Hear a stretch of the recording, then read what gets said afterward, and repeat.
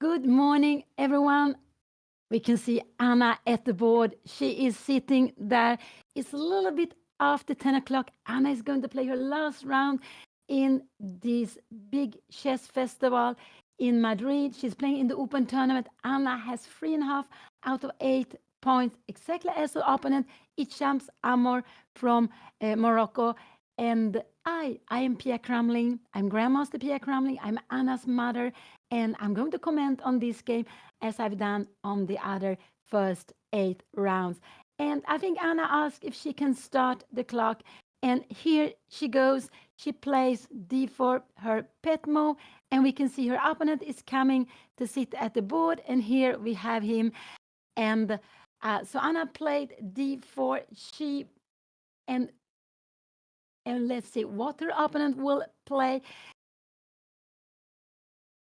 I was just a little bit surprised to see Anna first at the board, but now they are both there, and it's a little bit past 10 o'clock, but they have started. So this last round is going to be a morning round. Around 2 o'clock, the tournament will be finished for all these 3 tournaments, which are being held at the same time in Madrid. Anna plays an open tournament with 48 players. She's seeded number 29, and now she is around on the 33rd place, I think. She's sharing 30th place together with other players who has the same points, 3.5 out of 8. And there are 3 players leading the tournament. One is from Spain, Paolo Ladron de Guevara. We have a player from the United States, Eugen, and we have Anna's opponent from the first round from Venezuela, Angel Jesus Reef, something like that. He's also leading a tournament. So there are 3 players with 6 out of 8. There were 4 players with 5.5. But Anna and her opponent, they're having 3.5 out of 8. And it's going to be a very, very exciting game. I expect it to be. And here we had d4, d6 was played. So d6 is a little bit small move. You are not trying to play for the center. And I go quickly c4. But after d6, you are planning to go e5.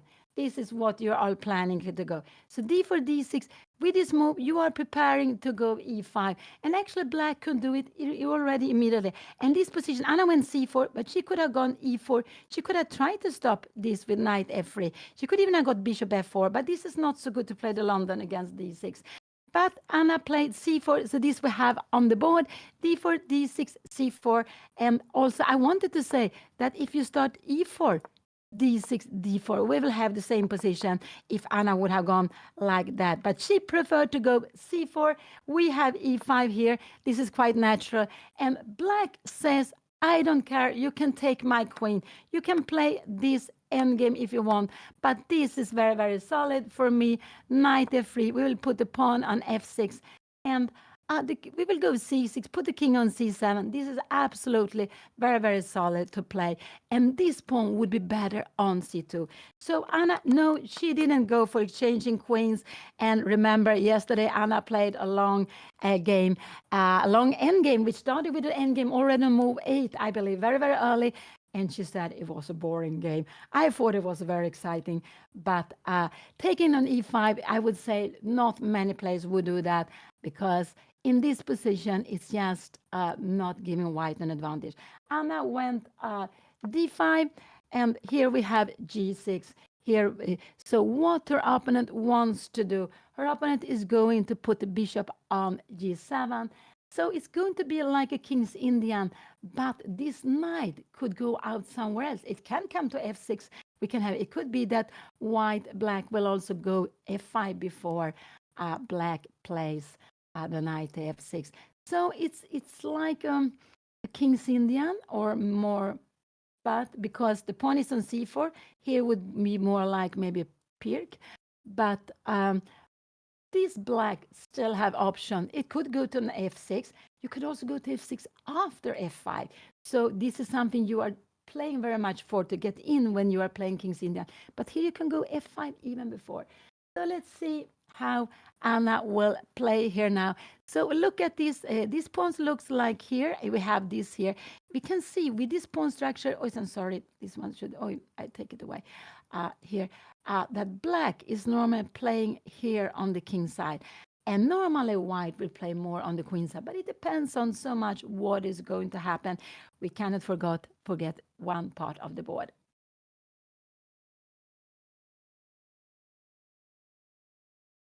Anna takes a bit of time, but I played the first, she has played the first 3 moves. So she moved this pawn already now. Knight c3, she played very, very quickly. She could also have gone, if she wants to put the pawn on e4, she could also have gone e4 directly. But this is logical, and logical is to take the center with e4 later on. But maybe this is a clever move. If black is tight, sometimes you want to exchange this bishop because you see that this bishop is a little bit behind the pawns. And so her opponent played knight d7. You know what I think he is waiting for? I think he is waiting for Anna. Here we have the position. I think he's waiting for Anna to go e4, and he wants to exchange this bishop. I think this is his plan, but it's a bit slow to play like this. It's absolutely a bit slow, but this is absolutely what I think he's going, because Anna can come here. She can go queen d2. You will need to go back either here or here. You will absolutely, if you come here, we will maybe just kick you. You will need to come back. We will put up something like this, and here maybe do we have tried to play something tactical here with h4, h5, castling alongside. It could be, and it could be that black wants to stop this pawn storm like this. But this is absolutely fine. So he played, here we have the position. He played knight d7. He didn't go, this would be the most normal move to do, but he went knight d7. And why? And I think that his plan is, if Anna go e4, this is such a natural move. You put the pawn on the center. He wants to change his bishop. And why does he want to change it? Because he has this pawn on black squares. This bishop will here a little bit be hitting the wall, but it also will keep the king side more safe. But I expect him to go here. And with this pawn on whites, this is Anna's good bishop, and this is the bishop which is more passive, because you see the center, there are all pawns on white. This is one, but this is nothing to really to be so scared of. We will go here. You cannot do anything like this. This would just be losing the game on spot. We will just go and take this piece. So, and you would win time. Black would manage with this plan. Probably coming here, I don't know what is better. You can go h3, but bishop d3 probably. You can go castling. And are we going to kick this bishop? I am not sure. Maybe f5 is coming. Maybe we can go move like knight f3, or we can also kick this bishop.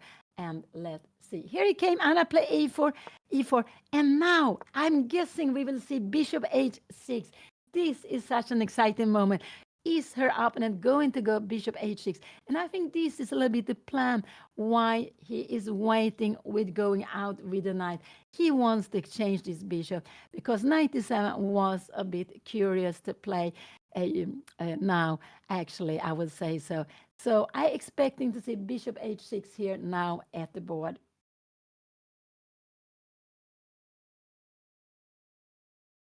And then we will have a very, very unusual position. So yesterday, Anna has, in these 8 games she's played the last round now, round number 9. In these 8 games, Anna has won 2 games, and she has made 3 draws, and then she has lost first 3 games. He played h5. This is just very, very curious what he's playing. He's going for h5. I would not have imagined this. What would I play here? I would go, because he wants to go bishop h6. This is absolutely his plan. So I would go bishop a3. I think he will go. If you go knight c5, we will keep the bishop. Now we're planning b4. You need to go a5. And here, what would I do? I would play this move because I know the bishop is coming here. And when you come here, maybe I would even go a3, start kicking you here. So he played h5. He's just playing this in a very, very special way, not very common.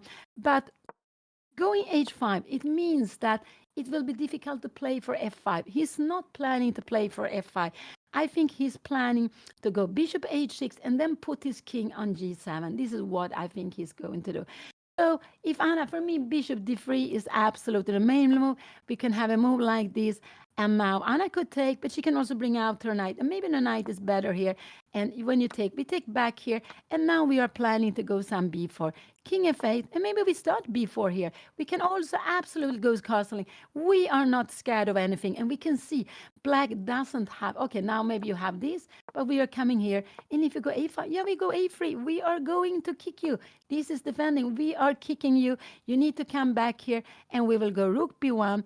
And what are you going to do? You can put the pawn on h4, but it doesn't make, the question is, shall we put it here? Maybe we should put the pawn here. You don't have g5 to go in g4. Oh, now that looks too much. Is this possible to be played? No, I don't think so. Maybe we can take, maybe we can also try to bring up with f4. So, but maybe not even this. Maybe we go for queen d2 and f4 here in the position. It could also be possibility. I'm not sure. But we will play c5. We'll also try to go f4 and play against this king. I would think so. But a little bit careful not to leave a beautiful knight on e5. But this is far away. So h5 came. Now, this is not any theory any longer. This position has surely been played before, but not many, many times.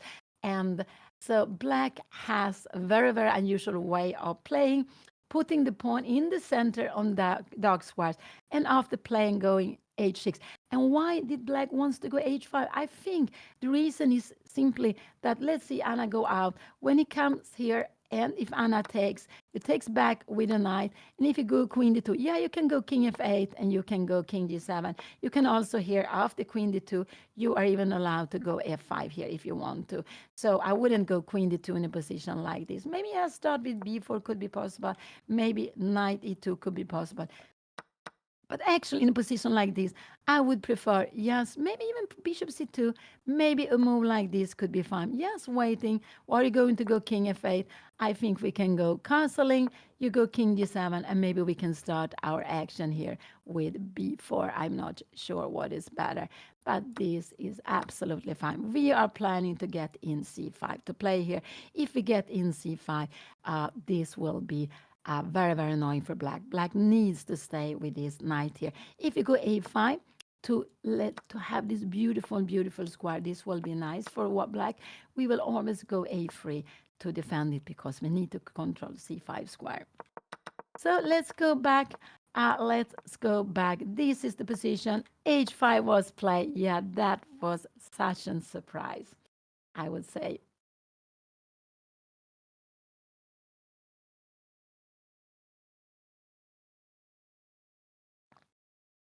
No, if you want to go f4, one thing is we're not keen of going f4 because this is what black wants to. We wants to do it maybe sometimes, but we have to see this knight. If this knight on c5, maybe we wants to go f4, but we don't want to do it yet because first we want to go out with our pieces. We want the castle then short side and have a rook on f1. And if we go on f4, we have to be a little careful that we don't let a knight come to e5. This, if we cannot take this knight away, we don't get anything else as compensation. We don't want to give this e5 square for a knight. And this knight is waiting here on d7. So it's better to keep it waiting here because it means that the bishop on c8 is not playing. And so we see one piece is out, one piece is out. It's time to develop the other pieces. We know bishop is coming to h6. There's no point to go out with this bishop. So this, to take out one of these pieces is absolutely most natural. And this bishop is most natural here on d3 because even if you're hitting the wall on e4, you're looking at f5, you are playing against it. It's also where Anna normally likes to have the bishop. Yeah, no, sometimes she has on d3, sometimes on e2.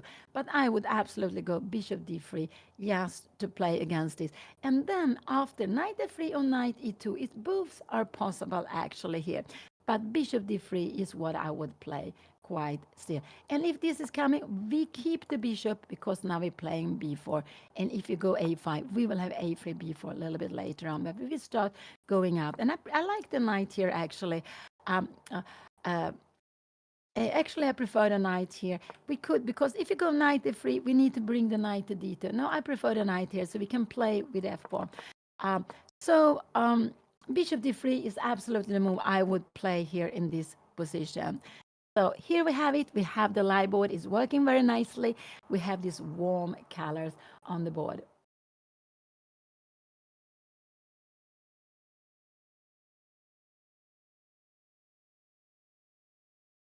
I have no idea what we should call this opening. Um, it's not the King's Indian because the knight should be on f6 bishop on g7. If the knight was on f6 bishop on g7, yes, this was going to be a King's Indian. But this bishop, we can see the plans.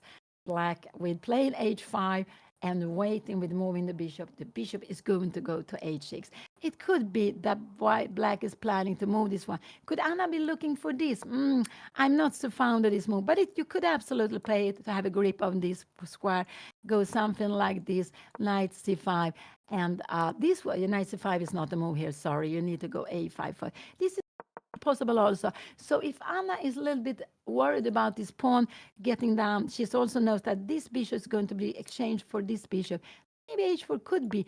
You are leaving this square, but it means that later on we will go f3 here. So then maybe a move like this could be played. And I don't know, should the knight come here? Maybe because we have knight to g5. You take here, we are taking back. Are you bringing the knight here? Probably. And I don't know, should the bishop on e2 or where should it be? Now we always have this beautiful knight g5. You can go a5, planning to go knight c5. Maybe we go a3.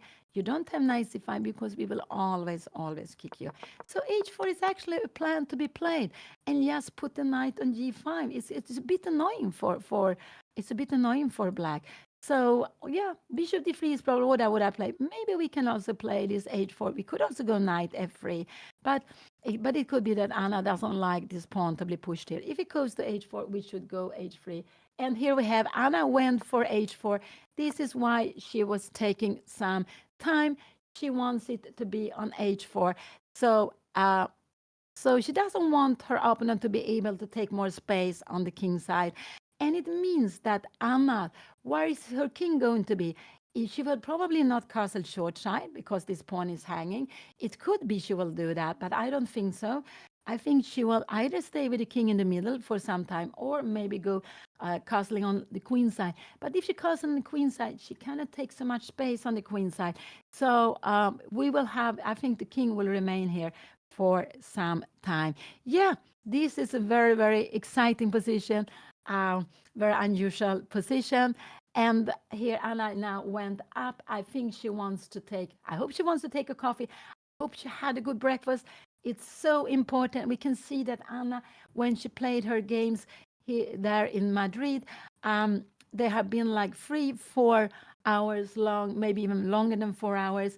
And maybe you can manage the first hour with just a coffee or just something small.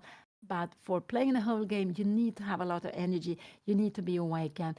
And it's not so easy to play in the morning, I would say. Not for lots of players, at least not for me. I'm not awakened so early, and I always like to have a good sleep before a game. Here we have this exciting position. We are absolutely out of book, out of theory, even though it's possible. I'm sure this position have been played before, but it's not a common position.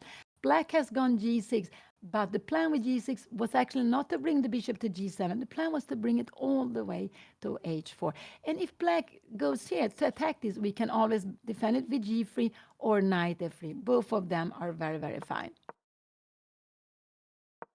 So here we had h4, and yeah, we had h4 here, stopping black's plan. And if black go here, I don't know if black was planning h4, but black was absolutely planning bishop h6. And this is the move I expect her opponent to play now here. So this is what I expect black to play here, bishop h6. And no, he played a5. He is playing all over the board, all over the board. But what is the idea with a5? This is just a very natural move that you play in King's Indian, is in this kind of pawn structure. This knight, he wants to go with a knight to c5. But for getting with a knight to c5, you will need to have the pawn on a5. So he is planning this, a little bit asking, what are you going to do now? What would I play? We can go a3 here now, but after knight c5, a4 is actually a little bit of a threat here now. So what would I play? I would actually go bishop d3 here now, knight c5 and bishop c2. This is what I would play here. But maybe this is absolutely fine. If you go bishop h6, yes, we have this plan of a3 and b4. This is getting, it's okay to play this, absolutely. And also a plan is that if Anna goes knight d3, I think the plan is to go knight c5, and now we are planning bishop g4. I wonder if you go bishop e3 here now, if you go bishop h6, could it be that then we will actually grab this pawn. Queen e7, you're getting the pawn back. Knight d3, yes, you're getting the pawn. Oh, no, sorry, you don't get it back. I'm a little bit not awake. Knight is defending. So, yes, so in a position like this, knight f3 is a good move because knight f3 is actually a very good move. Okay, you can come here. We go bishop e3. Maybe then you will go bishop g4. And I'm just wondering, how is this? We are pinning the knight. If we take here, we take away our good bishop. We have a check here, which means queen d7, we would actually win a pawn. No, you cannot play this. You will need to come here. And now maybe we go with the queen to b3. But now this bishop will come up here. And we don't have the black square bishop. If I could have this on black square e3, I would be so happy. But with the white square bishop, no, I'm not so keen on exchanging my black square bishop. So what, here we have it. So a5, this is position. If Anna goes here, knight c5, I would actually like to go bishop e2 in this position. And the point with bishop e2 is simply, if you go bishop g4, I will go knight g5. This is what I will do. I will not go knight d2 because you see this is a pin. We have this check. This check would be very, very annoying, and you will just grab. Maybe we go even something else. We are getting some activity here. This is no, but I would like knight g5 because this is the bishop which are having the pawns on the same color in the center. We look very much at the pawns in the center. So we want, this is something that benefits white. This would absolutely benefit white to have this position. So knight f3 is the move I would like to play here, to look at this pawn. And if knight c5 comes, I want to go bishop e2 because if you try to pin me, I will just come here. And if you go something like bishop h6, maybe we can take it. We can also go castling here now, but I'm not sure I want to do that. But this is true. Now this knight has a nice good square on g4, but even though we can be kicked. So yeah, this is not, I don't know what is the best way to play here. Bishop e3, can we just go bishop h6 or bishop g4? Now this was in a position, how is this? And we have the pawn. Yeah, sorry, I'm not awakened. After a move like this, I think bishop g4 should be played. And if you go bishop e2, we're planning knight e2. You should take this to play this position. And this is, and maybe go bishop h6 here now. And I think this is okay to be played. Maybe we can go play this. We will play with different color bishops. And how is a position like this? G3. Where is the king go? I'm not sure where this king is going. Maybe to G2. But we're missing a little bit the black bishop. But we have some idea of going rook D1, get the pawn to D6. And it's absolutely fine to play this. Maybe the king will be okay on E2 or probably to G2. Let's go back. This is position A5, H5 has been played. They have made 6 moves. And there have been 1, 2, 3, 4, 5 moves with the pawns. Anna has made 1, 2, 3, 1, 2, 3, 4, 5 with the pawns. There have been lots of pawn moves, but not so many bishop moves. What will Anna play? I think she will go bishop d3. This is what I expect her to play. I think she will go bishop d3 here now. But she could also go something else. Knight f3 is maybe the move I like most because when the pawn is on h4, you have a grip here. You want to go have the knight to g5, but now and if knight c5, I have absolute move I would expect here to be played. And the question is, shall we go bishop e3 or shall we go bishop e2? Not really go bishop d3. It looks a little bit strange now to do with the knight on f3. So let's see. It's not surprised if Anna will take, a5 was the last move play. If Anna takes a bit of time here now, this is just such a strange position. And Anna has to find plans she is happy with. And this is the main thing when we are playing, that we are looking for plans. It's better to have a plan than not a plan at all. We need to have plans and have a plan so we are getting harmony with the pieces and in a harmony that we understand. So we are making a plan that we like. It may be not the best plan, but it's something we understand. So this is absolutely the main thing. So Anna has to find a way to put her pieces so she will be happy with it. And yes, Anna has 3.5 out of 8, exactly as her opponent, Ichams Amor from Morocco. And in these 9 games, Anna has played against 4 players from Spain.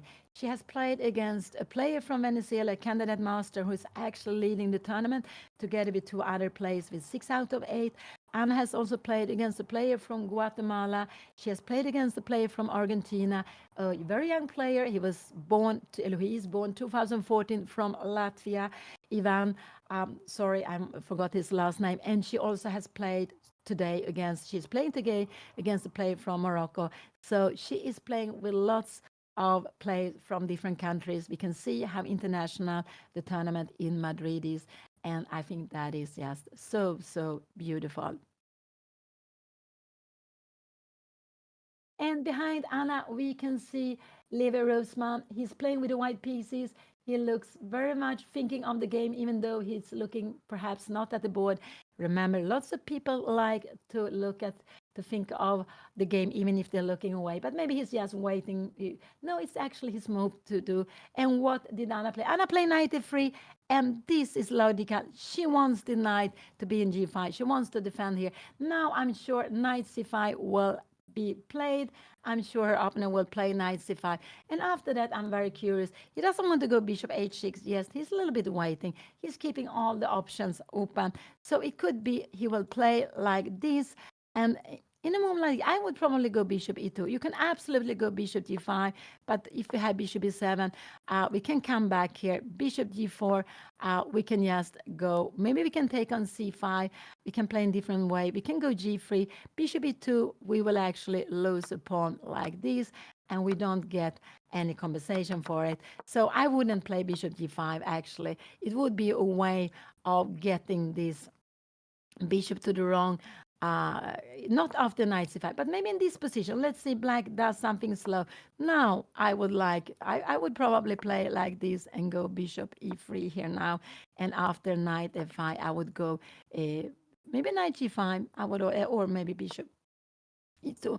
After bishop e4, I can always go knight g5. And this is a little bit a dream to change this bishop. This is what white wants to have. White really would be happy in a position like this, changing this bishop for the other one. And so this is also something always to think of. What piece do we want to exchange here at the board? And Anna would love to change this bishop for that one. She would prefer to keep these 2 bishops on board, but of course she could get something else instead. She has got this lovely square for the knight. That's why she bring it here.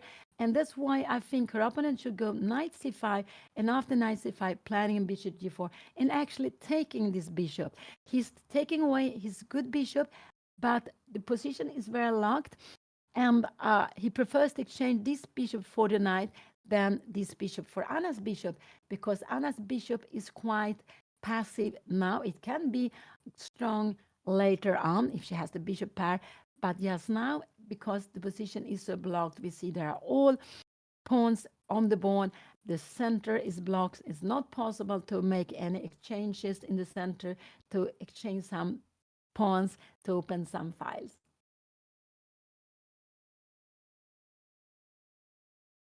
And let's see. Here we have the position. Yes, take away the arrow. So like this. And this is the last round.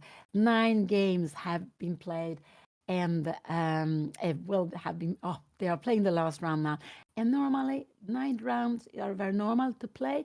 One is for the colors. So Anna, she during these 9 rounds, she has played 5 whites and 4 blacks. I guess her opponent has played 5 blacks and 4 whites. I don't know that. I haven't checked that. But so the number with the colors are very close to each other. And so that's one reason we have an even number when you're playing tournaments. And also 9 rounds is what you need for making norms. Um, and of course, this is when you play a tournament, you want to go well, but you also have the chance to make norms to become maybe a FIDE master, international master, grandmaster, or for Anna, she would love to become a woman international master or a woman grandmaster. And so that's why it's very common with 9 rounds. And they have played with double rounds, 3 double rounds, 4 rounds in the morning. I would say that is very tough, but it's to make the tournament shorter, to make it easier for amateur players to have time to take part in the tournament. There has also been allowed to take some buys. I think up to 3 buys. I'm not sure about that, but I think up to 3 buys, which mean that you're not playing one game, but you get half a point. And uh, and you can do it not the last 2 3 rounds, but in beginning and in the middle of the tournament. And yeah, so here we see the very last game, and it's such an exciting, such an unusual position. Her opponent takes a bit of time. I'm a little bit surprised. I asked for knight c5. When you go a5, you're planning knight c5. So anything else would surprise me because it's so logical to put a knight on c5. Um, and also with knight c5, he will try to bring out the bishop. Anna has got some water. That is also very good to have before the game. You need to have some water, some coffee, whatever, so you have energy.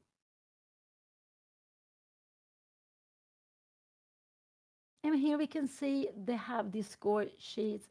So when you're playing classical game, they're playing this little bit quicker classical game, 90 minutes for the whole of the game. And now he played bishop h6. Yeah, here it came. It was where he wanted to bring the bishop. Now Anna can go a3, actually. This is a move I would like Anna to play. And the idea with a3 is actually that if you go knight c5, we can just take here and we go b4. You take, and if you take here, this knight needs to go back. And just be careful, there is a king on e8. We would have the check and pick up the knight. So we will get some space. You will go back here, but this would absolutely be improving the position. I don't know, probably bishop should be in d3. Maybe you go castling. We will also go castling. And even if you have this f5, we always have knight g5. This is quite annoying to play this position like this. But now we are planning to go c5. I'm not sure if we should do something else. Maybe queen a7, maybe queen a5. But the plan is absolutely to go c5. Maybe even now here directly. Maybe not even now. Maybe we should plan it before we queen a5 or queen a7. You can try to take this away. I'm just wondering how a position like this, maybe knight e6. No, this is getting okay for black. So this is actually, he played bishop h6. I play bishop a6. Anna could go knight g5. This is possible. She will play knight g5. But if she goes knight g5, we will have knight c5, and f6 will come later. And now we don't have time for a3 because we have a4, and we are using this square here. So because the pawn is defended. So knight g5, I don't like so much. She can take on h6. She can go a3. I like a3 more than anything. This is the move I would like to play here. And the reason with a3 is a little bit to playing against our opponent's plan. This knight wants to come to c5. If you come to c5, I will go b4. I will kick you. So let's say you go knight c5. Yeah, we have this, and we have probably we go b4. And when you take, if you take like this, you are coming back knight e7. I'm just wondering how the best way would be to play here. Maybe something like queen c1, kicking the knight. You have to play castle in a slow way. and we are coming out like this. I'm not sure how this position will be, but the plan is to go c5. If we get in c5 after knight f6, yes, we will absolutely. I think we go c5. Maybe knight g5 is also a beautiful move, and we are planning c5. This is absolutely, it's a little bit better for white. Maybe not more than a little bit better, but absolutely fine to play.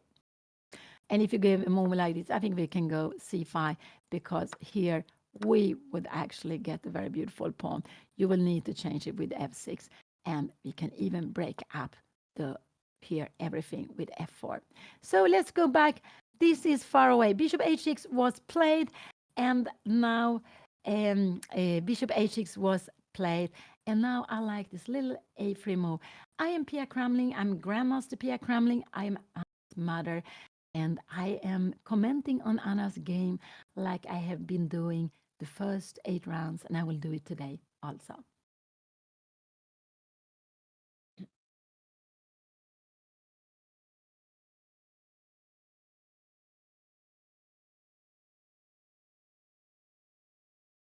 And now Anna is taking a little bit of thoughts, taking a little bit of time and spending and looking for a plan she will like.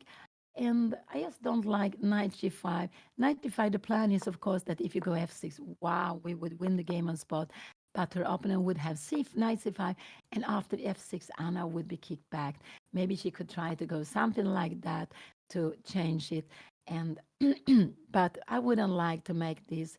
You can go b6, and the day it is that you always want to take back with the b pawn. And we can see how it's not possible really for white to break up here. It's instead black who will use the queen side. Now this would not be such a good plan. So I don't like knight g5 after this move. I like a3. This is the move I would like to play. And it's a little bit like we are thinking, what do our opponent wants to play? He wanted to go h5. He wanted to go bishop h6. Now we have it on the board. He also planning knight c5. And if you want to be able to kick this knight, we need to do this little a3 move. And I prefer to do it with the bishop, to do it here. So if you take here, yeah, we take back with the rook. And now we are planning maybe b4. If you go something like that, yeah, we will go, I think we can go b4. We can also go knight g5, and you go castling. We can go bishop e2. And if knight c5 is coming, remember, we will always go b4. You will have to be back, kick back, but we put the rook on b1.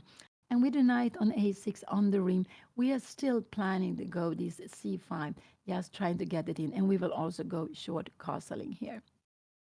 I don't know, maybe this is a fine move to be played here, but maybe with the rook here, we could actually try to blow up the king side. So this is very, very far away. But a3 is the move I would like to play.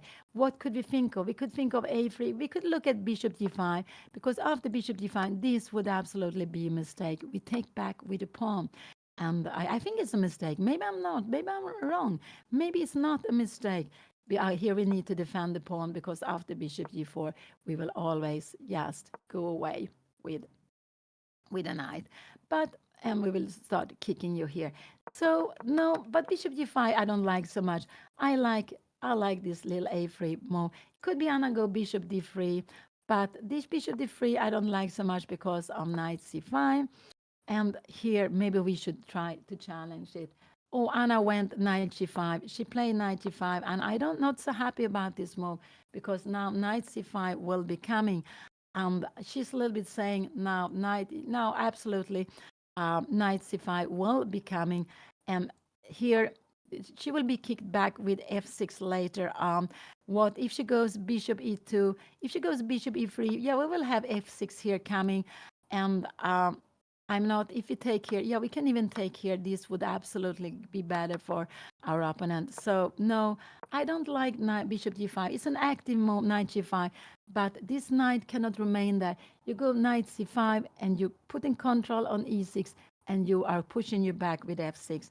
So, knight c5, I absolutely expect her opponent to play. Her opponent wants to change this bishop against Anna's bishop. So he doesn't want to take here. Now we could actually take with both. We could actually also take with the h pawn. Look what a beautiful grip we have here. And then we play bishop e3. He will never take on g5, but he will I would say he will go knight c5, planning f6 to push Anna's knight back.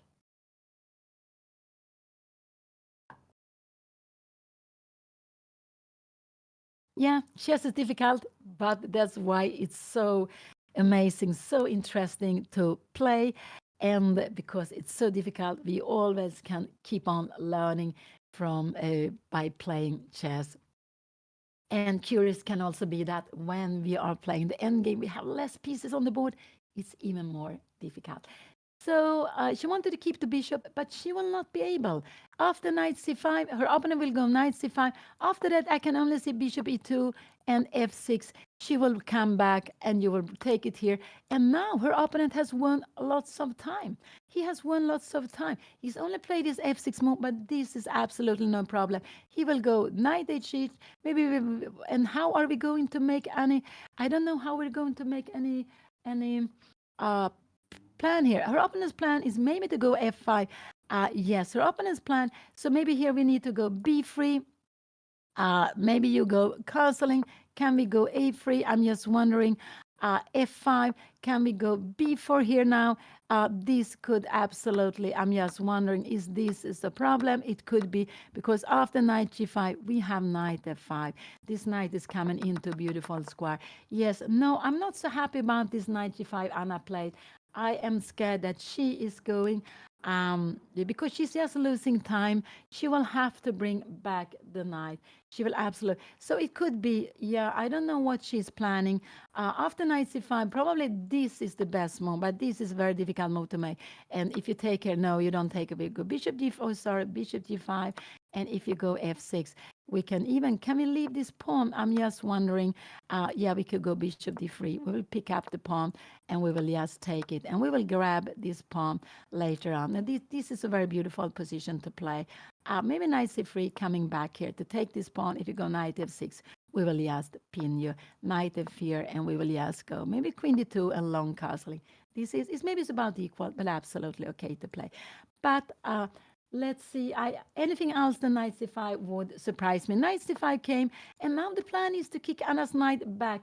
And I don't know what Anna is planning to play here now.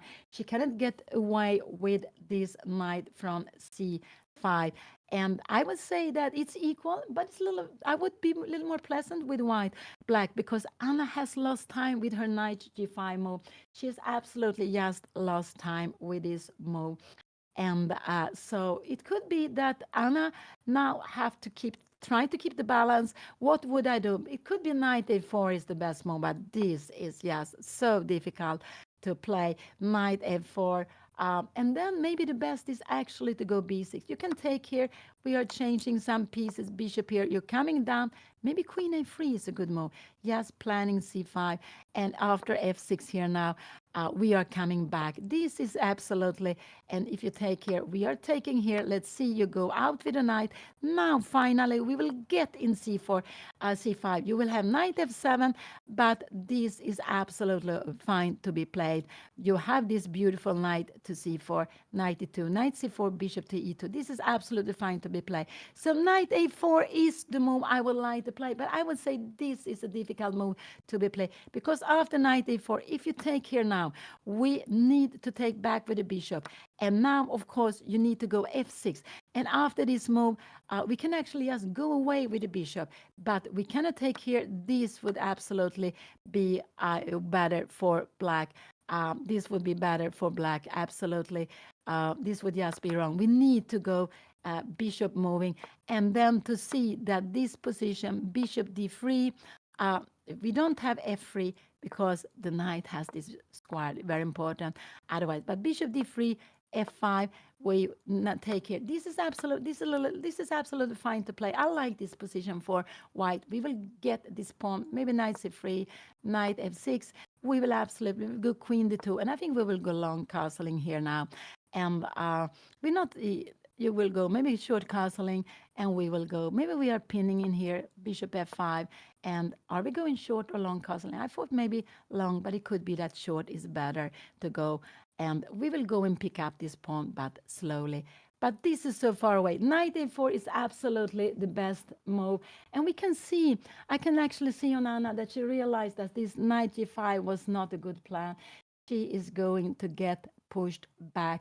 So let's see if she can find the best move to exchange this beautiful knight, because when she didn't go a3 to kick the knight away, uh, when she didn't go a3 and kick, so she could always kick the knight away, it will stand there. And the reason going up here, it's a beautiful knight. You see, it looks at the center. And in King's Indian, this is very typical with this pawn structure, that you have a knight on c5, you put a pawn on a5, so this knight cannot be pushed away so easy. And now also the bishop is going to be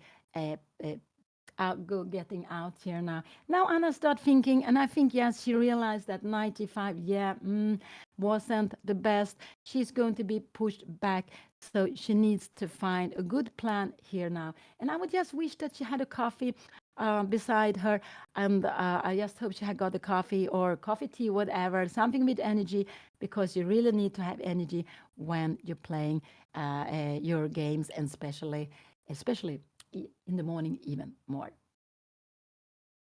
Yeah, we need to see with the knights. It's very important to see the routes. Where can the knight go to? The knights are fantastic um, when they get the square where they can be staying for a long time and they cannot be pushed back. And here we can see this knight will be staying here for c5 very long time. We can push it back. If you try to go a3, a4 will be coming. This would absolutely be a big mistake. We have a hole on b3. No, I wouldn't like to play like this.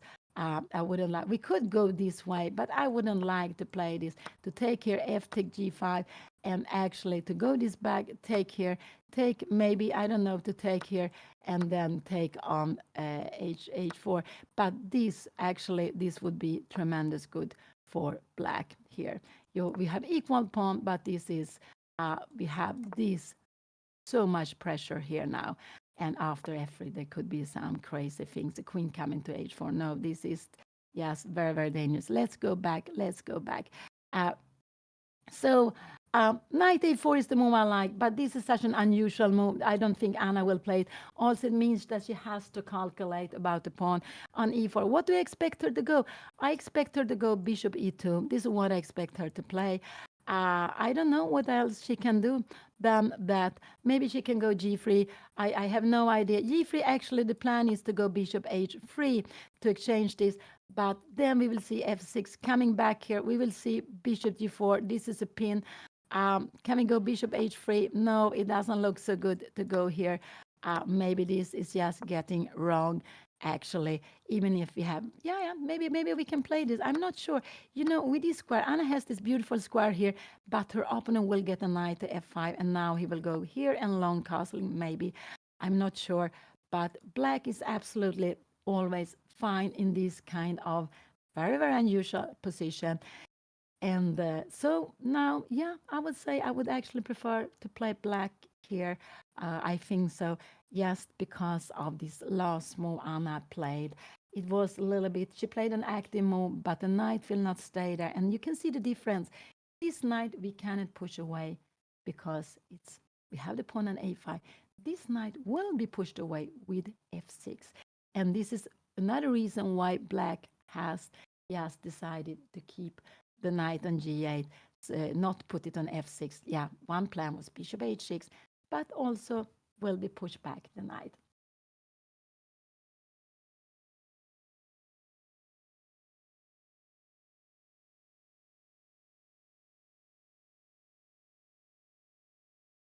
Now, Anna, she has spent more time, but I'm not surprised. The position is very close, but when it will be open, I think the way it will be open will be on the F line.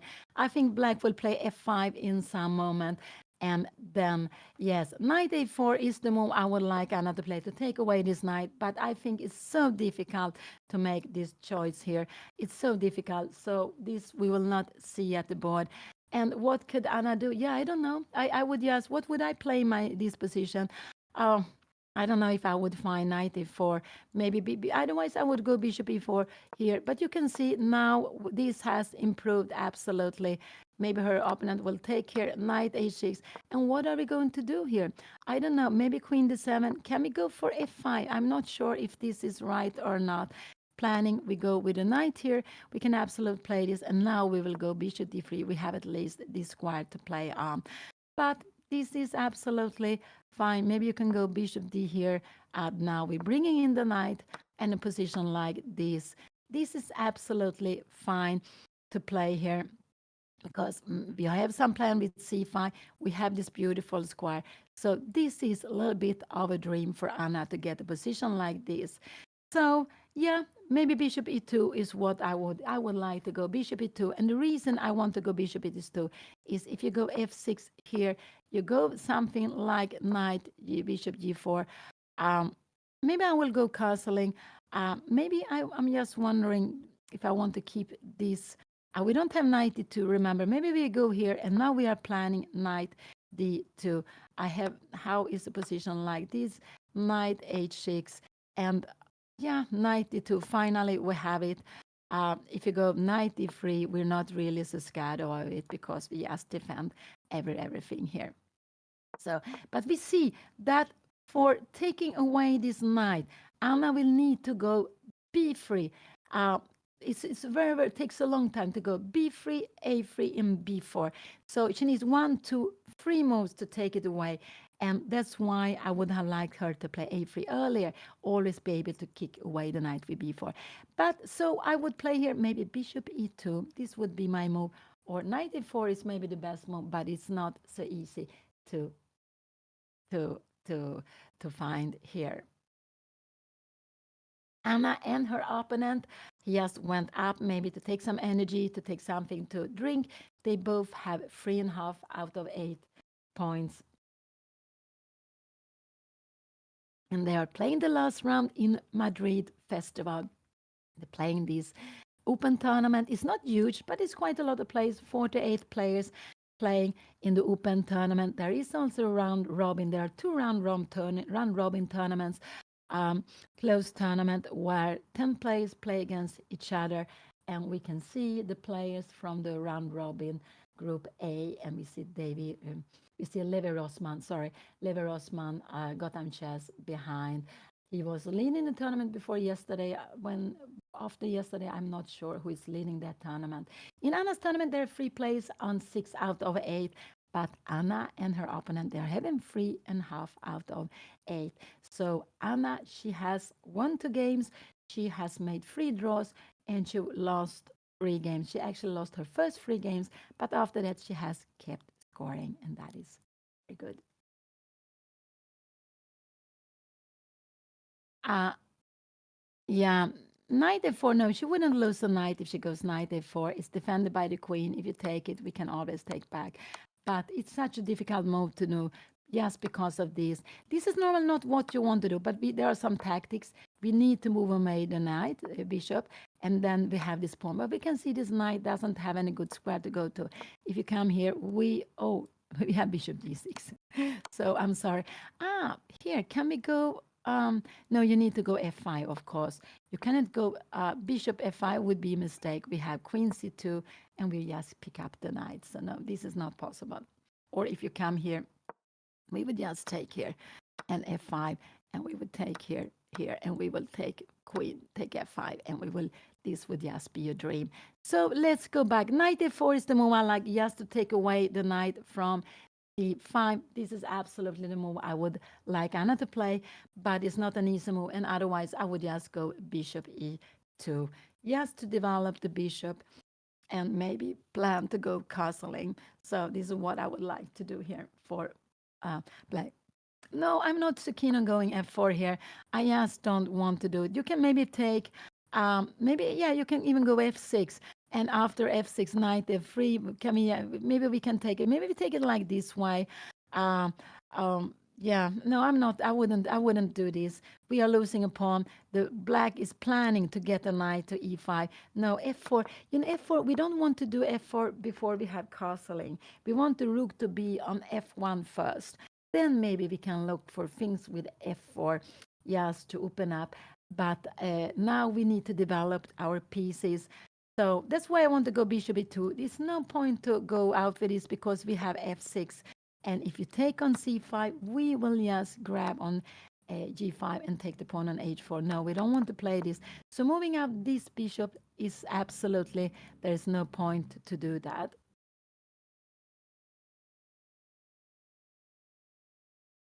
Sometimes you feel that you need to think, you need to take time for a move. And I always remember when Boris Spassky said that we play these matches, women against, or veteran against women. In the 90s, I played 6 of the 10 matches. And he said that you have to become a strong player, you have to know when it's time to stop, when it's a critical position, and where it's so important to make the right decision. And there you have to think. But also don't spend too much time. And before when we were playing without digital clocks, we played much longer games. We had much more time on the clock. We could actually be playing forever. In some games, we played like 40 moves for 2.5 hours. We had to make 60 moves for each hour after that. But it could keep on playing and playing. And after some hours, if it was not finished, we made adjournment. We stopped the game, but it continued later on, maybe later that evening or next morning.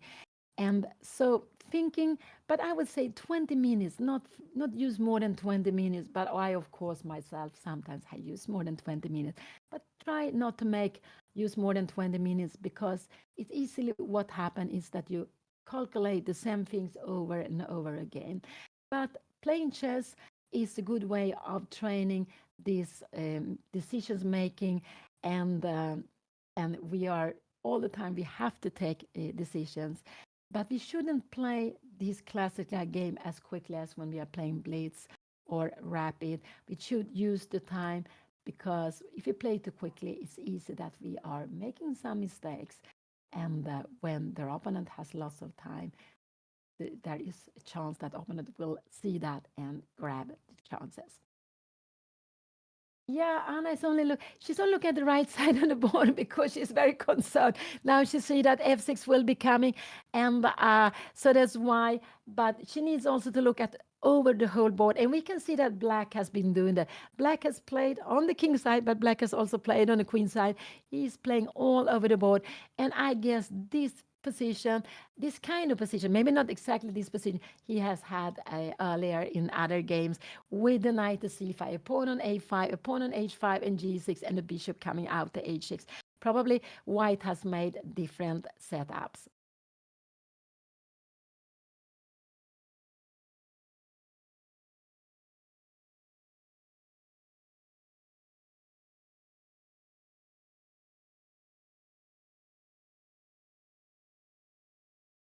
And yeah, her opponent, he just went up, and Anna, yeah, she's very fully focused. She's down to 52 minutes. So the clock could be actually, has she played? No, she hasn't played. So the clock could actually be an issue for Anna in the game. So now her opponent is back. Anna at least has a water here. What she's going to do? Yeah, it looks like she's mainly looking at the king side or in the center. But I would say bishop e2, knight a4. These are the moves I would think of. I don't know anything else, maybe g3. So bishop e2 is probably the move I would play here, but knight e4 is maybe the best move just to take away. But after knight e4, I like very much b6. You remember we have this rule of taking back towards the center. Yeah, maybe we can go bishop d3 here now. And now normally we like to keep this bishop, but here, yes. So maybe bishop d3 is a move also to be played here. It could be possible. But we have f6 here, and then we have this pin. And this pin is actually a little bit annoying because it's just a bit annoying. So that's why I don't want to go with the bishop to d3. I prefer to go with the bishop to e2. If I'm moving up the bishop, I want the bishop to e2. So let's see bishop e2, f6, knight g4. If you're coming bishop g4, I can go castling. I could also kick you with knight h2 or something, but not knight e2. Remember, we have this very, very beautiful check, and that is, we don't want to allow it. We don't want to allow this knight entering our position. Maybe later on, because this is pin, you see, you cannot take it, the queen would be taking. So we don't want that. So here maybe castling would be the idea. And then after to go knight d2. Let's see what Anna will play. Yeah, she's almost 30 minutes down on the clock. And I think she has realized that this bishop, this knight g5, was not such a good move. It was not a good move because she's just losing time. This knight, without the f pawn, this knight would be beautiful. If you could take away 2 pawns, if you take away the f pawn, you take away Anna's f pawn, both f pawn, then the knight would be very beautiful here. But black would also try to get a knight to g4. So, but with a pawn on f7, this knight will be kicked back. And so it will not remain there for so much longer. I think actually she will be kicked back quite soon. And she's using a lot of time because she doesn't find good plans. Anna is not so happy to play this position, I can see. She's not so happy to play it. And I think it's mainly because the position is closed. And it's also a closed position she hasn't played against before. Her opponent playing plans, very, very unusual plans, but these are plans he likes. And now she played bishop e3. Oh no, this was not a good move. This was not a good move. I don't. So the bishop e3. This was actually a mistake. What is Anna going to do after f6? I have no idea. After f6, what she's going to do, because knight f3, he will take here. He will get this double pawn. This will absolutely, he will get this beautiful square. No, this was a move that shocked me really, really much, because after f6 now, Anna is going to have problems. What is she going to do? I think her plan is to take on c5, but we will just take this one. She will need to take here. We are coming here. Will she go queen d2? How is a position like this? Is she ever going to get this pawn back? But this is actually what Anna is going to do. She is going to play with the pawn down, and this is what she's going. Maybe she wants to go c5, b6, and she wants to go long castling. We will have a position like this. Knight h6. But I would say that we don't have so much. We don't have so much for this pawn here, I would say so. So Anna is going to sacrifice a pawn. I cannot see any other plan. She is planning to take on c5. So f6 is the most natural move. Her opponent could also go b6. But if he goes b6, Anna will defend this knight. Can she go queen d2? I think she will go queen d2, f6, and we have knight f3. We have a position like this. I think this is her plan if b6 comes. So bishop e3, Anna is planning to, she's planning to take on c5. And after f6 here now, she cannot go back because she will get such a bad pawn structure. You see, it will be a double pawn, but also this square will be for a piece, especially for a knight. We love the knights to be on a square where it cannot be kicked back. So after, if f6 comes, Anna will take on c5. If her opponent takes back, yeah, she will go knight e6 actually. This is what she dreams about. And if you take back, you play like this. And if you go something like c6 to stop the knight coming in, we are going queen c2. What is going to happen here now? We are going rook d1. You maybe take this one, and we are trying to get in our pieces. This is absolutely a wonderful position to be played. I think so. Knight e7. Maybe we will just start knight a4. We are going to take a pawn on c5. Oh, this is a dream. So we can say that Anna's dream is that f6. She take on c5, her opponent take back, then she will jump in. This is the dream she is having. But after taking on c5, her opponent will take back. Anna needs to go back with her bishop here because here it will be out of the game. She will need to challenge. And now her opponent just grab this extra pawn. This is no problem to be played. We have equal pawn, but this and here I don't know what Anna can be doing. Maybe queen e2, queen. I think queen d2 will be played. And we will have a position like this. Again, we need to take with the queen, no double pawn. And then probably knight not knight f6. Knight f6, maybe we will start pushing c5. Maybe knight h6 will be a good move to get the knight to g4. If we go c5, I'm just wondering we can grab another pawn here. Is this good to play? Maybe we will have compensation. Oh, this is crazy. With long castling, maybe check, but this is crazy. Castling, we have f3, and you're coming back here now. We are getting some good play. So this will be probably very, very tactic. It could be a very tactical game. So what can I expect for black to play? Absolutely f6 or b6. Anna is want to take on c5. This is what her plan is, to take on c5.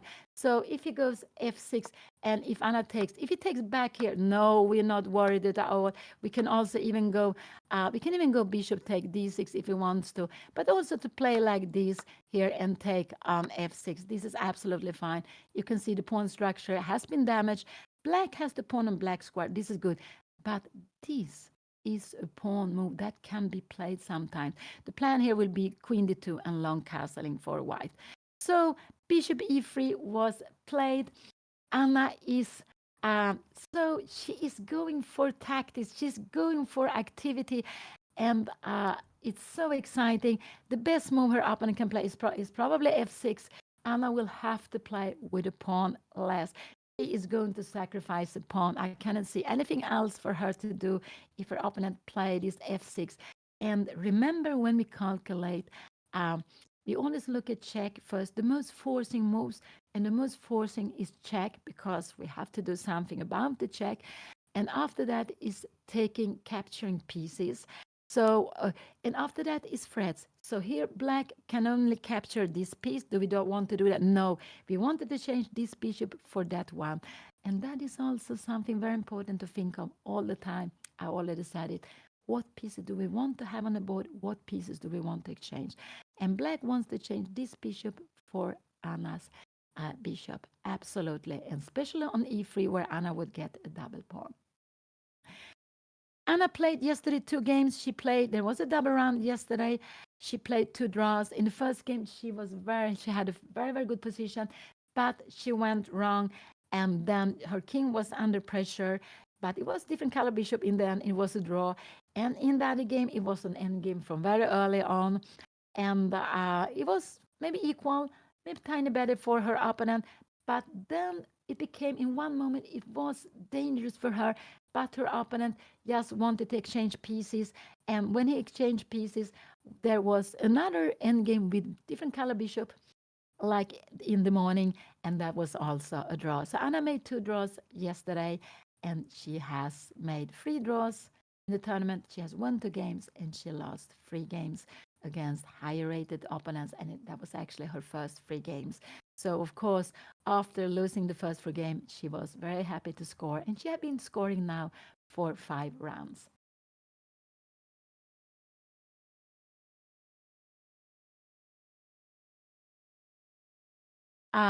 No, black will never take on g5, because Anna can take back just with a pawn. This would be a dream position for her. This pawn is keeping a grip. You see, this knight can only come here, but from here it doesn't have any future either. Any way to open up on the king side would be to go f6, but then you would open up for the bishop. This is a dream for white to play. So we have to be careful with when we take pieces, especially when you can take back with the pawns, because when the pawns are moving, uh, when the pawn structure change, it also change a lot the plans we have, because all of a sudden, if you take here, going f5 is not so good. But here, black's plan is to go f6 now, and later on f5. You could absolutely go f5 here directly also, but that would be a mistake. We would probably just grab here now, and maybe knight b5 could be a move. Here, I guess we could go just d6, perhaps. I'm not sure. It could be lots of tactics. I have no idea what is happening.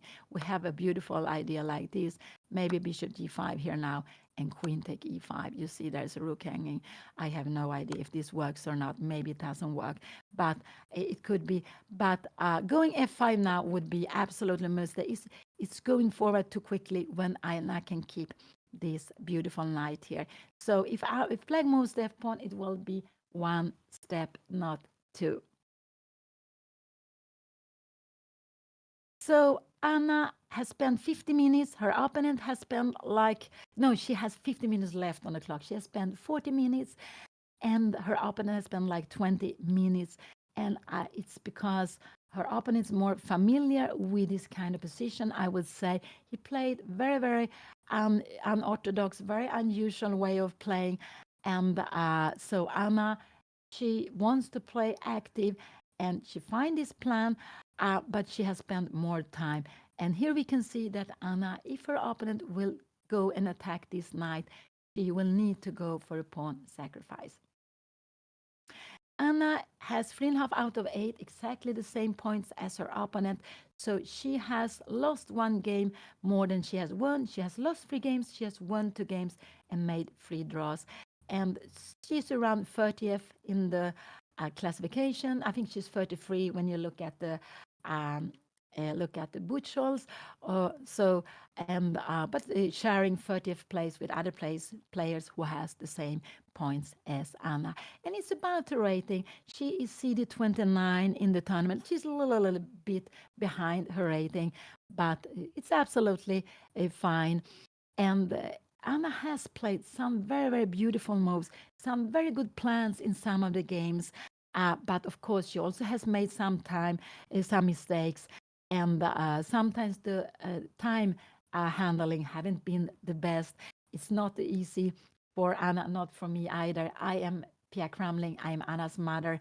And I'm also playing lots of chess, and I am a slow player.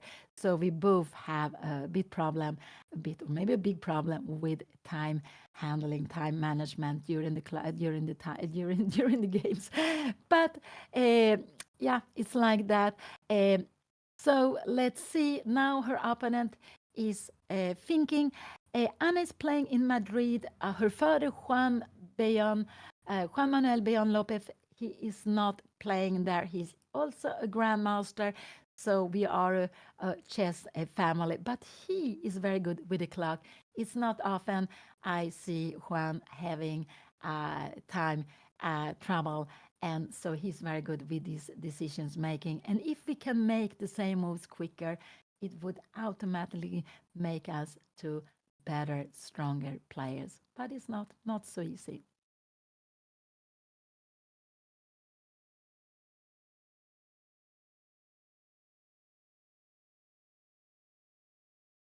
And Anna has played, and she is very much, she's sitting at the board. I just hope she will keep awakened. She looks a little bit tired. Uh, she looks a bit tired. Now her opponent is thinking, will he go f6? F6 is absolutely the first move to look at because you are pushing back the knight. So he will have to calculate it. And her opponent, yes, her opponent Icham Amor, and from Morocco. So Anna has played against 4 players from Spain, 1 player from Venezuela, who's actually sharing the first place before this last round, and also player from Guatemala, one from Argentina, one very young player, only 10 years old, from Latvia, and also today she's playing against a player from Morocco, and then she has played against players from Spain. So very, very international, very, very beautiful to see. And so chess, yeah, it's really a global sport played in lots of countries around the world.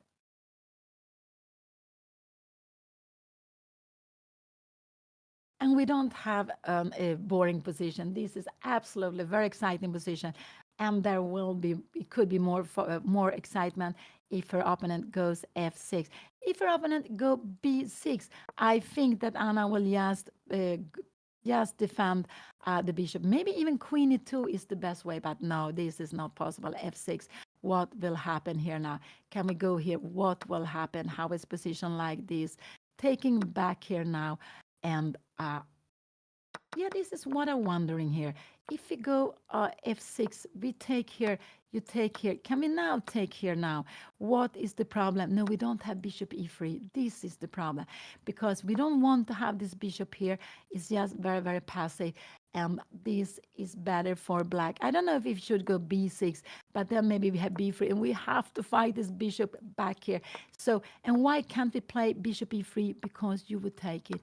We don't never want to take with a pawn. this will be a huge hole for a knight or for a piece to come here. So no, we cannot play. Also queen g5, we have hole on g3 here. No, this is not possible to be played. And this could actually be the plan that after f6, Anna is planning to take back. I think so. This is her plan. But after bishop g5, not queen g5, we have bishop e3. This would absolutely be fine.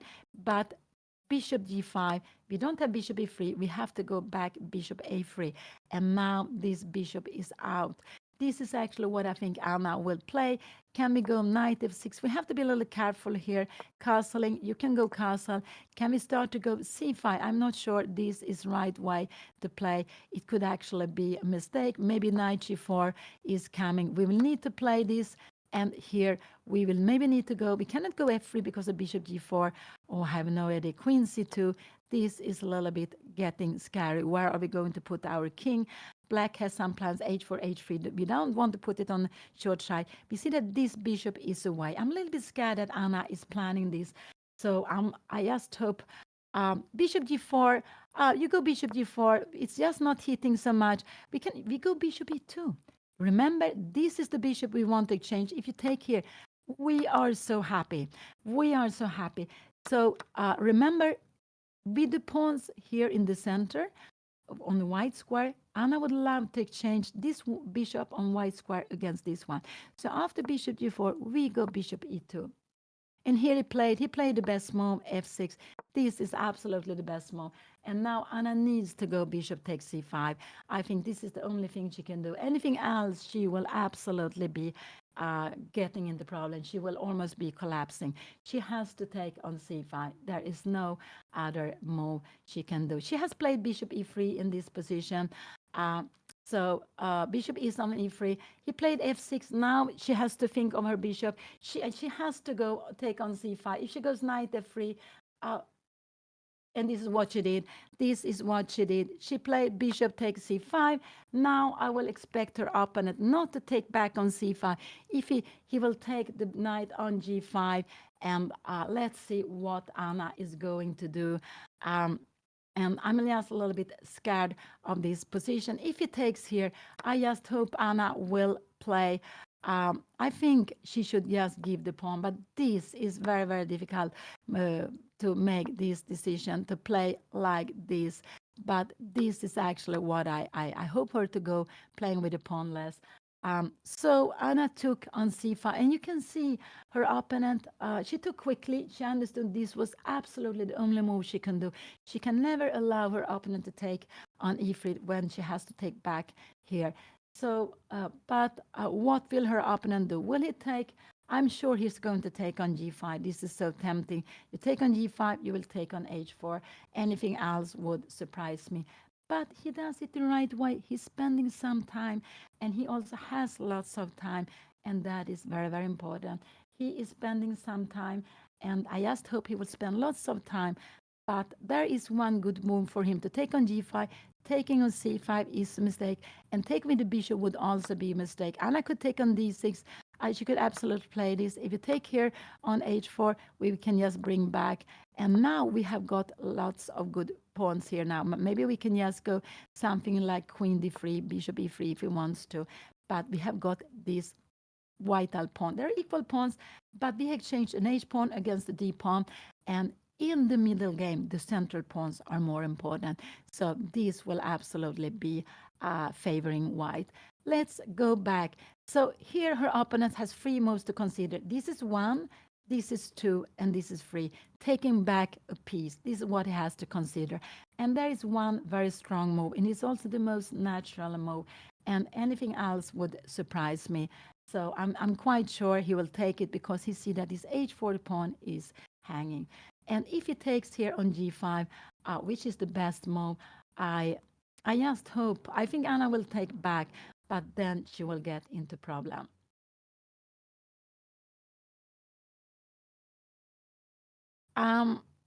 Maybe Anna likes to play active.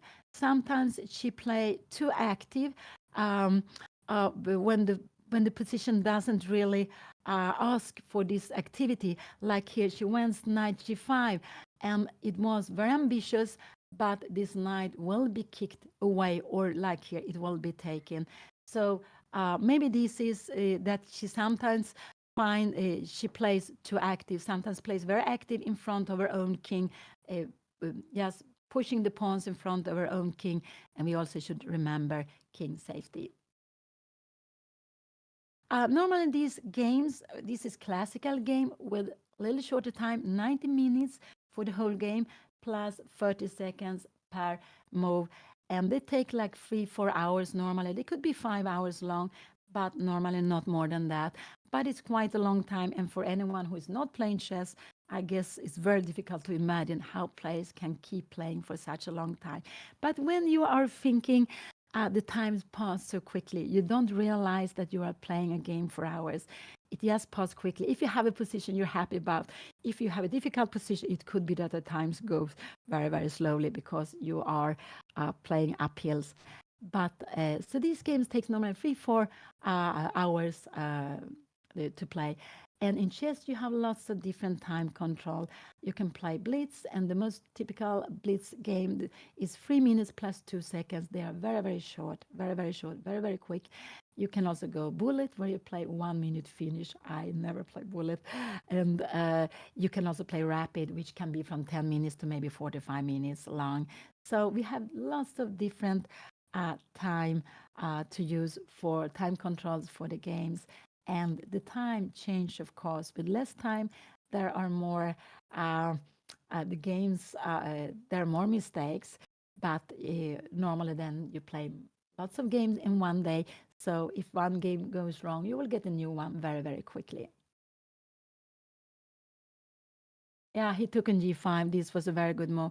Now I actually hope this was absolutely a very, very good move. I am scared. I think Anna will take on g5, but she is getting her bishop out of play. She is going, oh, so he played his absolutely best move. He took a little bit of time, and that was very, very good. You should do that now because there is a threat. He took a piece. There is a threat to take on h4. Anna has this bishop, and now we can see she is absolutely in a problem here now. What is the best? I don't know. Bishop e3, she will play with the pawn less. She will never win this pawn back. I don't know what we should do here now. Maybe something like queen e2, you take here and we play position like this. Knight f6, maybe now we could try to go some c5 craziness. So maybe here you should even go b6. But can we go g3? No, I don't think so. After a move like d3, queen d3, we will just easily defend this. We can even start marching with the pawns. We have no way of attacking them. So maybe we can, yeah, we can go bishop e2. Knight h6 is coming. Where are we going to bring the king? I have no idea. We can try to go f3. If you go castling, can we try to go? Oh, we take the knight. You see, I'm a little bit f3. Maybe you go something like queen e7. We try to pick up the pawn, but you will always go g5. So we will not be able to pick up the pawn. Castling here, maybe knight f7. And yeah, you will just play with the pawn less. And this will just be very, very nice. I think Anna will take on g5. I think she will take on g5. And then her opponent. And then the problem is, this is what she did. She took on g5. And let's see what her opponent will do. Again, we can see her opponent has three moves to choose from. There are, he can take back on g5 with the queen, he can take with the bishop, and he can take on c5. But he will absolutely go bishop take g5. And the problem in this, and he played it also very, very quickly. And now the problem is that Anna cannot go back. She needs to go bishop a3. And here it came very, very quickly. But now he has a better position. You see that this bishop is out of play. And now she's planning c5. So knight f6, could it be that she will go c5? I don't know. Do we have time for c5? Maybe this is a mistake. It could be a mistake. She needs to go castling. You go castling. Do we dare to castle here now? I'm not sure if it dare. Could this be, this could be dangerous? Yes, because we have bishop f4 and we are, I don't know, can we start something like this? We are having this move getting here. We are going for h4. This is just getting very, very scary. Maybe rook h1. Maybe we can just try to play it. But you are putting, I don't know why is this. Can we play like this? We have some threats here now. Oh, I don't know. This is getting so scary. This is really getting so scary. After this, but this is too tactical. Rook f6, we would have another rook coming in. This would absolutely be fine to play. But this is very, very scary position here now. Um, so Anna's plan is bishop e2, but Anna's plan is actually b3, bishop c1. This is her plan now. Now she wants to exchange this bishop because this is a very active bishop. We cannot see the pawn structure is not the pawn structure is different. She has the pawn closer to the center. The problem is now she doesn't have an h pawn, so Anna's king side is absolutely more weaker here now. And the time is getting very close to each other, but it's absolutely getting very close. Her opponent still has like 10 minutes more here, and he is having the better position. And the reason for that is that he has an active bishop on g5. This one is hitting the wall. If he goes b6, I would go b3. If he goes something knight f6, I would go bishop c1. And finally, we are exchanging here. I don't know which one we should take. A queen, maybe with a queen, because after this we would have queen h6. We would be so happy. But in a position like this, you would maybe go knight e7 to bring the next knight here. And what is this? Knight c5, maybe bishop e2. Here probably we will go long castling and bishop e2 and try to get in g3, f4. So what did he do? He played knight f6. This was a good move. He is going for development. Now Anna needs to go bishop e2. Can she go b3? It's maybe too slow. She needs to go bishop e2 here now. He played very well here now. Bishop e2. He will absolutely go castling. Can Anna now go b3? Can we play a position like this? Knight g4 with some threats. We will take it. Can we take it? Can we go f3? I'm not sure. We have a check here now. Are we scared to play the check? No, the king is coming over here. This would absolutely be helping Anna. Queen e2. So also here in a position like this, you can go queen d5 check, but we are just moving away. Comes here and we go queen e2. And you see, this is no danger. We're putting all the pieces into play. If you go a4, we will just keep the position blocked with b4. So let's see. So I like the plan bishop e2 and b3 for Anna. This is what I like. But she made the best choices. She took on c5, and after she took on g5, I said maybe she should play with the pawn less. No, this was the best, and she had to bring the bishop back. So bishop e2 or b3 are the two moves I would like to see in this position. Yes, b3 is absolutely a plan to get the bishop here to challenge this bishop to play on the black square. So b3 or bishop e2. I'm a little scared she goes c5 to have a check here. I'm a little bit scared because a little bit too slow for her. After a move like c5, castling, she doesn't really have time to open up because she is actually, this could actually just be, look here, there are some craziness coming. This is some craziness here because after a move like this, you have lots of pieces here now. Queen e2 defending, knight g4. Maybe we go castling, but we can even take her. Oh, this is just wow. This is just losing because after this we have bishop e3, knight d1, and we are just staying. We cannot go rook to f1. This would be, we could also even play here. We could also even play like this. Knight take. Can we play this move here? I think so. Oh no, I'm a little bit, this is absolutely fine. You see, I'm a little bit not awake in here, but so there are a lot. So I would like Anna to go bishop e2 or b3, not other moves, not other moves, not c5. C5, I'm a little bit scared that she wants to take action, but she needs to develop her pieces. So bishop e2 is what I would like Anna to do, and then b3. Or you can start with b3 first. I don't think this is any problem. Knight g4, we will go bishop e2. Could this be queen f6? Maybe this is getting more active. We need to take this one. And here, again, we can always go f3, but this is not so easy to see. We are not scared of this check because it helps our king coming over here. This would actually, so f3 is a good move. You're coming here. And now I guess we should go maybe bishop c1, maybe queen e2 is also a good move. We have this plan of king d1, king c2. And where if the king comes here, no, I don't think the king is so good. Now maybe we can go up. And Anna plays c5. Yeah, she plays too active. This is too active. She is going for too much activity. And now she is going to get into problems. she is going to get into problems. She wants to go forward, but she should try instead to, because you see, we have one, two, three pieces here on the king side.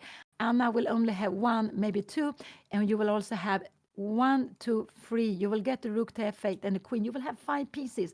Anna will only have one, two, and three, and the king. So there will be five against three, and the pawn. It will be six against three on the king side. No, this is very, very dangerous for Anna. But she wants to go for activity. If something slow is coming, she will maybe go bishop b5 check. And if you go here, this is what we were hoping for. We would actually take the pawn. So she's threatening bishop b5 check. Her opponent will absolutely just go castling. You don't have this bishop b5. And now what is the best to do? Now maybe bishop e2. But now Anna is just getting into problems because her opponent has moves like this, which are very, very scary to play against because you're open up everywhere. We are very scared to go castling because we have this h pawn. We don't have, if you have a pawn on h2, this would be fine. This position is just scary. It's absolutely scary to be played. Maybe knight g4. Can we take this now? You can even take like this, and you will be playing on the h file. Oh, this would be so, so scary. Knight b5. I don't know. We even have a move like g3. Oh, wow. This is so scary. Check here, and you will bring just take this, and you will bring something here, queen e7. There is no way to hide away. This would be your mate. So I'm very, very worried about Anna's position. She is playing with too much. She wants too much activity, but she needed to. She's all the time playing forward, but her king is still here. Her opponent has developed two pieces. She doesn't have an h pawn. It means that her king is safer. And after c5, there is no way for her to put her king on the queen side. Where is her king going to be? So this is actually going to be very tough for her. What will her opponent do? I just hope he takes some time. Anna has 46 minutes, but I'm not worried about the time so much, not yet. I'm more worried about the position. Anna is planning to give some checks. Also, if you go h4, we have bishop b5, but maybe this is a good move because after here we will go, I think we will just go 60, or we go bishop b5, we are getting this bishop exchange, and this is what we are hoping for. So h5 is not the move.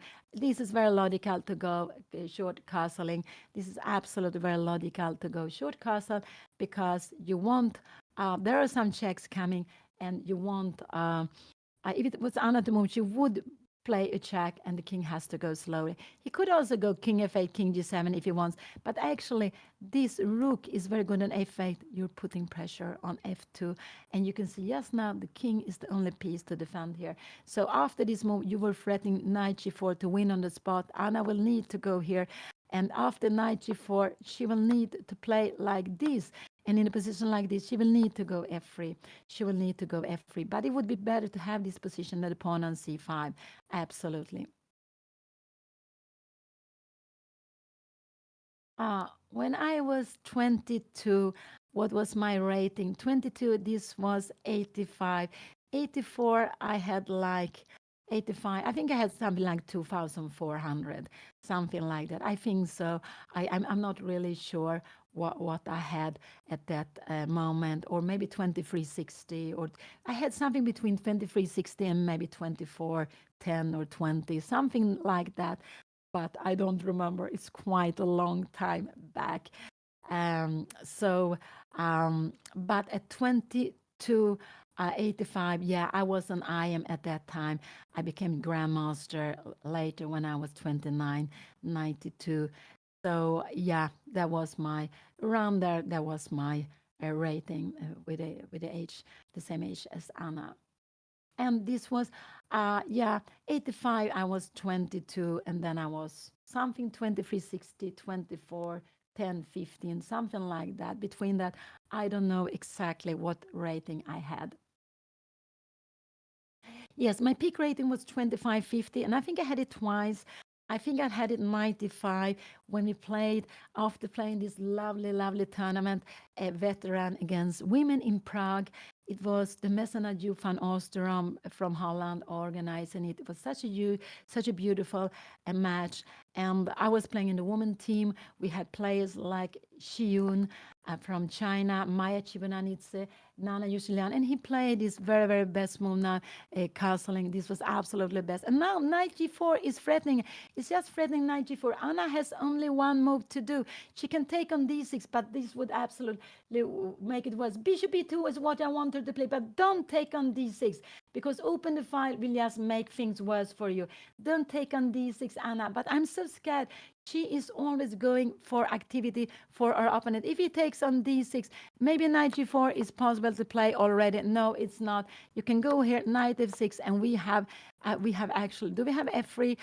No, we have bishop h4. This is getting, but if she takes on d6, her opponent will just take back. But and it will help him. This will actually improve his position because he will have queen b6 coming out. He will have another piece attacking Anna. So bishop e2 is what she has to play. Bishop e2 is what she has to play. And here we can see that Anna didn't realize that she is under an attack. She wanted to keep going for an attack, but she has problem. Her king is still here. This f2 and bishop e2 came. She realized it. She needs to go bishop e2, and this was a very good move. It was absolutely the best she can do. I'm very happy she did that. And bishop e2, because if knight g4 is coming, she will need to go. She will absolutely need to take the knight. We cannot go here. We cannot go because f2 is under attack. We don't dare to do anything like this. We could actually just grab here. And you see this bishop is coming in here. And that would be the end of the game. No, if knight is coming, the only move we have is to take it. And now you never want to take with the pawn. Yeah, maybe you want to take, but you don't want to take with the pawn when Anna has the rook here. If she had castle, yeah, that's another story. But here you wouldn't like to take with the pawn. So I don't expect her opponent to go knight g4, but it could be he will go knight g4, and then Anna should take it. And the best move here, but this is a difficult move, is to go f3. And why is this a difficult move? Because we have this check, and Anna will need to run away. But it would be better to have this position with the pawn on c4. Her king will be more open up here. Bishop d7 we have now. We will probably have to go something like queen e2 perhaps, and opponent will try to open up, not with this, maybe with b5. Can we go something like c6? No, we have b4, and we are opening up the position. And in a position like this, do we dare to take the pawn? Yeah, we can do that, but this is getting scary because we have queen d5 check, picking up the pawn here now. Oh no, we cannot play this. This would absolutely be queen f1 is the only move I can see. And here, queen take f3. This is very, very scary to be played. Let's see. Let's go back. Let's go back because there was a rook hanging in the end. I was moving quite quickly. But what knight g4 is absolutely very logical to go. If your opponent goes bishop d4, and I should actually go just f3 or maybe b3 just to kick it away. Just to kick it away. I think f3 is a logical move. And then if you come here, what can we do? Now we actually could grab the pawn. So bishop g4 is not logical because you will kick it away. Knight g4 is one move. Moving this b6 or b5. B5 maybe, yeah, even b5 could be possible to be played.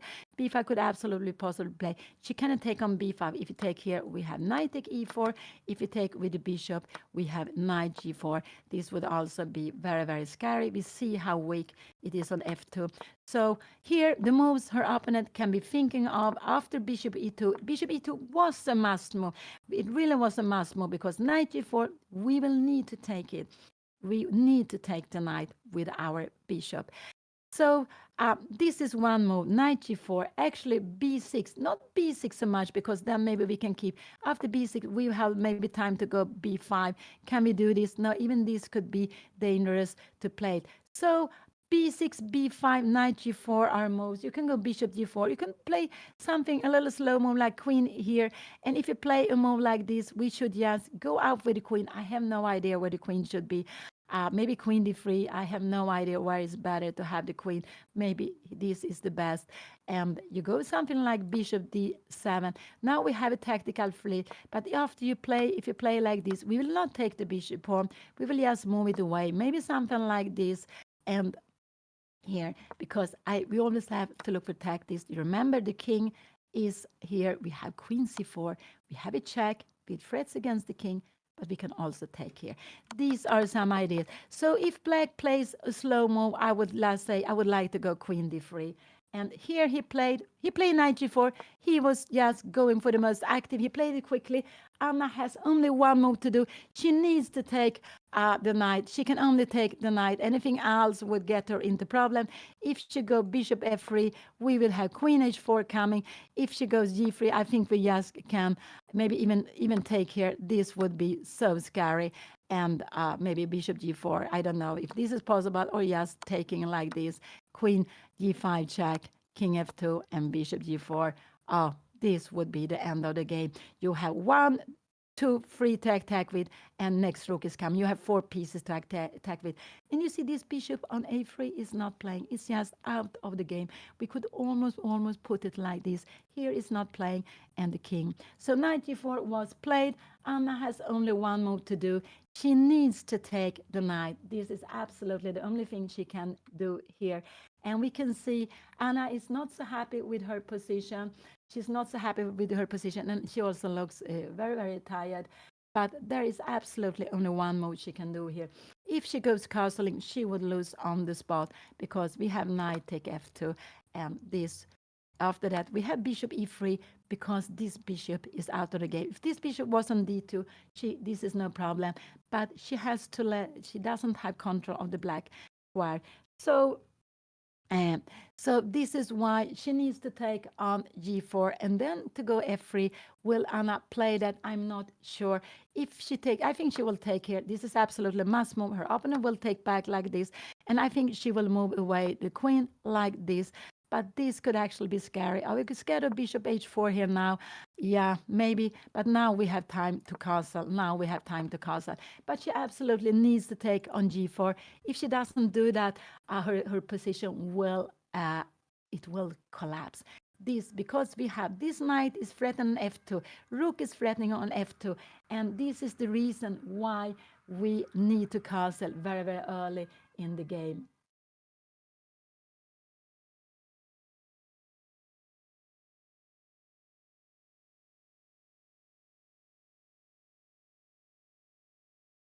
Oh, we can see how tired Anna is. And yeah, she's just so tired, and no coffee at the board. Yeah, that worries me. Also, the position at the board worries me. And there is only one move to do. If she doesn't do that, she will lose on spot here. So let's see what she will do. It looks like, I'm getting a little bit worried. It looks like she's going to castle, but if she castle, it will just, it will not be it will not be, she will just, yeah, no, she just needs to take on g4. She needs to take the knight. Absolutely, this is what she needs to do. Oh, coffee, yeah, I say also she needs coffee. She is looking so tired. And this has been, looks like a King's Indian, but not the King's Indian. It has been black as fianchetto the bishop, but waited to go out with a knight, and the bishop didn't go to g7. He fianchetted the bishop. He put the bishop on h6. He wanted to change it for Anna's bishop. Anna said no, but in the end, her bishop ended up here, and now she would love to change this bishop, because Anna's bishop is out of the game. This bishop is very close to Anna's king, and it can make some terrible threats against f2. So I think Anna realized that maybe she wanted to go castle, but she cannot castle. There will be knight take f2. It will be knight to take f2, and her position will collapse. And so this is the reason why we're learning to, in the beginning, we're moving up with the pawns in the center, taking control in the center. We are developing our pieces, preferable in the beginning, our pieces on the king side, and we are making short castle so we can defend this square better. This is the weak square in White's camp from the beginning, because only king is defending it when we're starting the game, and this is the black weak spot. But now we see that this is enormous weak, because black has managed, black has castle, black has a knight and a rook putting pressure here. This bishop could come here, or e3, it could be more. Anna is extremely weak on the black square. She is extremely weak on the black squares here now.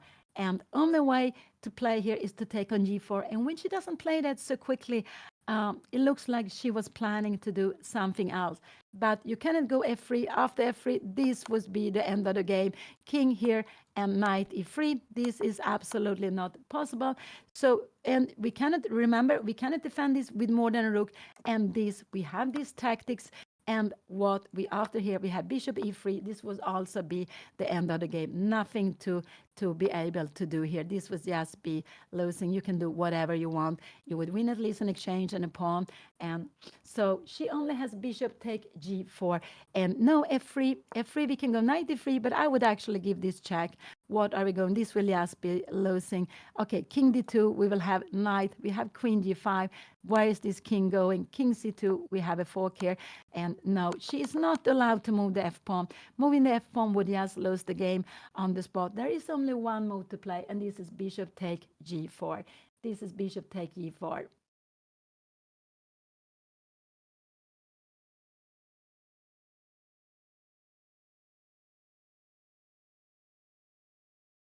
And this is the last round of this beautiful festival in Madrid with 3 different tournaments.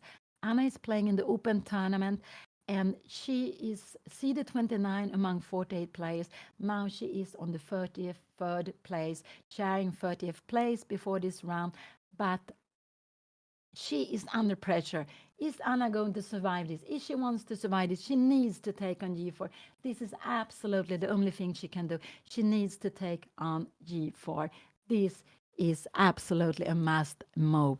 So Anna plays in Madrid. I am sitting in Stockholm, and I'm Pia Cramling. I'm Grandmaster Pia Cramling. I'm Anna's mother, and I'm commenting on this tournament where Anna plays over the board. And it's so nice to see Anna playing over the board. Normally she enjoys it a lot. Today I think she's having a tough day. She looks quite tired. She has a tough position on the board. And playing these morning rounds are very, very difficult. I just think that she realized castle is not possible, that she needs to take on g4. She needs to do that, but she takes a lot of time for an only move. So could she be that she's looking for bishop f2, but this would also just collapse her position. Bishop f3, we can just go something like, can we go bishop h4 could also be possible. We have g3 now here, but here we could take on f2. And she played bishop f3. It means, I'm so scared. Anna, if we have a tactical player here now, Anna is going to, I think she can lose this game very quickly now. I'm just very, very worried about Anna.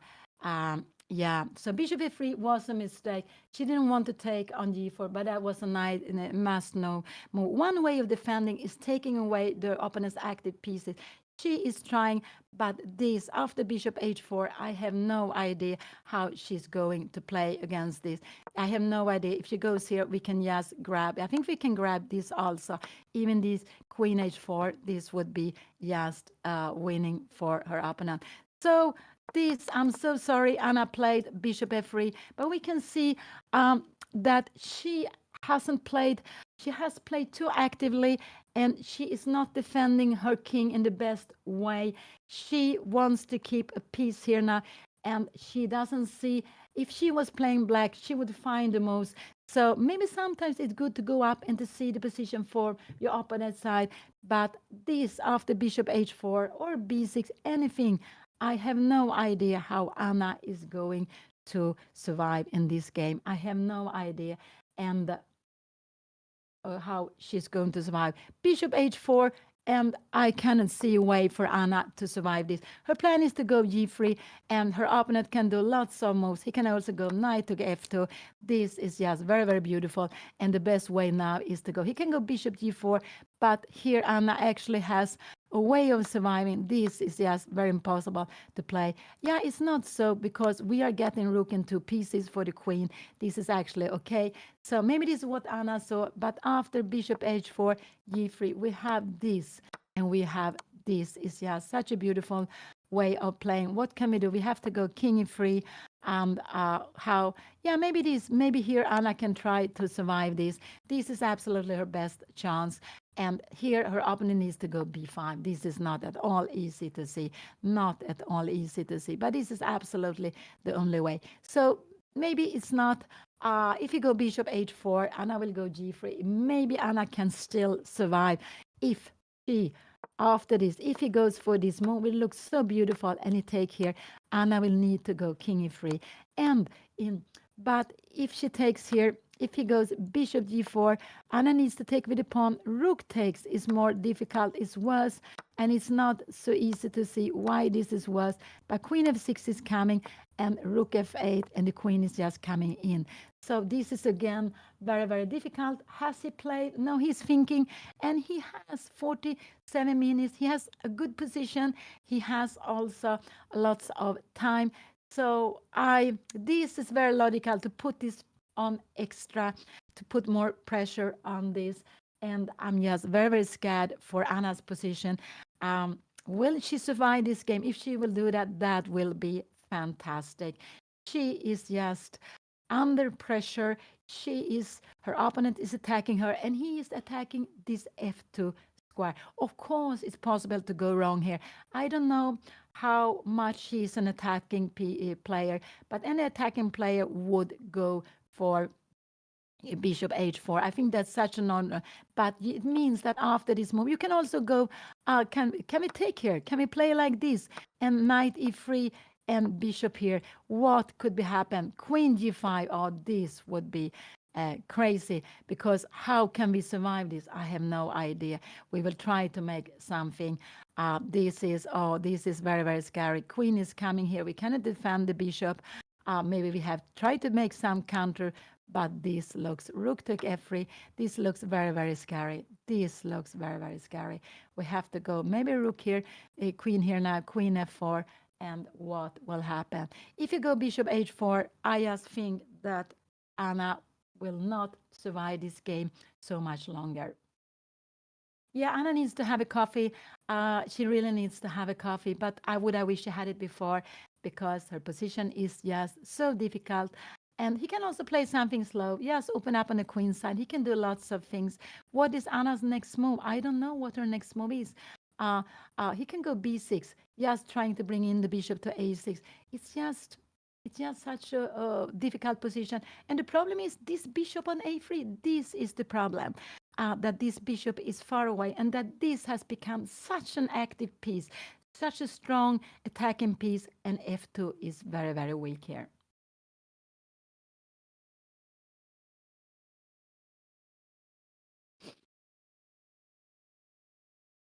Yeah, I hope he will spend some time. But he played knight g4 very, very quickly. He played knight g4 very, very quickly. And I just think bishop h4, it's such a natural move. But what will, if he goes there? Anna has only one move to play. There is no way. There's only one move to play. If she comes here, she would lose on spot after this, and queen h4. This would absolutely be losing on spot here now.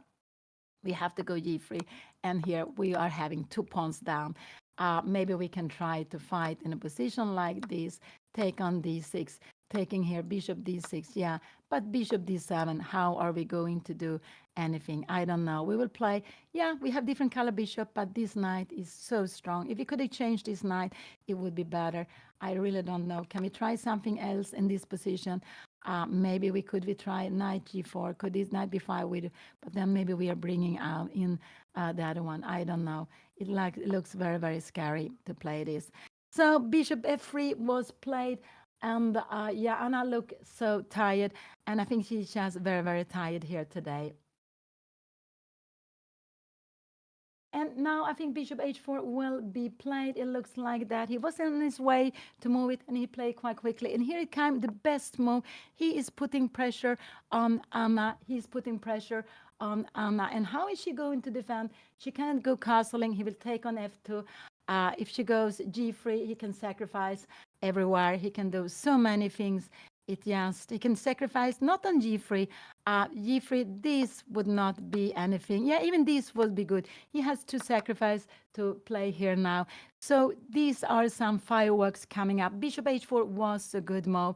It was absolutely a good move, but it's very logical. He goes for this f2 square, and Anna is just, we can see, if she saw the game from the other side, she would see all these moves. But when she sees from this side, and she just doesn't. Maybe now she realized how strong this is, and yeah, yeah. If he takes the pawn, and Anna moves away. Look at this. Look at this. If he takes the pawn here, uh, no. Now we can. If you come here, we would have a mate here. So we will need to take it back. And you remember, queen and knight are very strong. We threatened the queen h2 with mate. Can we try to defend this somewhere here? No, this would be king here and here. And now we see the problem with c4 play. We have b6. We are bringing in another piece. We see this.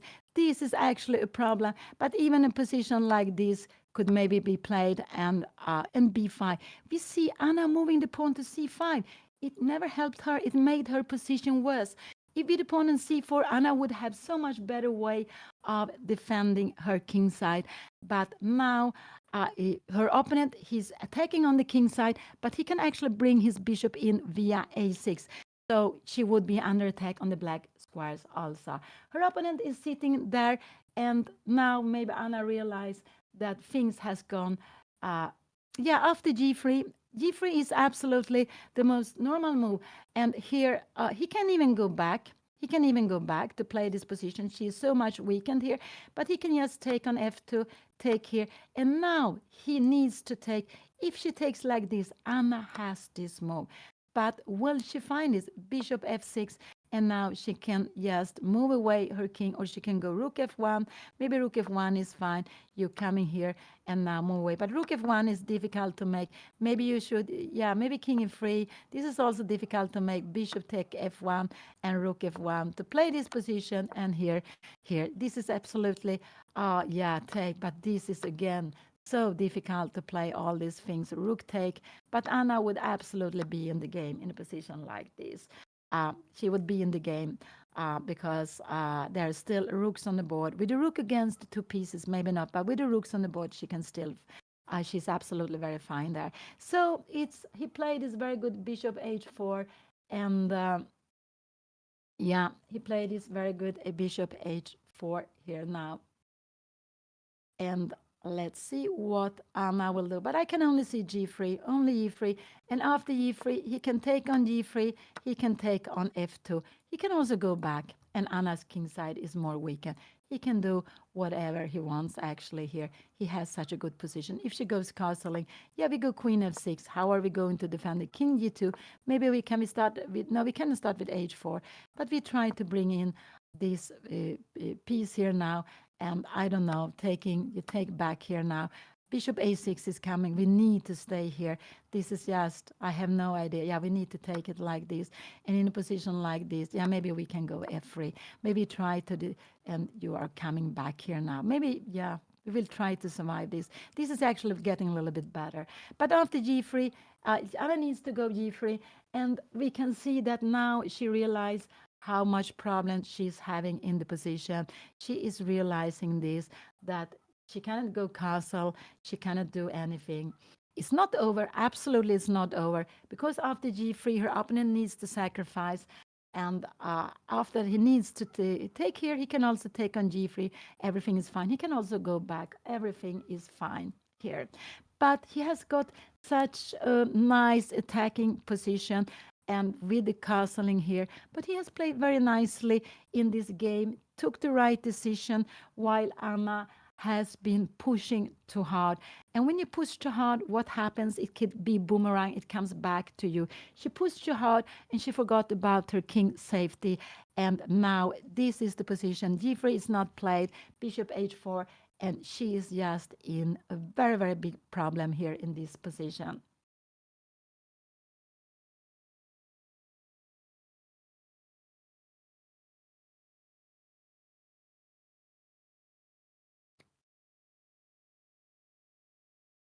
So yeah, let's see. There might be some fireworks here. Will Anna survive? That would be fantastic. But it's so scary. And she's thinking again, we can see she spends so much time when there are only moves. And I would say that g3 is the only move to be played here now. There is nothing else she can do. She is, and that was the same before. Bishop g4 was the only move, but she was spending lots of time. And in the end, she decided to go bishop f3. And I think she just didn't realize how strong the opponent's attack is. And something is like that, we can see the attacking move our result because it's very nice to play attacking. It's not so nice to be defending. And then we don't always see the best way of defense. But when we are defending, we should see if we can. One is to see if we have a counter attack. There was no counter attack. Another way of defending is to see, can we take away one of the attacking pieces? And this is what Anna needed to do. But she didn't do that. Now she cannot take away the attacking piece. If she takes on rook h4, yeah, the queen would just come up. This would be the end of the game. If she takes on g4, this would be also the end of the game. Maybe like this, maybe could we also play, or maybe we go rook bishop here, of course. We take with the bishop first, and then we take on f2. This would just be the end of the game. We take the rook, take f2, or whatever we want to. This would just be finished. So she cannot take away any of the attacking pieces. So she needs to either defend or put something between. But if she's defending, the defense is not enough because of bishop take f2, because of bishop take f2. And today, Anna had been playing very nicely in lots of the games, but today it just had gone wrong. It's a little bit like when it went wrong in the second round. She was playing a Sicilian with black, and I can see she was under attack, and she was just playing the wrong plans. And today we see a little bit the same because she has played some very beautiful games, some very good strategy in some of the games, fantastic, some brilliant moves. But today it all has gone wrong, and Anna is having a very, very tough position here. Yeah, but if you try to run away king d2, we will just grab this material.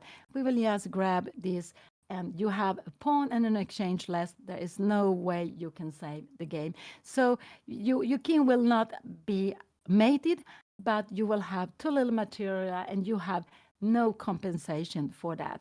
So her opponent is planning to take on f2 with the knight, with the bishop, whatever, but he would just give a winning position.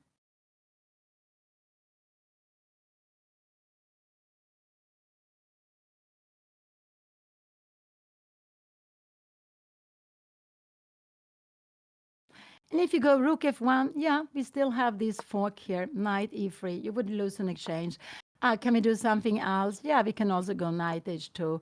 You're coming back, and we can just play with this pawn structure. This would also be fantastic. And here we can even go bishop g4, take, and we have rook take f2, and we will make a nasty discover check. So, yeah, bishop h4 was played. And I don't know what Anna is going to do, but g3 is the only move I can see to keep on playing this game. Then her opponent has three good moves to do: sacrifice the knight, sacrifice the bishop, or playing bishop g5.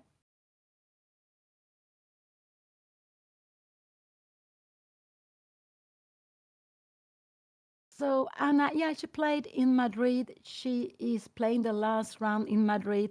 It's a morning round, and at midday the game will all the games will be finished. The tournament will be finished, and Anna has 3.5 out of 8, like her opponent, but she has a very, very tough position. It would be I would be so happy if Anna could save this game in one way or another. And so Anna has she has won 2 games. She has made 3 draws. She lost her first 3 games against higher rated opponent, and she is under very, very huge pressure here. Her opponent is attacking her this weak spot on f2, and there is not a good way for her to defend it. Whatever she does, he has a way to break through now. Yeah, g3, the g3 is the normal move to be played, but after g3, he can take on f2, he can take on g3, he can also go back with bishop g5. All of these moves are good. Her king side is so weakened, and we can see, look at the pieces here.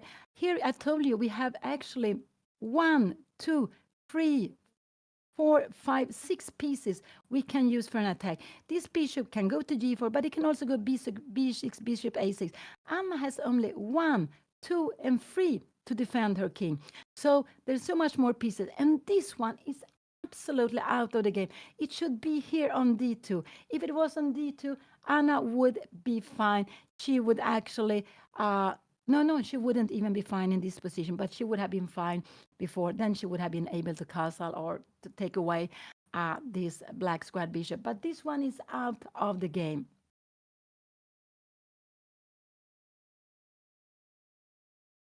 Yeah, it is just a very, very difficult position for white. It is, and it's really a difficult position for white here now. And we can see, no, yeah, if you come here, but we will just go back here, having more threats here. What can you do? Queen e2, we will just, maybe we start some actions here, making a fork. We see, and we cannot take it if we come here. We will just go bishop a6, bringing in the bishop here. So the bishop can attack Anna's king side from far, far away. It can do it from far, far away. So what will she play it here now? I have no idea. She's spending some time, but G3, I have no idea. I think G3 is the only move to stay, to just to keep the game going more, and her opponent has to decide what he will do. But here, the time is not the big issue. The big issue is the position on the board. Yeah. So yeah. So this threatening a fork here is just threatening to collapse the position with bishop e2, bishop f2. This is just such an important pawn close to Anna's king side. It's just such an important pawn close to Anna's king side.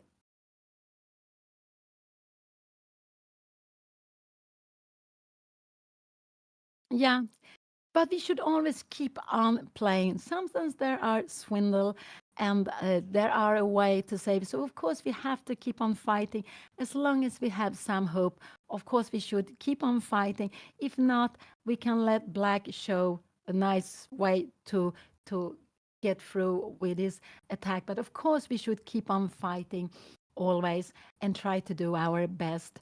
And yeah, so G3 is absolutely the only thing she can do. Um, yeah, after G3, you can go bishop G5. You can also take here and now go knight E3. Let's see, after this, the queen, you need to go queen E2 and now queen G5. This is just very, very scary. This is scary because we cannot defend. If you try to defend this pawn, there will be, oh, this is, and we have a check here. We have everything here, everything. Maybe we even have a check here because where is the queen going? You cannot go, if you come here, we have bishop G4 or we have knight D4. No, it's not possible. And if you go queen F2, you have bishop G4. This is also losing on the spot. So I would say I'm just very, very scared here now. I'm very scared for Anna in this position. And now we see she is into deep thought. I think she wants this the castle that she forgot that bishop take f2 will decide the game. Maybe castling is a better chance actually. Maybe this is what she needs to do. And her opponent doesn't have to take, but he can play this. I think this is what he will play. Anna needs to go g3 here, and she needs to go to play this. And now this is maybe what is the best way to try to survive this game, but taking on d6. You can take here and bishop d6. But now this knight is very good here. Maybe bishop d7. And I have no idea. Maybe knight d1. We want to bring the rook to c1. But you can either start walking with this. What are we going to do? I have no idea. This pawn will come to h2. Uh, can we go something like knight f2? No, then we have maybe knight e3. Do we have h3? No, then we can actually survive like this. So maybe this is the way of trying to survive. After this, could we have a check here? No, king h2, queen g5, and we see king h6. This uh, uh, oh, if you take it away, we're bringing in another piece, and it would be a mate. I don't know. Castling or g3 are the only moves to be played here, I would say. And I don't know what is better or worse, but all of them, both of them are just very, very nice for black to play. So Anna, yeah, she plays the last round in Madrid Open. Anna has played very active. She played too active in this game, and now she is under big pressure. She played very active, and she started to defend her king too late, and she defended her king in the wrong way, which means, and we can see here the pressure against f2. We have the knight looking at f2. We have the bishop looking at f2, and from far away, this rook looking at f2. And this is just so difficult for her to defend. Yeah, no, Anna is not so happy to play in the morning, but she has played some game with a lot of energy in the morning. And she has played some games well also in the morning. But today we can really see that this is not that things has gone wrong here now. Absolutely, and yeah, but just to fight. The game is not over. But and also we can see when there's only this must move, Anna is taking so much time, which means and this is why things go wrong for because there was a must move change in the bishop against the knight, and she didn't do that. So she is using a lot of time. She is also not defending in the best way, and then of course it becomes very very tough. And I can see how slowly it goes for Anna here today. But of course she is under big pressure.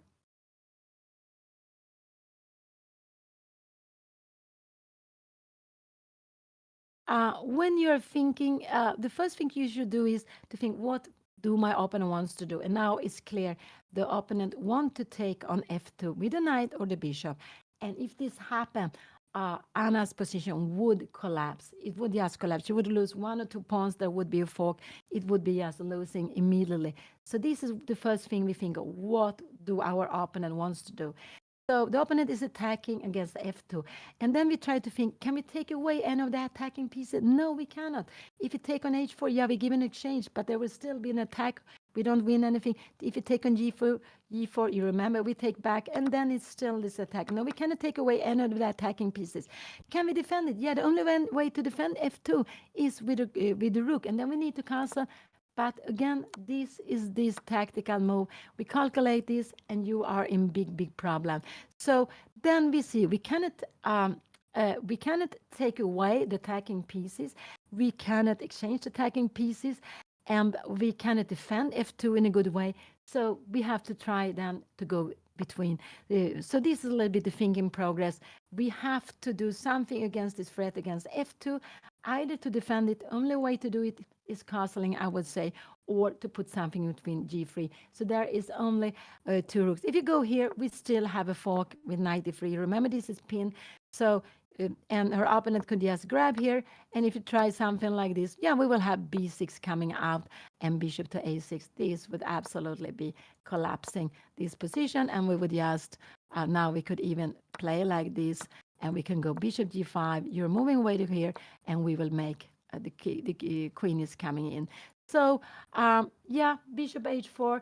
Her opponent just goes up. And so if she defends with rook f1, you have knight e3. You can play in other ways also. You can go knight h2, damage the king pawn structure. That is also a good way. So the only way for Anna to play here is castling or g3, I would say. Rook f1 would be the less good choice.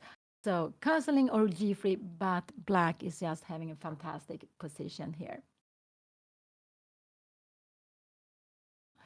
What would I make? I don't know. I don't know. I would probably go G3 because it means that her opponent, the best he can do is sacrifice a piece. So he has to give a piece. So I would probably go G3 in this position. I would do that.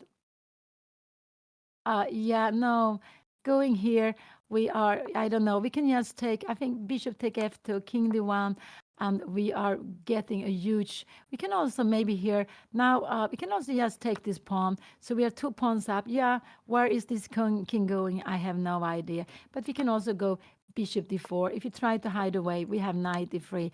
And where is this poor king go? If you come here, yeah, we will go b6 and the bishop is coming out. So yeah, uh, it's just too difficult. Anna will lose material, or her king will be mated.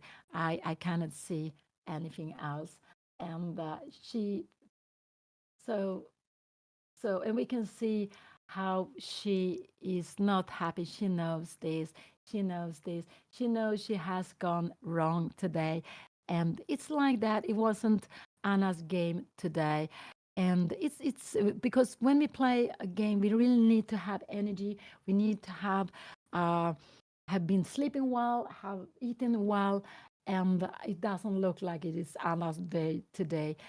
But It's chess is like that. She still has to keep fighting here. She's down to 18 minutes, and she is just, uh, I don't know, having such a difficult position. But I'm not worried so much about the time. I'm really not so worried about so much the time because her position is too difficult for that.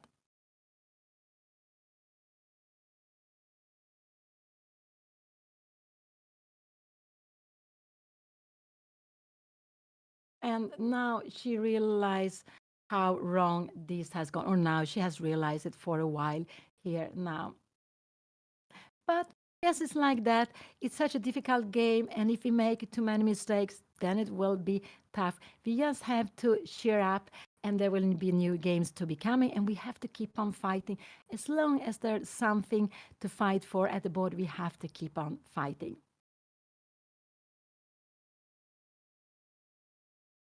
So I think she is deciding castling or going G3, one of these two. I would prefer maybe G3 because when you're castling, you have only one move to choose from. When you go G3, her opponent have more moves to choose from. So that's why I would like Anna to go G3 actually, because there are several ways of winning the game to keep on the attack. But at least he has to think different moves. If she goes castling, he will just take on f2. It's just much easier for him. So I would say that g3 is the move I think is best practical chance to be played here. Yeah, time is getting very, very low here now. Because lots of game has finished the last round. Some games are shorter. Maybe there have been lots of draws here. I don't know. It could be because it's the last round. If you don't have anything to play for, maybe you will make a draw after 30 moves or something. So we see behind Anna, there are only one board, I think, which is playing, and it's Lever Roseman, Gotham Chess. He's playing his game with the white pieces, but I don't know who is the other player, but his opponent, and he's playing in the closed tournament where they play 10 players against all. Anna is playing in the open tournament in Madrid. She is having 3.5 out of 8. Yes, Anna has made mistakes. She has played too active, and she started to defend her king too late, and she defended her king in the wrong way. And now she is just under so much pressure. I cannot see how she will survive this game, but chess is still practical. So let's see what she will do here now. And yeah, she is just. Let's see what she is going to do here now. She needs to keep on fighting, but she really needs to keep on fighting. It's just whatever she play castle and g3.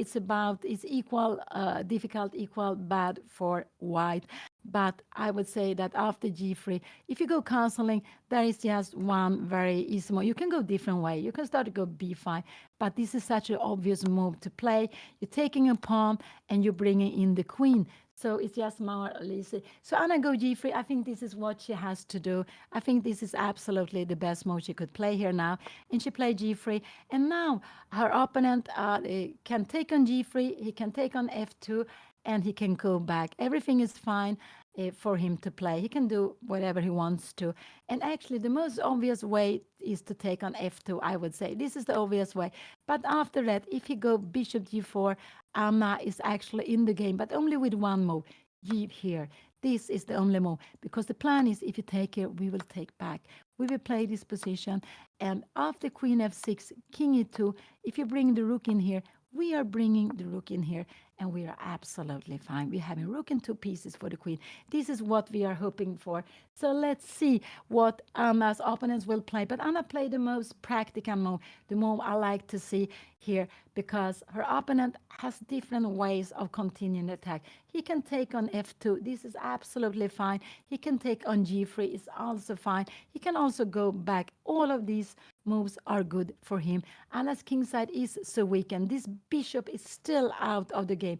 Black is threatening to go b6, bringing in the bishop on a6. So whatever he does, he is going to have a very good position still, whatever he has. And yeah, her opponent also has played quickly here. He has been playing very, very quickly. And Anna can see that he can sacrifice, but he can do lots of different. If it was Anna to move, she would take the bishop. So if it goes something slowly, yeah, we grab the bishop, and then finally Anna would be, she would be fine. But still here, black would have, even here, black would have some counter. Even here, black would not. Anna would be fine. She would be in the game, but she would not be winning. Even if he blunders the bishop on h4, Anna would not be winning. He has such a good position here now. So G3 played most practical move because black now have different moves to play. So it's not just one forced line which would make it easier for black. There are different moves to play for him. So I think G3 was absolutely the best practical chance for Anna. But as Anna has been spending lots of time, I think actually he will play. Maybe he will spend 5-10 minutes on this move. What would I do? I don't know. If I take, I would probably more take on f2. It's more obvious to take on f2, and because you're bringing out this, you're getting a pin, and now the best move is actually bishop take g3. This is the best move, and Anna needs now to run away with king e3. But this is absolutely very, very difficult to play king d3, and now b5 is coming, and she will need to play like this. And I don't know what she can play after this. She needs to take b6. Sorry, we have bishop a6, king c2, and we have a position like this, bishop e3. I have no idea what is happening, but it's so, so scary. So, so scary, this. But this is very far away. But she is keeping alive. So this is the best chance if it takes an f2. Uh, uh, taking. So if you sacrifice, I think this is more obvious, but it could be that this is the stronger way of sacrificing. And now he cannot go queen d5. If he goes queen d5, Anna has time to take away one of the attacking pieces. She would be having a piece more. She would be absolutely fine here. But if he takes on g3, which is a good move, and he goes knight e3, Anna needs to defend. I have no idea. Queen e2 and king queen d5.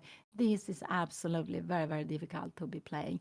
This is absolutely very good for black because you're taking on g6, e3, and you're going to take on f3. And if you try to play a move like this, we had even rook take f3 and a fork, and we have bishop coming in, rook coming in, knight is coming. Everything is just very, very good for her opponent.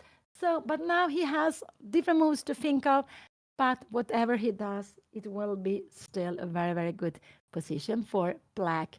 And we can see without the h pawn how weak Anna's king side become. With the h pawn, it would not be possible to play the same way. Anna would have been able to play castling before. She would have been able to play differently before. Absolutely, if she had the h pawn, but without the h pawn, her king became much more weaker. Also, it became much more weakened on f2. So it was missing the h pawn was not so good for her. And for black, it was very good to have exchanged the f pawn because he got his rook into the game. He's having so much threats against f2 with the rook, and only this bishop is standing in the way. But black can anyway just decide the game with taking on f2, taking on g3, or just go back.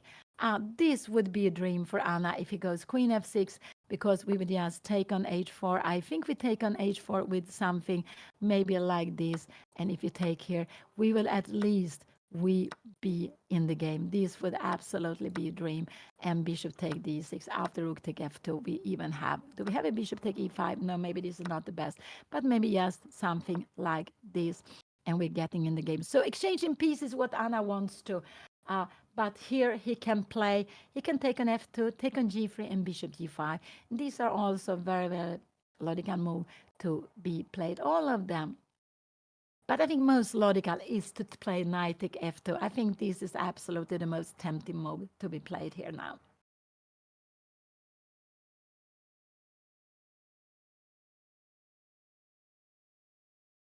Oops. Oh.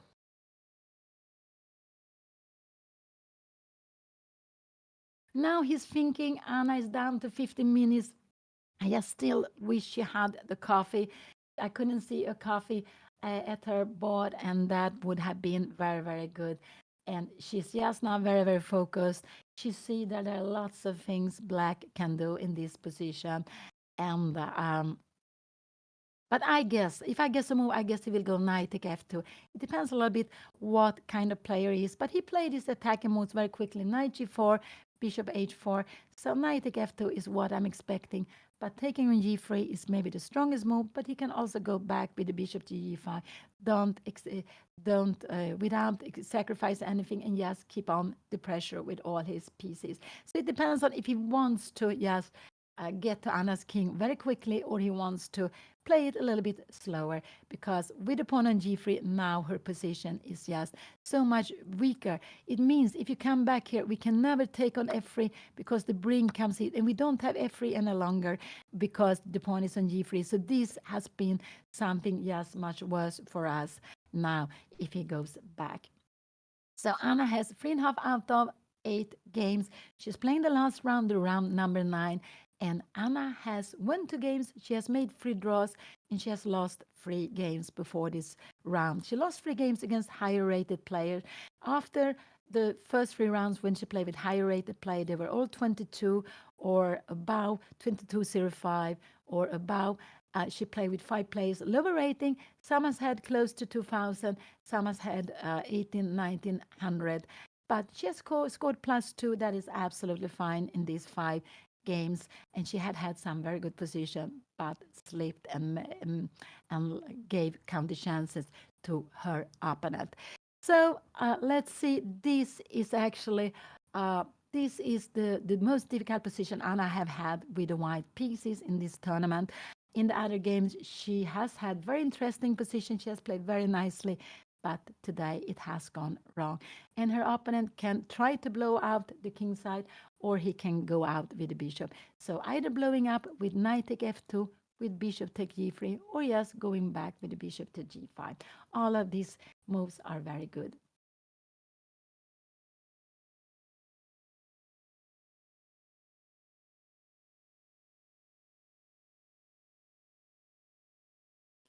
And her opponent still had lots of time. And so he has played very well with the team management.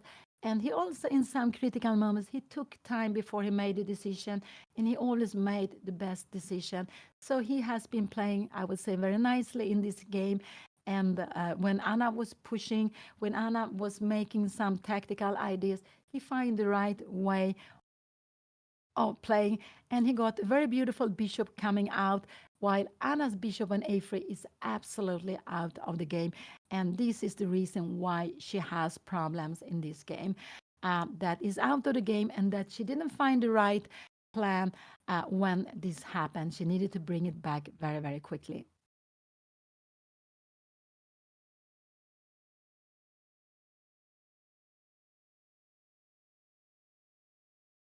So, but now Anna made the best practical choice, and it was to go g3. Her opponent can play in different ways, but I would say that this, and maybe bishop g4 is very tempting.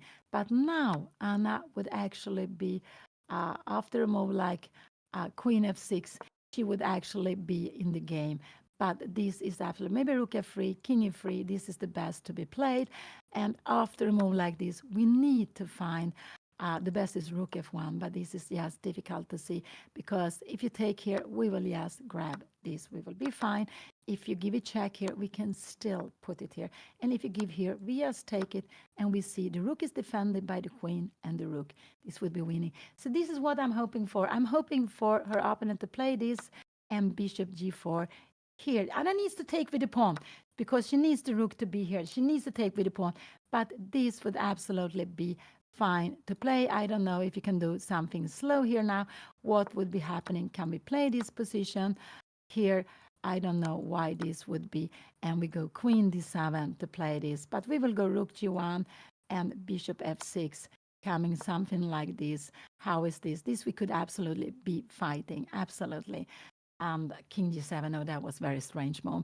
So this is what I'm hoping for, taking on f2 and bishop g4, but he can take on f2 and take on g3. That would be just winning. on the spot for him. But this is actually not so easy to see. Can we see that after this king here, queen d5, and if he goes king somewhere, king here, we are coming here, queen here, here. So we will go rook f4. Yeah, this is not so difficult to see. Rook e4, rook h4.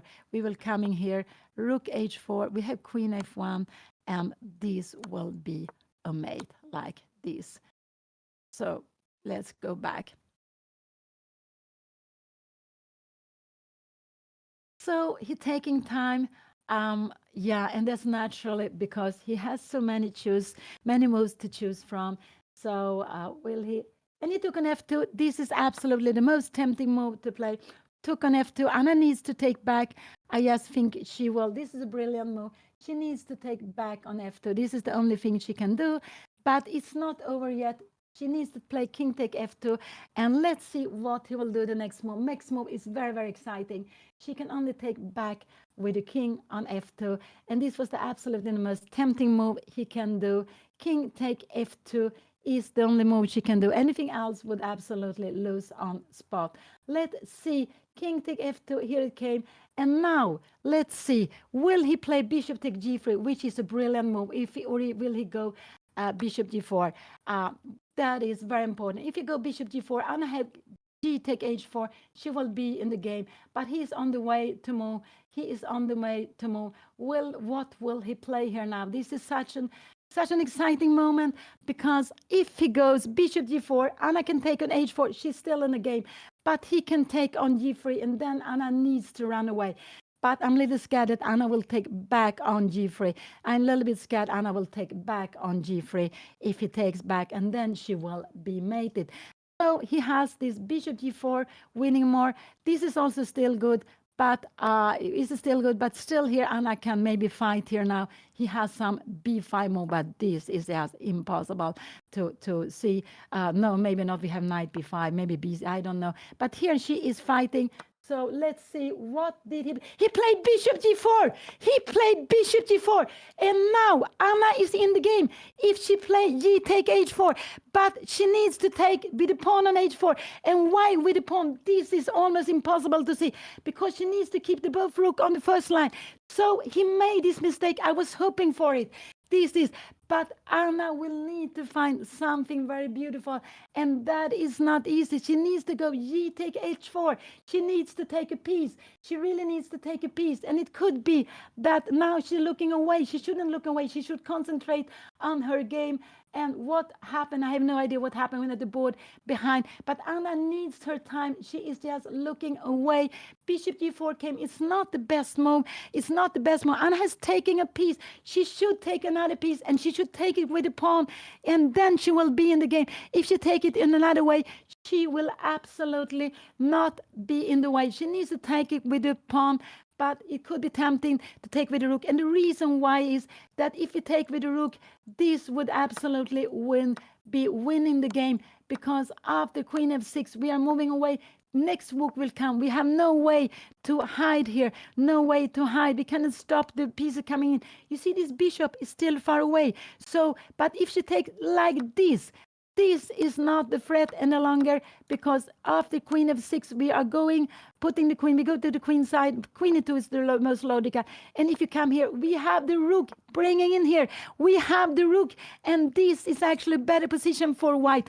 This is better because now we have rook in 2 pieces for the queen, and that means 5 plus 6. That is 5 plus 6, or what is that, 11? I'm a little bit tired, but this is absolutely fine for Anna to play. The queen is about 9, so she would be better. This is what we're hoping for. G take h4. Will Anna find this? I don't know if she will find this move, G take h4, but he played the most tempting way.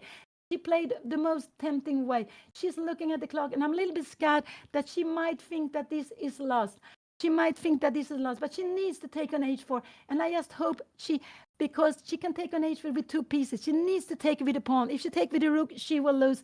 If she take with the pawn, she might get a better position. Depends on what he plays. He still can play to put pressure on Anna, but he can also go wrong. So if you take on h4, Anna he will probably go queen f6, and then she needs to go away with her king. She needs to go away with her king or play rook f1. So g take f is so important. Also, if you play here, I don't know, is queen f6 something to be scattered? I don't know. No, there is not. We have this. So it could be that Anna will take with the rook, but if she takes with the rook, she will have no chance because he can just grab an f3, bring in his queen and his rook to attack Anna another time. And these pieces is so far away. She's not allowed to let her opponent bring in the pieces. She's not allowed to do that. So she needs to take with the pawn on h4. And I just hope she will, even if she spends some time, that she does that. So just hoping that she hasn't resigned the game here. It's still a big fight. We should always keep on fighting, always be optimistic. Maybe I've sounded pessimistic before, but here we see her opponent played very beautiful, but he went for something which wasn't the best. He still, if Anna takes here, he still has the better position with trying to do something on the queen side, playing against this, but this is impossible. I would expect him to go queen f6 in a position like this. And here Anna has rook f1. This is also not easy to play, but you will go king e3. If you go something like queen e3, we will just bring in our pieces here and maybe also to take on d6. We are having everything under control with b piece more. So let's see. G take h4. Will Anna find this? If she had more time, I would think so, but she doesn't have so much time. And it could be that so just calculate the pieces. We can see Anna has she played G take h4. She played his best move. I am so happy. This is a way to keep the game going. She played the best move. She needed to keep the game going. And of course, keep the game going. But she needed to take with the pawn because she needs to defend here now. I expect her opponent will go queen f6 now. I think he will go queen f6 now. Or will he take on f6, f3? I hope he take on f3. It would just make things easier for Anna. Now he is just wondering if he goes queen f6. Anna needs to, she has only 2 moves to play here now. Only 2 moves. Okay, she can play something else also. Maybe she can go queen g1, could also be a possibility. But rook f1, queen e3 is also a good move to be played. But rook f1 is actually a very good move to be played. And after this, the best is to go king e3. Maybe king g1 is also possible to be played. You play here and we take here. And you come here and we are taking this back. We will absolutely be fine in a position like this. If you go rook f8, we will just grab here. I think so. If you try to make a mate somewhere here, we will just grab here because you give a check here. We are going king h1. And if you give a check here, we are coming up. You're giving a check here now. And what? Oh, sorry. Yeah, maybe this is actually, is this a, oh, I'm getting, yeah, this is a perpetual, yeah? Oh, no, it's not. It's, yeah, it's a perpetual. Is it? No, it's not. Oh, I'm so sorry. I'm so tired here. Yes, here, yeah, here. And we will check here, check here, check. And finally, we were threatened. I'm so tired. So, G take h4 was the best move. Her opponent still is better, but he needs to find a very difficult move. This is the best move, b5. How could anyone find b5? We will take on b6 and then play this position. This is the best he can do. But I would say that this is very, very difficult. All of a sudden, action is taken on king side and you go on the queen side. If he goes b5, he will still be better. But I expect him to go either to take on f3. This is what Anna is hoping for, or to go queen f6. This is what I expect him to do. Can he go something like queen d7? That could also be a possibility. But now maybe we go some c6 move here. That could absolutely be good because we want to have this and queen d5 check. And we will play this position. Bishop after bishop f3, we actually have a check here. I have no idea what is happening here now. And we have bishop f5, knight f5 check. This is very, very far away, but you see lots of things can happen. I'm so happy Anna played the best move. So she is back in the game. She's back in the game. It might be that she will lose this game, but she's back in the game because she played this beautiful G take h4. She is actually having 2 pieces more, but her opponent can take back a piece on f3, but then Anna will get the rook. So he can take Anna's queen. So what can we think of? Yeah, rook take f3 is a move, or bishop take f3 is absolutely a move. Queen f6 is a move.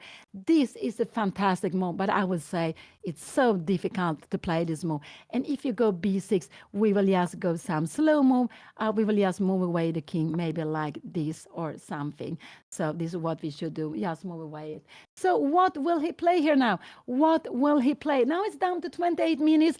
And I'm just so happy. Whatever happened in this game, Anna played this beautiful g take h4. She played g3, which was the most best practical chance, because the most tempting way of keeping on the attack was the way black played.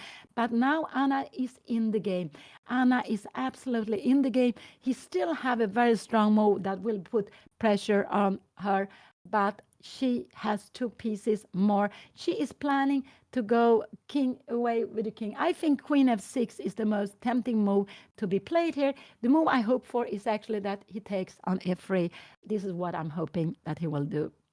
He can also go slow move king e2 like this, but we will. I think we will go like here, and now take it like this. Here we're bringing in the rook here. We're moving away the king. I'm not sure where the king should be here now. And again, this is never any threats because we have rook here. I'm just wondering, can we go somewhere else in this position? This was, oh, sorry, I'm getting so exciting. Here we have all this. Can you go queen d7? Is queen d7 a good move to be played here now? Could be c6. I'm just wondering, can we play like this and now go, oh, this, oh, sorry, we take the queen. The queen is, and if you take here, we have time to take back. We take back and then we take the queen. So c6. Yeah, queen d7, I like c6. Queen d7 is not the logical move. We can see it does look like he has he's not so happy with what he played. Anna played this beautiful way of taking on h4. She was having not so much time and she played it quite quickly. I'm very, very happy for it. It could be that she has been looking at this from behind. She looks still tired, but she is in the game. And whatever happened is very nice to see. He played queen f6. And now this is another difficult moment. She needs to go rook f1 or king e3. One of these moves are the best. Rook f1 or king e3. What will she be playing? One of these moves are actually very, very good to be played. Will she go? I just hope so. He played queen f6. This was very, very logical. Anna is better, but she needs to play. She can also go queen g1. This is absolutely also a possibility to play. And if you're playing this move now here, rook h2, you can take here now, but we are just bringing away the bishop. So queen d1 is absolutely a possibility to play. And if you go queen f here, we have only one move, but it's enough. And we are, yes, I don't know how this position will be. Maybe bishop c5. I don't know. What can we do here now? This is like Anna is there. Maybe queen d3. Yes, trying to bring in another piece. And here, actually, this is very scary. So I don't want Anna to play this. This could actually be lost. So queen d1 is a very tempting move. And I would say queen f6, maybe it's a mistake, but it's not so easy for Anna. The best she can do is rook f1 or king e3, but this looks very scary to play. But king e3 or rook f1 is the best move she can play here now. And these moves are not easy to see. They are not easy to see at all. So queen f6 is a very practical way of playing this. He wants to take on f3 without letting Anna taking back. What will Anna do here now? I'm so worried. I hope for rook f1. No, she go queen d1. Or will she go rook f1? And she played rook f1, and she played it also so quickly. This is a beautiful move. But the problem is, if he goes here now, will Anna find the only move, king e3? She can also go king d1. She has two moves to be played here now. She has two moves to be played if he goes here. And I think she will go king d1. So I like this move. I like it very, very much, rook f1. It was the most practical move to play. If he goes here, I think Anna will go king g1. I think this is absolutely her idea. If he takes here now, we can take a queen g4. We can play king f2. And we have a position like this. You will get the rook to f8. But we play here. We take this. And now what are we going to do here? We will take on d6. This is hanging. You can give it check, but we are still very fine. And maybe you give a check here. We are running away. You take here. We are taking here. We check. The king goes somewhere. I have no idea. Maybe it goes here. And we are bringing in the rook. So you will start playing with your pawns here. Maybe you will start running with your pawns, but we will also have some counterplay. I'm not sure. Maybe like this, we are grabbing this pawn on e5. This is fantastic to play. So let's see. I think bishop f3 is what we will see. Anna is planning king g1. And if you go queen h4, if you go rook f7 here now, we will just move away the queen. She can move the king to g3 is actually the best move. After a check here, she can just go king to g2. And if you take here, we will just grab it like this. Queen g4, and now we actually go rook g3. Everything is under control here now. So let's see. Rook f1 was a very good move. It was a very good move. And we can see now how her opponent is playing, how her opponent is he's thinking a lot, he's moving a lot, and Anna is actually having a good position here now, but still if she will keep everything together, she is better, she's maybe even winning, but there's still moves to come. And rook f1 was maybe the best move to be played, because after this, I expect Anna to go to king to g1. Maybe king e3 is stronger, but I expect her to play this. She will be not winning, but she will be better in a position like this. Probably you will have to c5, and we take this. And what do we have? We have rook and a pawn, but Anna has more active pieces. Maybe rook f4 will be played. And now, no, not this. You need to go rook e8 because you're planning to go and take this. Now we can go knight b5. We have also bishop e3, and we are planning to go bishop g5. So in a position like this, Anna will be better. She will absolutely be better. So rook f1 was a very good move. She played it. She has played this last move quite quickly, and these have been two difficult moves. Rook f1, but after this, it's very important that she doesn't move away the queen. If she moves away the queen, she might be into problems. Queen h4 or queen d1 would just finish the game. She needs to move away the rook, and I'm sure he will take with bishop take f1, and if he takes bishop f1, Anna needs to go ahead. This is just a must move, and he will probably take here. Anna will go here, and he will give it check. Anna will take here now, and he can keep on giving another check, but then we have king e3 is a good move. Also, this is a good move, and probably we will see this and rook f8. But Anna is absolutely fine in this position because she is having so many pawns. Here, you take here, we give it check. Now we can even take on e5. So you need to give some checks to defend the pawn first. So let's go back. Oh, this is so exciting. And I'm just so happy that Anna has found this because it went wrong today. But she found this when her opponent went wrong with the tactics. And she made the most practical choice. And she has played these moves very quickly. And I just hope it's very important after bishop take f3, she goes king g1. This is very, very important that she play this. And if her opponent goes queen take h4, what could Anna be playing here now? Actually, king e3 is the only move she can be playing. But this also would be winning the game. This was absolutely be winning the game.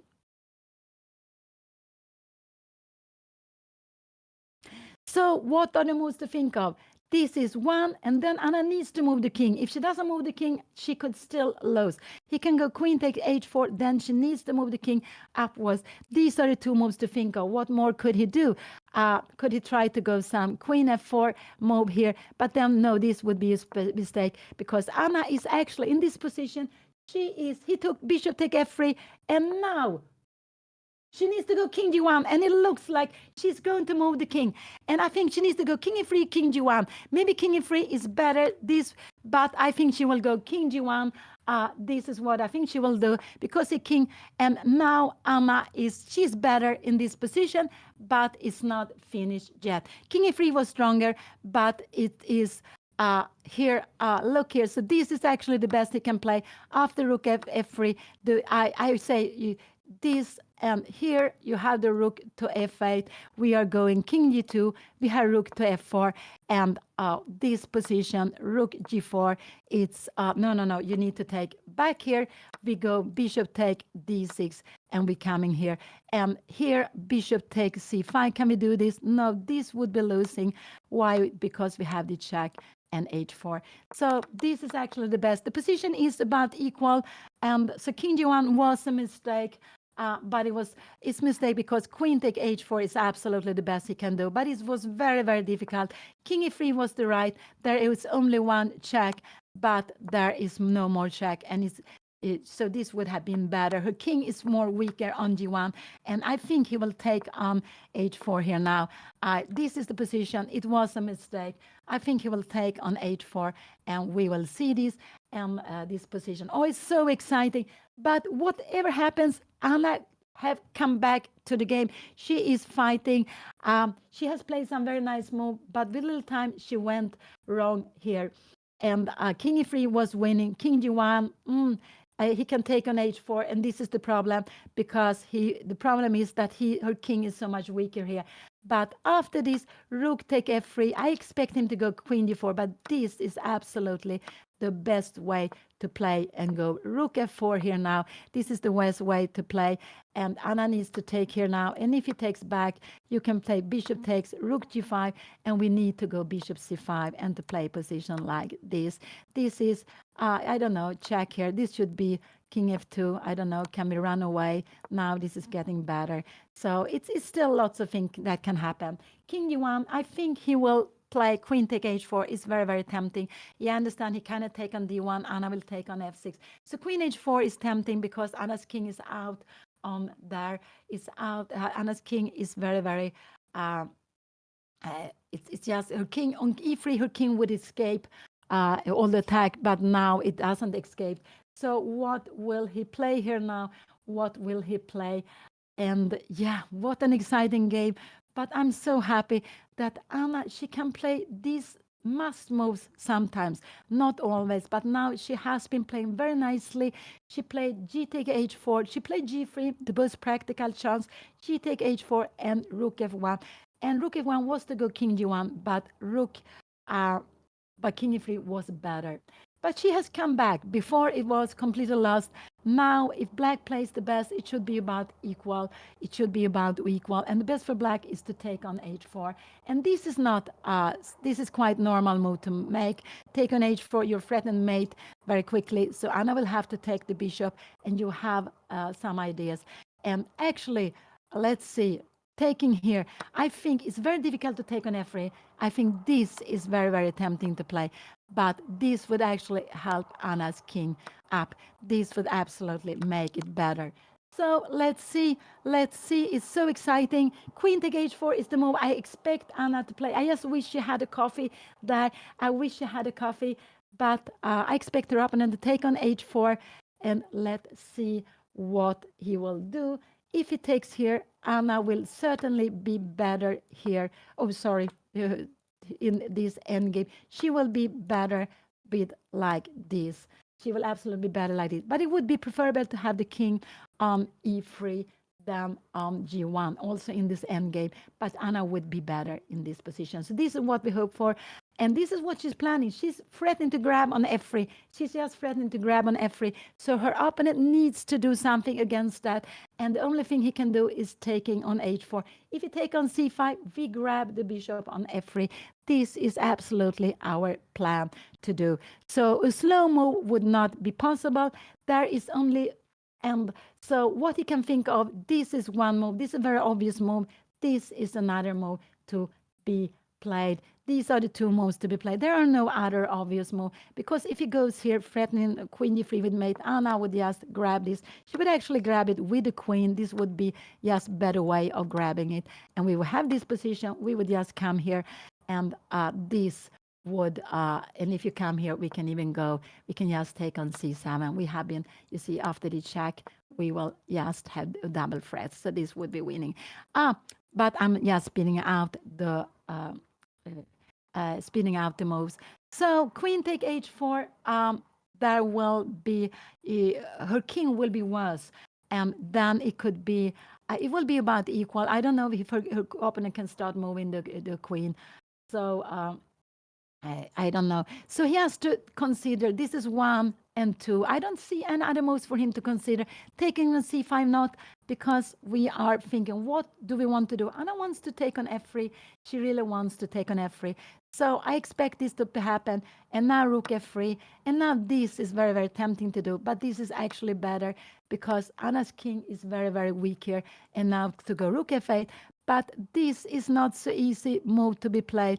Rook f4.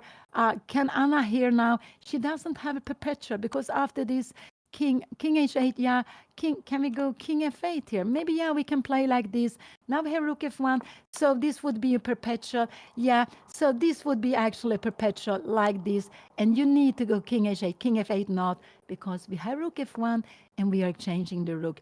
So yeah, that would absolutely be an equal position. I was just playing the moves too quickly, too quickly.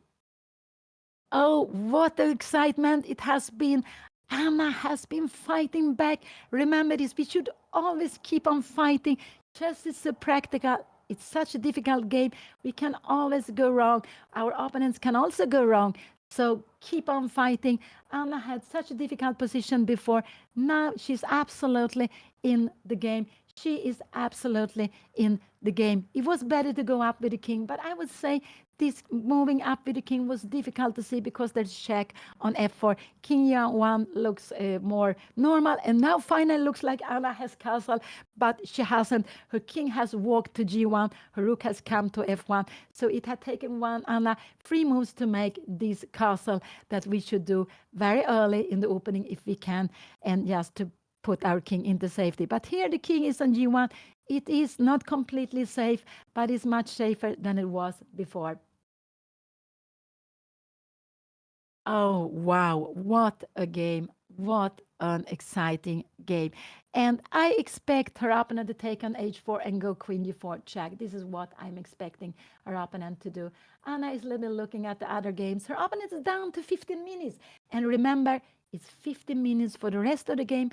Anna has 10 minutes for the rest of the game, and they get half minute per move. So what an exciting last move we see here. This is just incredible. Wow. And I'm just so happy that Anna has been fighting back in this game. I'm really so happy for that.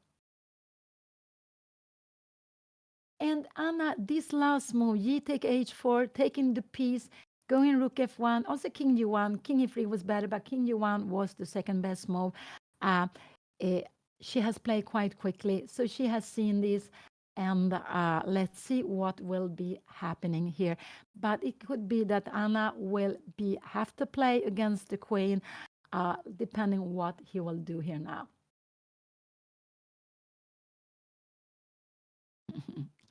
Yeah, no, Anna has been very good of taking the chance that she got now, and her opponent was good to take the chances Anna gave her before, but he just went wrong when he was sacrificing. He didn't do it in the best way. The first sacrifice was good, but when Anna took the knight, he should sacrifice his black square bishop also. He did it, but he should do it to bring out Anna's king. Has he played? No, he is thinking.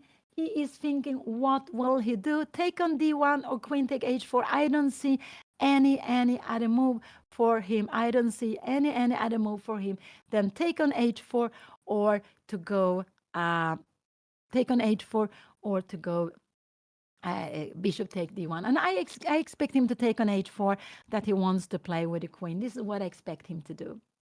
Yes, now Anna wants to take we want to take away this bishop. So the next move Anna will do is to take away the bishop. There are lots of things happening here. We have a king here. So Anna's next move is to go rook take f3 or queen take f3. She will just grab the piece on f3. This is absolutely the next move to do. Take away these strong pieces. And after that, Anna will have 2 pieces for a rook and pawn. But maybe she will get the pawn on d6. She will absolutely not be worse in that position. She will be better in that position.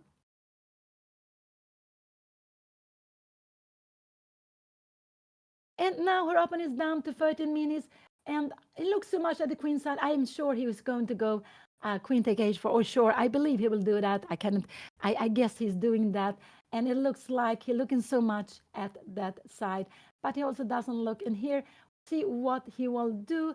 Has he decided? No, he hasn't made up his mind yet. And of course, if he this h4 pawn is so important because it doesn't have queen d5 check. Here it came. This was absolutely the best move to be played. Anna needs to take on f3. Is threatened mate in one. She has only one move to do. Rook take f3. This is absolutely the only move she can do. Otherwise, she would be worse. She can also go queen take f3. But yeah, no, I don't like that so much. She could go queen take f3 if she wants to. That, but rook take f3 is just a very good move to be played. She will have to play. Uh, she will have to play with the queen. After, if she goes here, I'm sure we will see this check. We will see this, but in a position like this is what I expect him to play. Rook f8. Anna, again, she has the two pieces. Remember this. This is absolutely fine for Anna to play. She will be better here. Absolutely. So let's see what will happen here now. Queen take h4 was it just was very, very, very important. It was the best move he could play, and that's why Anna's king should be on e3 instead. It would have been better. Now it's mate in one, so she needs to take. It could be Anna go queen take f3. This is was rook take f3 is a better way, but it could be that she will go queen take f3. And why is this? This would actually be. It could be she will actually play queen take f3. Could we have this here and here? And now rook f8 will be coming. We will take here, here. We will give it check here. And now king e7, her opponent will be better. So this is a little bit scary. She needs to take on d6. And this a little bit scary. She needs to take the pawn. So don't take with the queen. If she takes with the queen, she still can be worse. If she takes with the queen, she still can be worse. So please just take with the rook. And no problem if you think, but just take with the rook because your king is into problems. So take with the rook, Anna. I really hope you take with the rook. And this is actually what I would have been doing quickly. I would have been doing. But of course, you need to calculate. And if you take with the rook, I'm just scared Anna will take with the queen. And that is just worse to do because her king will be more weakened. But she can absolutely do that. She can do that. But it means in a position like this, here, rook f8, she means that she here needs to take this pawn. This is what she needs there. King h1, you're coming here, here. You need to take here, bringing away it. And now maybe, I don't know, can we play a move like this? And you are start walking with you here, but we are bringing our bishop back here. Can we go h3 here now? Now we are having some threats. I'm not sure what is happening. Rook f7 coming back here, and we are just defending everything. This is better for her. So this game can all go all ways. I just hope Anna will take rook take f3. I just hope so. She has been playing so well, but rook take f3 is absolutely the best way of playing. But it's not easy to understand this. That is better to take with the rook. She will have to play with rook and two pieces against the queen, but her king is coming out for the last rank, and it's important that she will get the d6 pawn. It's very, very important. So still all three results are possible. Still all three results are possible in the game. But whatever happens, Anna has been, she has been fighting so well. Really, really. I do hope she take with the rook on f3. But I must say that she looks so, so tired in this game. She's looking so tired in the game. Rook take a3 is the best move to be played. And I guess his opponent will go queen d4 check. But her king is coming up. And her king is better up than on the last rank. This because it could be made later on. So let's see what she will do here now. I'm getting very nervous. Rook take, queen take f3. It's still absolutely okay to play for Anna, but it's better not. And I'm a little bit scared that she will take some time and then she will go around later. This I'm a little bit scared of. Now she's down to 7 minutes. Remember, it's 7 minutes for the rest of the game. And this has been such a huge fight. This has been incredible, such a huge fight. And it's just, let's see, rook take f3. I'm just hoping she will play this. But it's just not such an easy moment for her. And this, he played absolutely the best queen take h4 here. Oh, it's so nervous. No, we don't get any more time. Anna has 6 minutes for the rest of the game. Her opponent has 13 minutes for the rest of the game. What will she play here? She needs, if she takes with the queen, this is worst because her king is better up than here. Her opponent will absolutely take here. And after this, she will need to take this pawn. She will need to take the pawn. Her opponent can go and give it perpetual if he wants to, whatever he wants to. He can do that. He can give it perpetual here. And actually, this is better for Anna to go back. He has to go back and forth. I think maybe this is actually the better way of going. And if you're coming here, we don't bring it in. We need to take this one. We need to have this pawn. If Anna doesn't get this pawn, he will be better. This is very important. And I'm a little bit worried that Anna started thinking. I never looked at queen take f3. I just thought rook take f3 was such an obvious move to be played. But there are two possibilities. And she has been spending like 5-6 minutes now for this. And it's just such an important, will Anna go right or will she go wrong? Rook take f3 is the absolutely best way. And then I cannot see that Anna will lose the game. But she needs to get her king up. It's just better on f2. And if she goes here, I'm sure we will see queen d4 check. I'm sure we will see this move. This is absolutely what I'm sure we will see, even though it could be better to exchange and to go rook f8. So yes, please take with the rook on f3. You take with the rook on f3. Your king needs to come up. Your king will be better on f2 than it will be on g1. But how can we see this? This is absolutely very, very difficult to see. But it will be better on f2 than on e1, on g1. So Anna has 4 minutes, no extra time, only half move, only half minute per move. She will take on f3, I'm sure, but how she will do it. She has 2 choices, and she is calculating both of them. I am a little scared that she goes queen take f3. It's still fine, but her king will be better, absolutely be better on f2 than it is, because it can run out on g1. It will not be able to run out if it just was there. So let's see what she will do. Let's see what she will do. And this has been a fighting game. It has not been so easy for either part. Her opponent played very well in opening, very well attacking, but he went wrong with the attack. And Anna played this must move. Then she went wrong with the king. And now, will she play the best? I think I'm a little scared she go queen take f3. I'm a little scared she go queen take f3, but rook take f3 is absolutely the best. Is absolutely the best. Let's see what she will play. Let's see what. Oh, it's so exciting. So she played rook take f3. This was the best move. This was absolutely the best move. Rook take f3, because her king will come up. He can take on f3 and go rook f8. Then it will be a draw.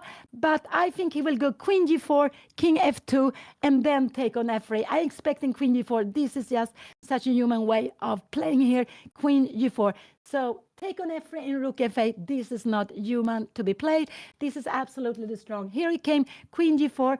Anna has only king f2 to be played. We saw these moves were blitz out. Let's see what happened with the live board. Here we have it. Now he will absolutely take on f3. Anna needs to take back.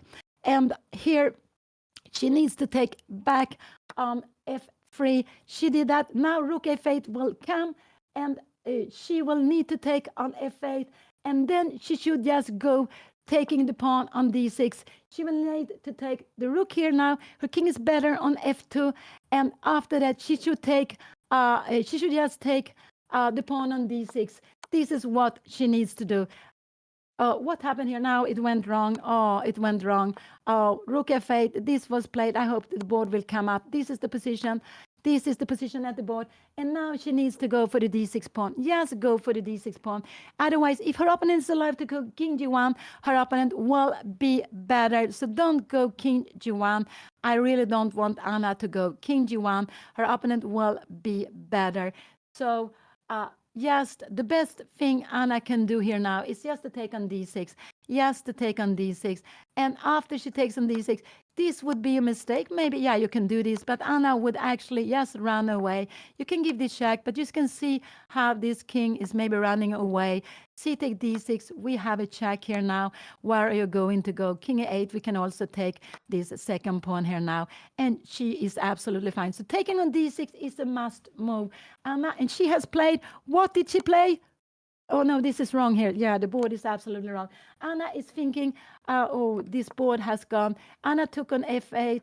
This is played, king take f8, and she needs to take the pawn on d6. This is very important. She needs to take the pawn on d6, otherwise she will be worse. Otherwise, she will be worse because she's winning a pawn. She is having a very, very heavy d pawn. So take on d6 is absolutely fine. It could be that she wants to go queen f4, rook e1 first, but this would absolutely be a mistake. This would be a mistake. And to take on d6 because you threatened to take with check, it's just such an obvious move to do, I would say so. But she's low on time. Now the live board is not working, but we have this position. Anna is low on time. She has 3 minutes. We can see the clock on the board. We can see it on the stream. She just needs to take the pawn on d6. Don't forget about this pawn on d6. You will get a huge d pawn. Her opponent will need to defend it, and you have 3 pieces. So here it came. She took on d6. Oh, I'm so happy. She took on d6.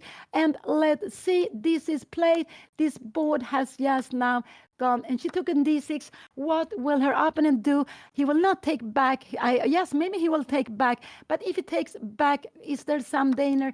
I'm just wondering. Check here. King a8. Can Anna take on e5 now, here now? Yes, she can do that. If you give a check here, we will just go. We can go like this also if you want to. And we are having these pawns. But this is actually not the best move. Maybe king e3 is the best move. If you give a check here, yes, we have bishop f4 or even queen d4. King is running up. The king is running up. So what did he play? He played queen h4 check. This is here. We have to put it up here. And here he played queen h4 check.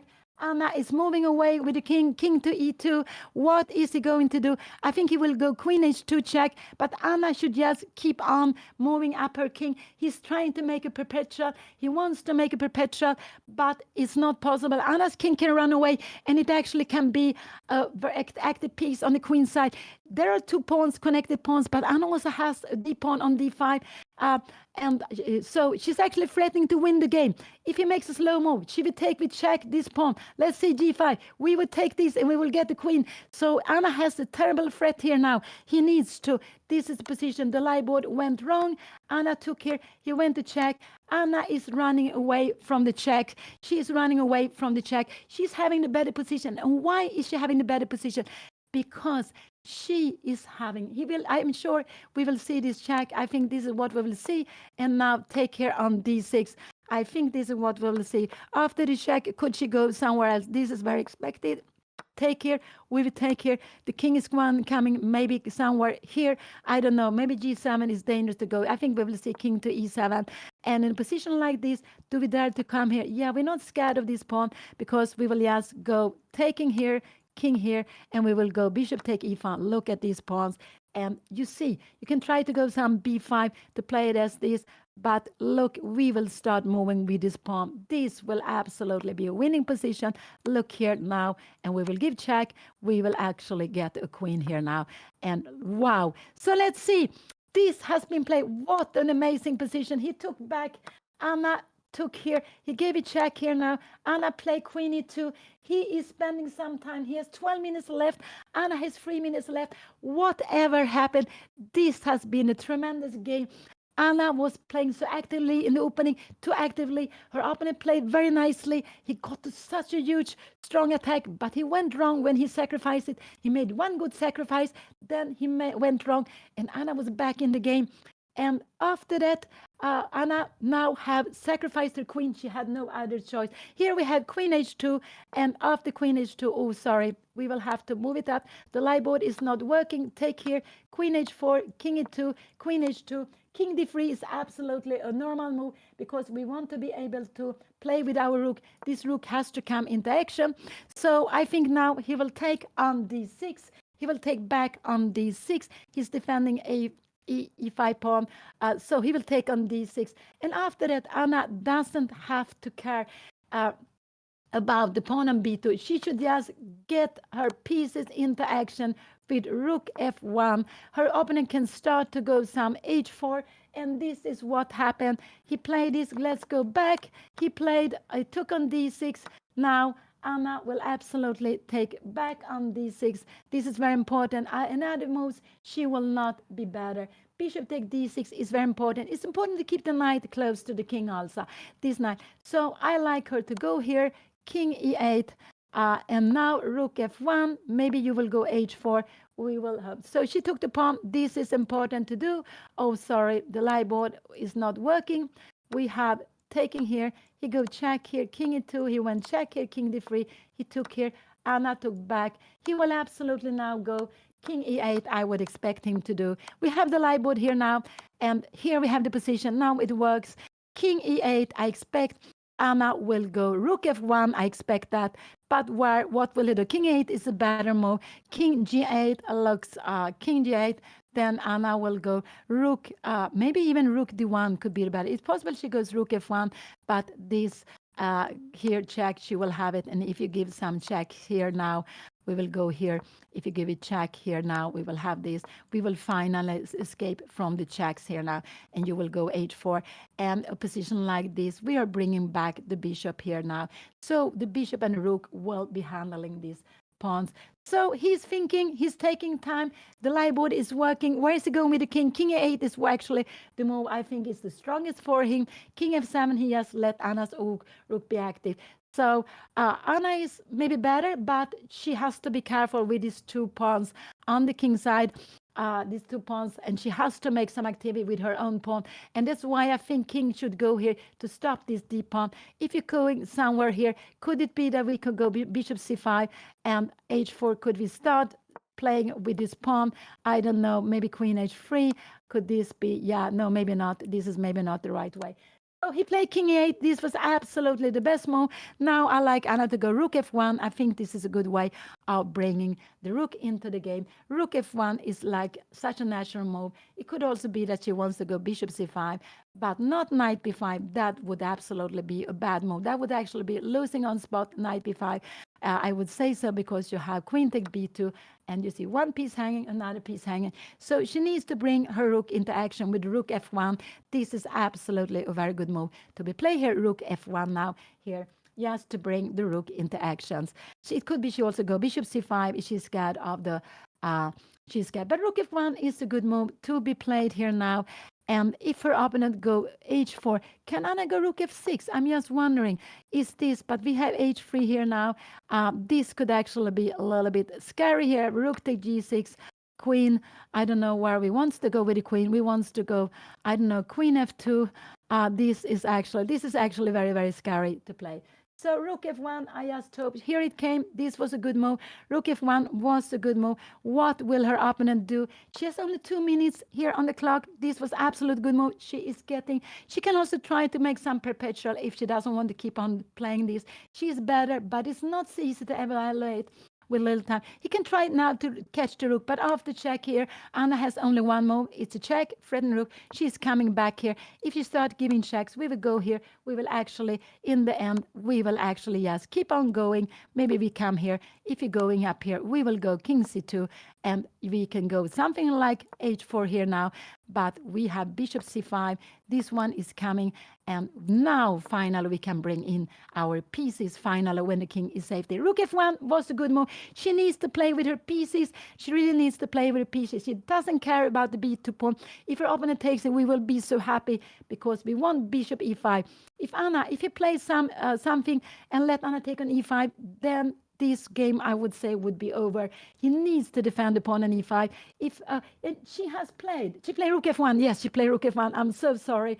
I am so sorry. She played rook f1, and she needs to bring in activity with her pieces because otherwise this would just march down. She needs to create counter play. Now the rook is coming in. She would love to win this pawn. So he has 2 choices. Either he go h4 or he start checking Anna. I cannot see anything else for him. He can go b6, but b6 is absolutely impossible move to be played. I would say that b6 is an impossible move to play. Anna can she go rook f6? Can she go rook f6? Yes, she could do that because after a move like this, she could even take here. Can she take this?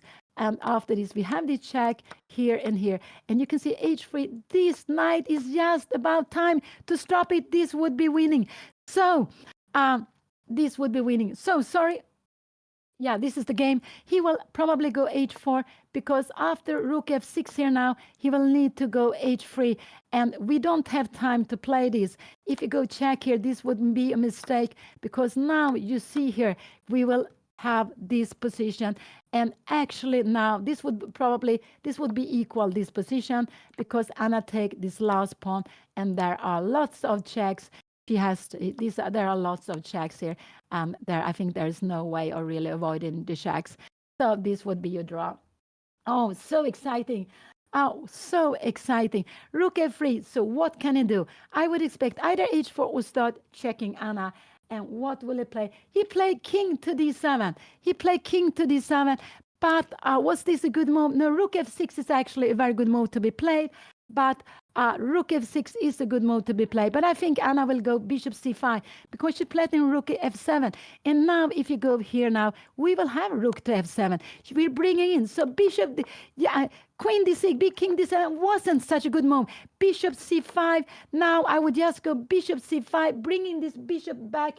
And after that, I have Rook F7, bringing the king to the last rank. And the pawns are slower. So I hope Anna will go Bishop C5. She is thinking she's down to 2 minutes. She is down to 2 minutes, but it's not easy to play. But with Bishop C5, Rook F7 is coming with a huge, huge threat.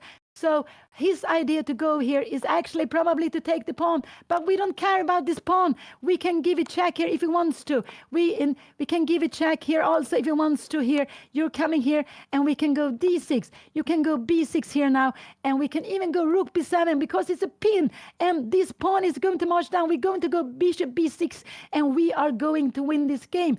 Oh, we are actually winning this game. We can even give a check here. Everything is fine here. Oh, so move the bishop. Yes, move the bishop. Bishop C5. I don't like Bishop A8. I like Bishop C5 because you take this square. You cannot try to hide away. We will bring you down to the last rank anyway. So Bishop C5 is just such a natural move. Anna is down to 158. She is down to 158, but she has such a beautiful position. She has such a beautiful position. So let's see what she will do. She can go Rook F6, but I want to go Bishop C5. I don't care about the E5 pawn. I want to start this D pawn moving. I want to start it moving. And then I need to move away the bishop. And black is actually helping Anna to move away the bishop.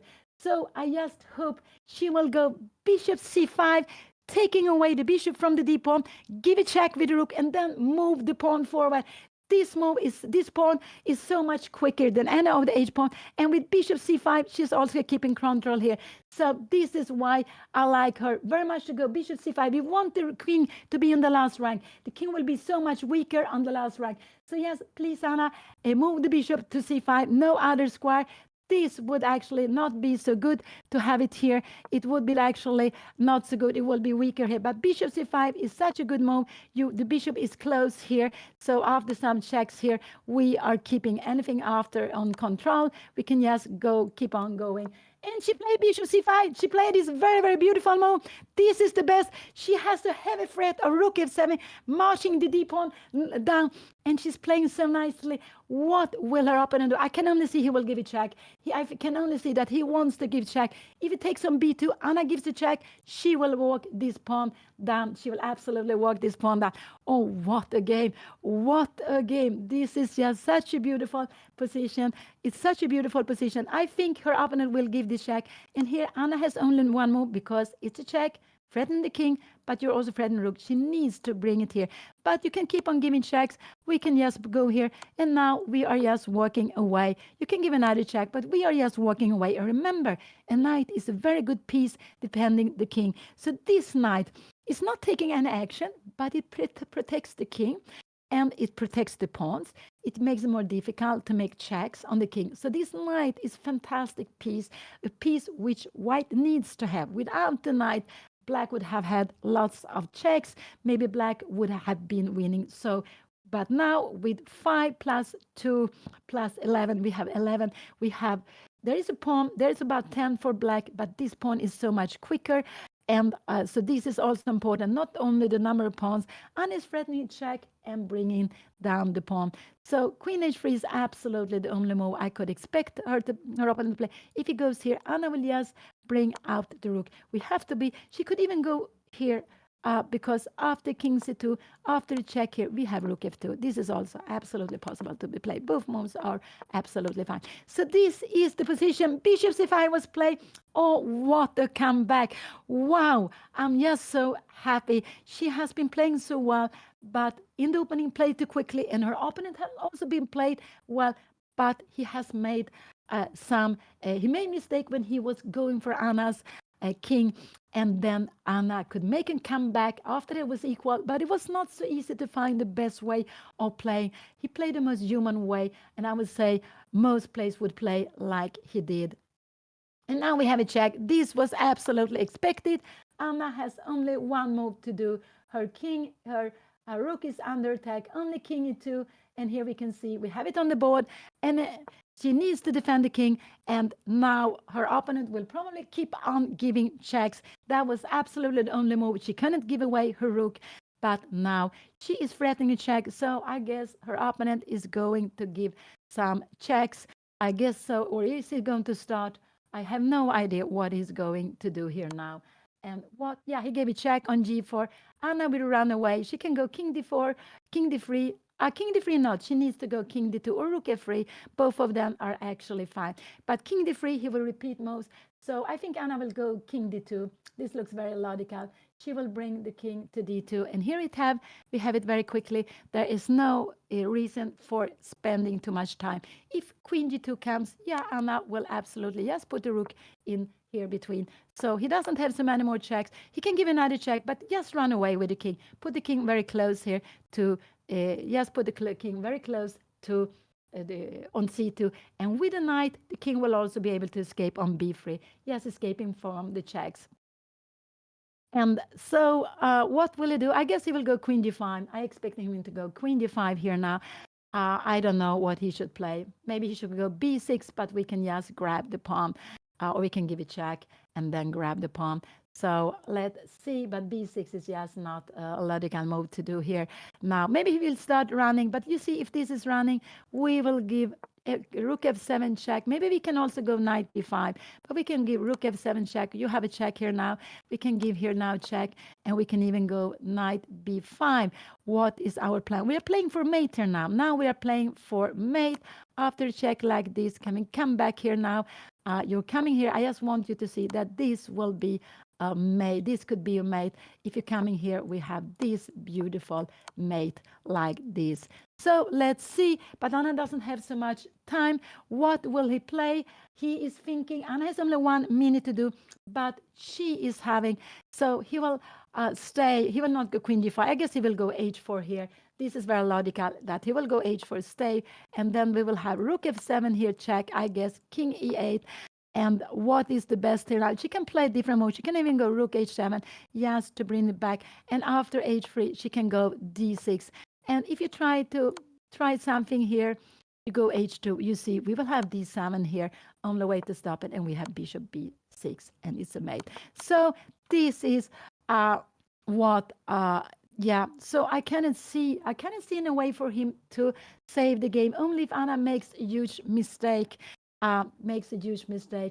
So Anna is having 3.5 out of 8, like her opponent. Both of them have 3.5 out of 8. This is the last round game. In just very little time, the game will finish. All games will finish today. This is the 9 round, the last day of the festival. And we can see behind Anna, there are no more games going on. They have all finished. So Anna's game has been playing for 3.5 hours, is one of the last game to be played. So what is he going to do here now? I guess he will start with the h pawn. I guess so, that he will do something like that. What else could he be trying? I don't know. Maybe he gives one more check, but it doesn't help. So h4 is probably what he's going to do here now. I cannot see anything else for him to do. Yes, Anna looks tired. She looks really, really tired, but she has got this position, and she had such a difficult position, and I'm just so happy for the comeback she has done. But the still game has to be played. This game actually has to be played. In this, I have no idea what happened at the other boards. I only follow Anna's game. I have no idea what happened at any other board, just Anna's game. And we have this very, very exciting position where we have rook, knight, and bishop against the queen. But we have also a heavy d-pawn, a strong d-pawn, which is threatening to march down. So what is her opponent going to do to stop that? So Anna, until now, she has played 8 games. She has won 2 games. She has made 3 draws. And she has lost 3 games. And here it came h4. This was very logical. Her opponent played h4. What will Anna do down here? I think she will go rook f7 check. This is absolutely a very logical move to play. Yes, down with the rook. Yes, bring the rook back and then start walking with your pawn. So I would go rook f7 here. This is what I would do. Now her opponent absolutely has only one move to do. If you go king d8, we would just go d6. So I think rook f7 looks like, yes, such a good move to play because we like the king on the last rank. You remember a king on the 5. Now he has only one move to do. He can go king e8 if he wants to. But then I like this rook e7 check. And now maybe to go king d8. And now I want to go, now we can even go d6. Oh, this would be, and it will be marching here. So in a position after this here, king f8, can Anna go d6 here now? Yeah, this would be tremendous. So what will he play? This check was absolutely a very good move. He is needed to get down with the king to the first rank. He will need it. But Anna will absolutely, so maybe he will go like this. This could absolutely be an idea for him to play. Because after d6, he wants to go h2. But it's not enough. We can actually go d7 here. Because after this here, we don't have time to take a queen. Because the rook is having, and if we go here, we have one way. We have 2 ways of stopping the pawn. One is like this, or one is with the knight e2. And you can see that we are just in time to stop the pawn. So what is he going to do? He is in big problems. Now rook e7 is a good move. Rook h7 is a good move. What she needs to do is to move. She can go rook f8, but I like to keep the rook on the 7. So I would go rook e7 and then just move with my, and then just move the pawn. So rook e7 is absolutely what I would have been playing in this position. So let's see what Anna will do. She has only 1 minute, 1.5 minutes, but rook e6, because after rook e7, her opponent, what will her opponent do? Yeah, we will go, after this move, we will go d7, and we don't have so many checks here. Check here and here. You see the checks are just taking away. No more checks, and we will just win the game. Anna is down to 1 minute. King e8 was the only way to keep on, but the rook e7 is such a good move. Remember, with the black squared bishop, we absolutely want the king to be on the black square. We want the king to be on the black square with the black squared bishop. So rook e7 is just such a good move to be played here. It's absolutely the best move because we want the king to be in black square. We can use our bishops. There's no extra time. Anna has only 47 minutes here. She has only 47 minutes here. She played rook f8. King d7 was played. This was, I wasn't so happy she played her. Now she needs to go back, but I don't think she will go back. Could it be she goes d6? D6 could be possible to play it here now, but what will happen after d6? Maybe, no, now it's only equal. So d6 would be a mistake. She needs to come back here now. If she goes d6, it's only equal the position. She will not win any longer. You need to have the rook on the 7. So please, Anna, repeat. Put the king on the last rank. You need to put the king on the last rank.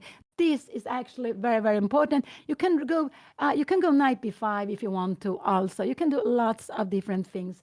But if you want to play for the mate, this is also very good to do. Knight b5 is a good move, but d6 is not a good move. And if you go d6, she will not... she playing knight b5. She wants to go for the mate. She is playing knight b5. She wants to go for the mate. And here we can see what is her opponent going to do. If you take the pawn, we have this beautiful check, and we will pick up the queen. So knight b5 was a beautiful way. Anna didn't want to win with the pawn. She wanted to mate her opponent. She is threatening mate here now. She is threatening mate in some few moves here now. So, or to push the pawn. So if we go h3 here now, what will happen here now? How will we win this best? We will come here. You will come here. We will actually go knight e6. You need to bring it here. We will come here, and we will go back rook f7. What is going to do here now? And we have a mate here. Oh, this is a mate actually. So she's going to play for a mate. This is so beautiful. Her best, the best her opponent can do is start pushing the pawn, but she has a mate, but she only have 45 seconds for the end of the game. So her opponent will absolutely play. I think he He cannot do anything, but she's going for a mate. Oh, it's so beautiful how Anna is playing this. He can give a check. He can give some check here.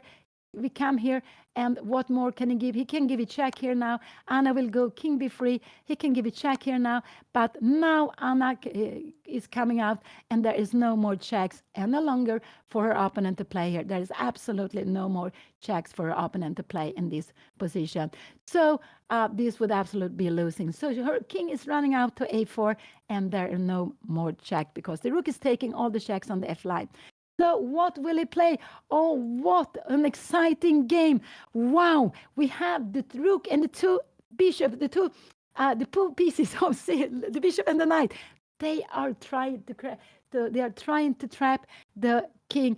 So if he goes h3, I just want to show you one way of trapping the king is if you come here, we have knight d6, king d8, and we have this mate. So this is one of the mates Anna is looking for. This is one of the mates she is looking for. Her opponent is down to 2 minutes. Her opponent is down to 2 minutes. And what can he go? He can give a check. But if he goes, I think he will go queen g2 check, and Anna just go up with the king somewhere, king to c3. I don't know if it does any matter. If he goes here, no, I think Anna will actually go rook f2. We will have this position. This is what I think she will do. And yeah, this is what I think she will do if the rook comes. So queen d5, and Anna can walk away with her king. So she plays for a mate. It was not possible to mate the king with just the rook and the bishop when the knight is entering here. So we have queen d5 check. This was expected. Queen d5 check was expected. The live board is working. Let's see if it comes out on the board. And now Anna just should keep on moving away her king to the king side, queen side. Absolutely. Just moving away with the king. It could be that she will go something else, but just moving away with the king to king c2. And here it comes. She will go with the king to d1. Why did she play the king to d1? I'm just a little bit surprised. Because queen d4 check will be coming now. Again, I don't understand why she played this move. King d1 was not a good move. Why is she not walking away here now on the other side? I don't know. Maybe queen d4 will be coming. After queen d4, she wants to go king to c1. I don't know really what is going to happen here now. Maybe he goes king f5. King h5 was coming. Now she cannot go king c2. She needs to go with the king to maybe d2 or e1. Can she go with the king to d2? King d2 looks very logical to be played. King to d2, but not king to c2. Then he has queen e2. He will pick up her knight. She will not be winning any longer. So king d2 is absolutely very, very important. I don't know why Anna went down here. She can go king e1 also if she wants to.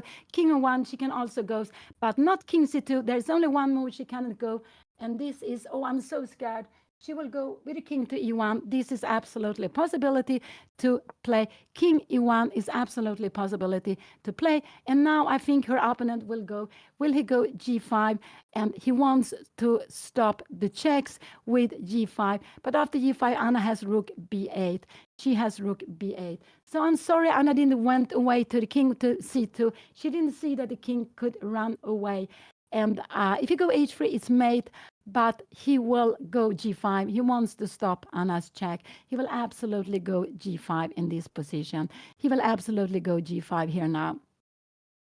So it's scary with only 48 seconds. So yeah, Anna with little time, she just went wrong with her king g5. I'm sure this will be happen. What will Anna play now here now? She can go, and here we have g5. He is just keeping on fighting. She's keeping on fighting. Now g5 came, and now what will Anna do? Rook b8 is a very good move, and knight e6 is also a very good move to be played. Maybe knight e6 is absolutely the best move to be played. Knight e6 is absolutely the best move to be played. You're threatening rook f7 check. So I hope Anna will go with the knight to b6, but she is going with the rook to b8. This is also absolutely a good move to be played. This is also a good move to be played.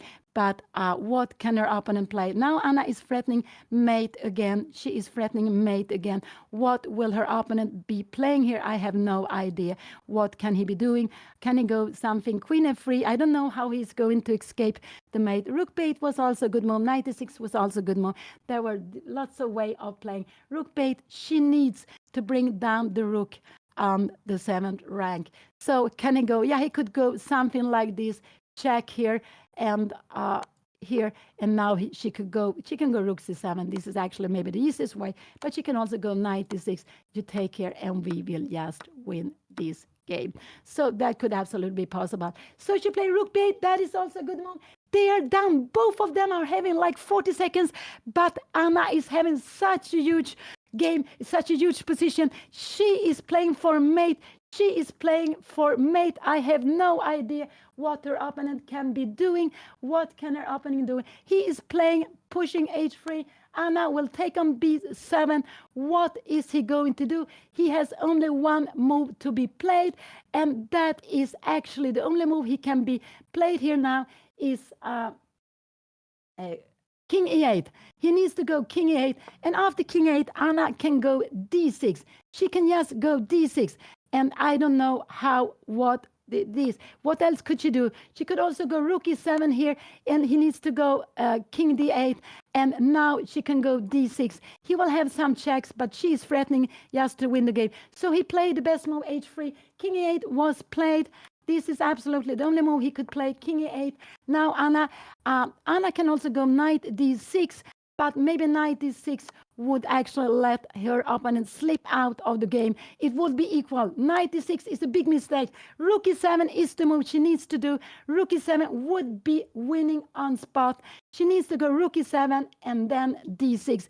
This is absolutely what she needs to do. Will she find rook e7? Oh, it's such a tactical position. She's down to 40 seconds.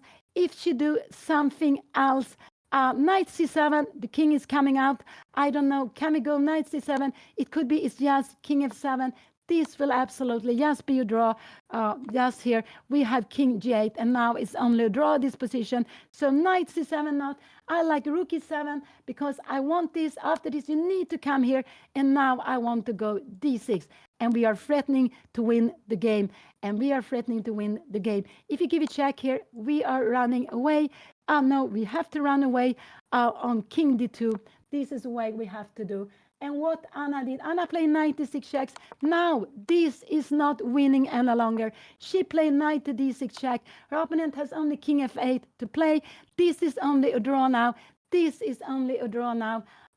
So I'm sorry. She has been playing so well. King f8 was played. Whatever she does now, it's only a draw here now. She will go knight to f5. She will go knight to f5. Whatever she does, this is only a draw now. I'm just so sorry to see that. She cannot win the game any longer. Knight f5 came here, and now there is no way for her to win because this pawn is too far away. Her opponent will absolutely go into the corner. If he goes the other way, Anna would just mate him very quickly. He will go into the corner, and this is only a draw. This is only a draw. What an exciting game. She will need, because this pawn is going down here, she doesn't have a way to stop it. She will need to take a perpetual in this position. He has only one move to do, and Anna let the king escape here. I'm so sorry that she did that, but she has been playing well. I thought she was going to take this down, but she is one move too far away from getting. She needs the bishop to e5, but we don't get the bishop to e5 whatever she is doing. King d8 was played, and now this is only a draw. Now this is only a draw. There is no way for Anna to win this game. There is no way. She could actually even lose this game if she starts playing something wrong. She will give a rook check, and the king will come up. She will absolutely give a rook check here. And again, I think doesn't matter where her opponent goes. I think it doesn't matter. Can he go here? I was wondering, is this possible for him to play here now? This is also a draw. It doesn't really matter where he's going. But the position is only a draw here now. There is no way for Anna to win it. She let the king escape. She let the king escape. And because it's very typical, you want to make checks. But normally, it's better not to make checks. Normally, it's better to catch the queen, the king, and then you will win it. So it's only a perpetual check. He will go. What has he played? He has played king h7. Anna doesn't have anything more now than to give checks. There is no way she can win this game any longer. There is no way. Only if she gives a check, and if he goes king h here. Maybe if it goes king h8, Anna would be winning here. And we will see perpetual here because the king will walk on white squares. Remember, the king will walk on white square. You cannot walk up because after this we would have a mate here, here, and bishop e7. There is only one move for the king, but the king has been there. He will absolutely go back. This will absolutely be like that. And Anna cannot win the game any longer. But what a huge fight this has been. This has been just a huge fight. Maybe he has been playing so well in the opening and after. And here we have king g8. And now Anna needs to make a perpetual. She doesn't have any way because this pawn is coming. She cannot go. If she start go d6, I don't know. We will go, maybe we will just go h2. And now we will actually be winning better for black. So she needs to take a perpetual. And I just hope she will take the perpetual here in the position. 30 seconds to decide. But this pawn is coming. And you see the king is not good on the last round because he will get the queen with check. If the king was up here, it would have been so much better. So Anna went wrong with the king. She should hide away in the queen side. But she knew she was winning. But here she has nothing more than to do. I just hope she will take the perpetual because otherwise it might be that she will losing. Is this a way of playing? Yeah, we can also go knight d7 if you wants to do. She is threatening. She's playing rook b8 check, and her opponent, yeah, he will go back here now. And let's see, after this, there is nothing else she can do than to give a perpetual. And I just hope she will do that. This game is not possible to do anything else now in this position. So just hope Anna will, she's thinking a little bit, but she needs to go rook b7 and just take the perpetual. Anything else, it could be that she will lose the game. So having the king on the first rank was not a good decision. If he would have it up higher up. So, and here we have it. It will be a draw, king g8. And they are taking a draw. Oh, what a big fight. Anna was so close to win this game. It was a fine result. Her opponent played so well in the opening. And after Anna played so nicely with his nice only moves. But in the end, she was just slipping out with, she was letting her opponent slipping out. So Anna finished with 4 out of 9. But she has played some very beautiful chess. She got 4 out of 9. She won 2 games. She made 4 draws and she lost 3 games. But this was such a huge fight. I would say both of them have kept on fighting. When it looked like black was winning, Anna made the best practical choices.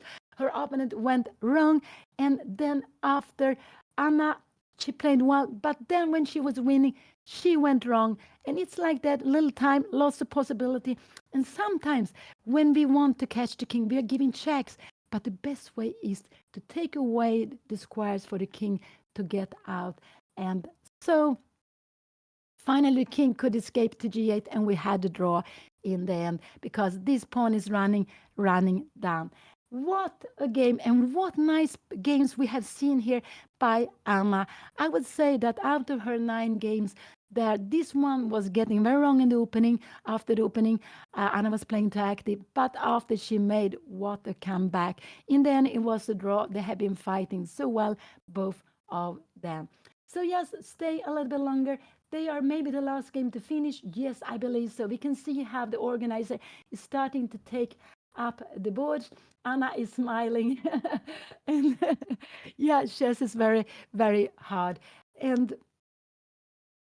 But it was such a beautiful fight. And I think this was absolutely the best. This was absolutely, what I wanted to say. Oh, I'm getting so tired. So she will be with you at any moment. So just stay a little bit longer. She has been playing so well. And we can see Anna has been so tired. Now there's a big smile coming out. And yeah, she's looking how she should play it. And I guess she understands she should run up with the king to the queen side. That would have been much better than keeping on the first rank. You know, the wrong, we can learn from this. The rook, the king on the file is not good. That's why we like to bring in king to the last file or on the h file or on the first rank because they're always threats. And also when the pawns are queening, they will queen with check. So that's why Anna needed to bring up the king. So just wait a little bit longer. Anna will be with you at any moment. She will be with you at any moment. and she will speak about the game, about the tournament. Maybe she will tell it when she's playing over the board next time. I'm not sure when that will be. And so, but there, yes, there have been so many exciting games. Only maybe the second round game when Anna lost in black, it went wrong and she never got the chance. Here it went wrong, but she could strike back. Her opponent made mistake and Anna was back in the game and she was just winning very much. But in the end, she let the king escape and this pawn was threatening to run down to be a queen. So Anna needed to take the checks to make a perpetual.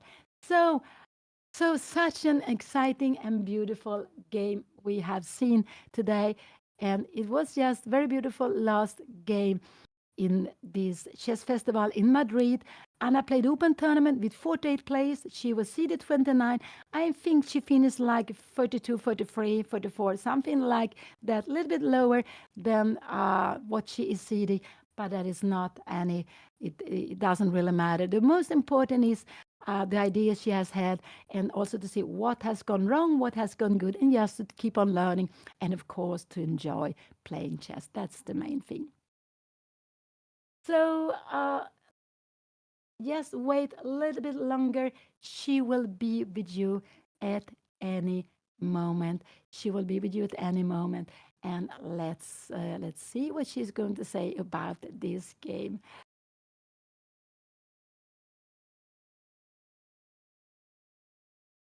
And yeah,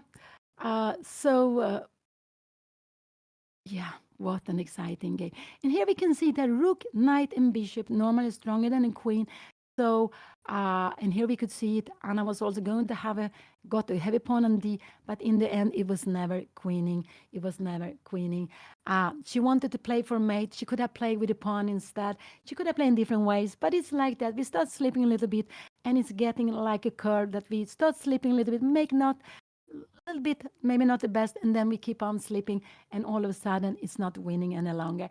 This happens lots of time. It had happened to me lots of time too. So it just keep on going, keep on working with chess, and more than everything to keep on enjoying playing. And we see how difficult chess can be, and actually how difficult it can be, but that's why it's so beautiful. So I don't know anything else what happened in the other games. I have no idea who won the tournament. I have no idea what happened in any other game than Anna's game. And Anna actually, she made a draw today, so she finished the tournament with 2 draws yesterday, and she had a draw this morning. I think she also had a draw the evening before. I think she finished the tournament with 4 draws, and she said that if she keeps scoring, she will be happy. She kept scoring after starting with 0 out of 3 against stronger player. She against play with 22.05 or more. They had at least 145 points more than her. She has kept on scoring. After that, she went to games and she made 4 draws, but they were not boring draws. Maybe a little bit yesterday. It was a little bit a slow game, but otherwise, there have been lots of fireworks, lots of things happened in Anna games. So she has a very active, I would say attractive style, more similar to her father, Juan Beon, than to me. I am more a slow positional player than she than she is, absolutely. And maybe Anna lost some rating, but she shouldn't think so much about that. She lost some rating, but she won lots of experience. And she has played some very, very beautiful moves here in the tournament. Some very good also plans in the middle game. I'm very happy to see it in some brilliant moves. But she has not been so good to maybe to defend her king. And I think that has been the issue. Today she played quicker, but she also had, she had little time after the opening because she felt it was so difficult.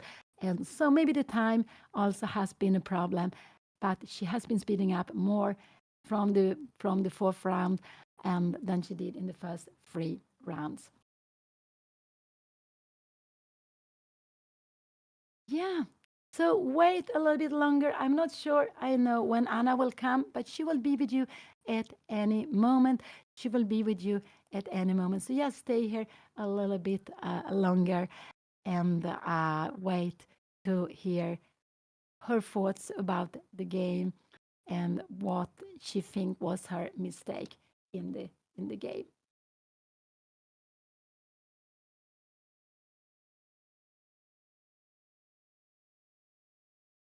So it was a tournament with 48 players, and I think Anna will finish around 30, 44, 45 with 4 points out of nine. But it was absolutely fine, and it has been so exciting games. So don't say that draws cannot be boring games. They can be very, very exciting too. So Anna, she's maybe finishing 31st. Yeah, and she was seeded 29. That is very, very close to her rating.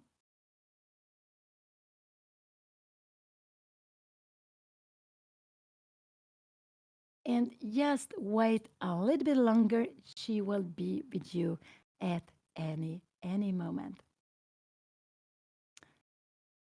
Yeah. Anna made a very, very interesting game. I think also her opponent played a very interesting game, a very unusual way in the opening. And we could see that he knew where he wanted to have the pieces.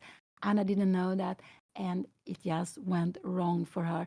And then he started a very, very beautiful attack against Anna's king here and against this square on f2. And Anna made the best practical choice, and he made mistake and she was back in the game. After that it was equal, but it was not an equal easy to find for black. And after that Anna was just better, and then she was winning. But in the end it was a draw. Chess is such a drama. Just such a drama sometimes.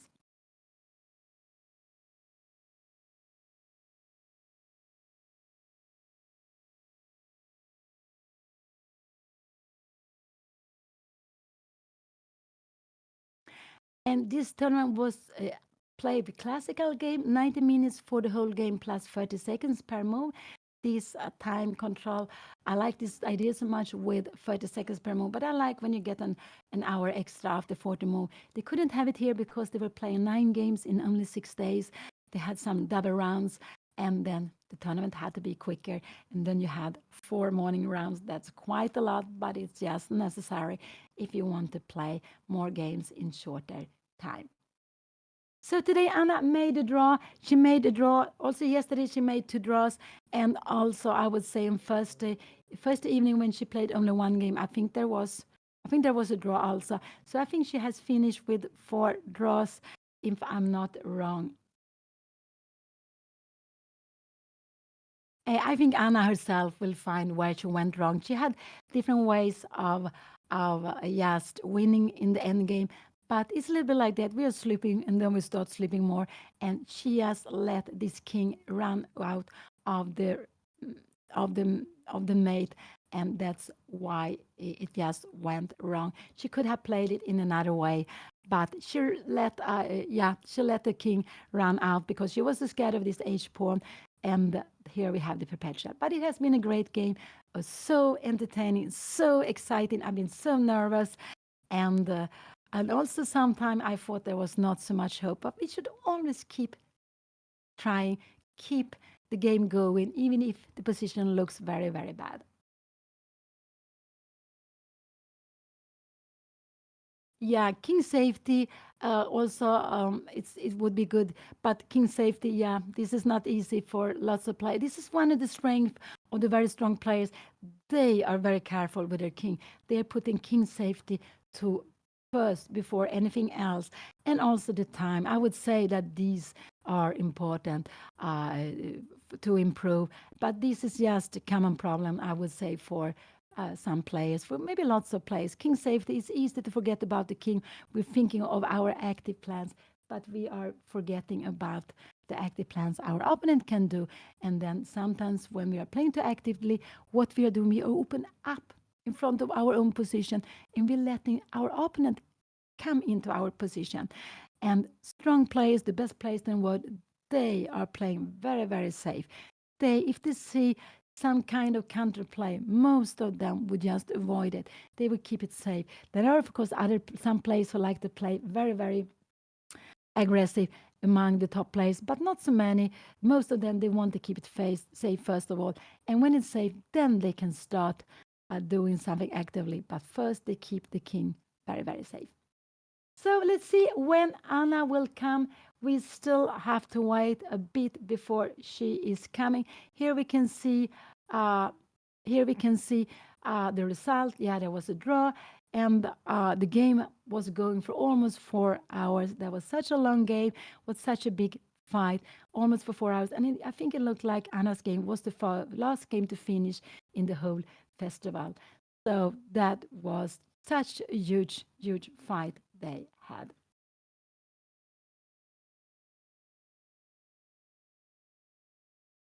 So let's see when Anna will come and will be here with you, because I really hope you will stay. She wants to be with you at any moment. This is the last game of the tournament. Of course, she wants to come.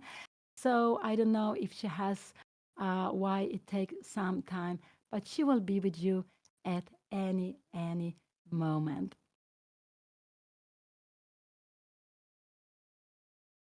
So yeah, chess. You can play in chess in lots of different ways. You can play open tournament, and an open tournament it means that you are playing. There are more players in the tournament than rounds. Here was like 48 players and 9 rounds only. So you don't play against all against all. You can play round robin. You play all against all. You can play for team. When we play the chess Olympiad, we have a chess Olympiad. We have our own Olympiad. It will take place in Budapest in September.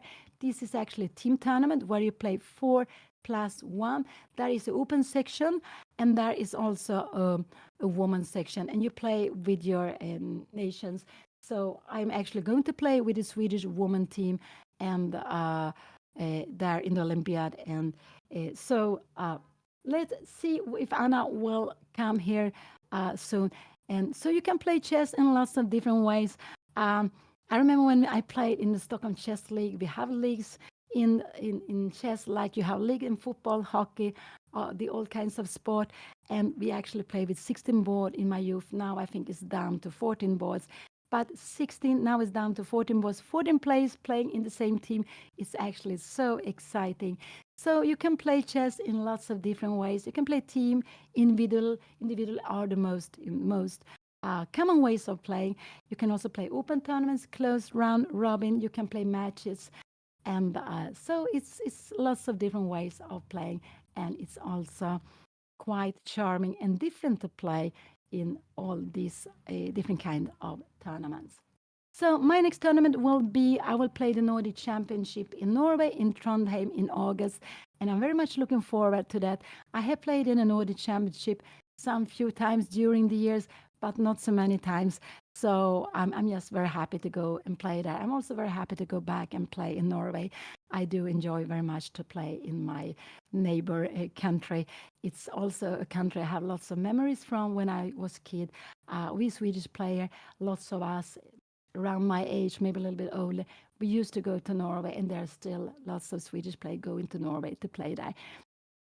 So that is my next tournament, and after that, I'm going to play in the Olympia. These are my next 2 tournaments coming up here. So let's see what have Anna. She has disappeared. I'm just wondering when she will be coming here. When will she be coming here to speak with you? Because she will be here. Absolutely, absolutely, she will be here. Yeah, the Olympiad has actually been taking place for such a long time. Um, I'm a little bit unsure. Was the first Olympiad, chess Olympiad? Maybe it was, how was it, 24 or 27? I'm a little bit unsure, because it was not called Chess Olympiad at that time. It was called Chess Olympiad afterwards. But this has been going on for almost 100 years in chess. So we have our own Chess Olympiad. It's held every second year. It's new countries. Last time it was held in Chennai in India. I really love to play it. It was a very beautiful, well-organized Olympiad. And you have teams, national teams for all over the world. So it's just, I would say it's just one of my favorite tournaments to play in the Olympiad. And so we have our own Olympiad.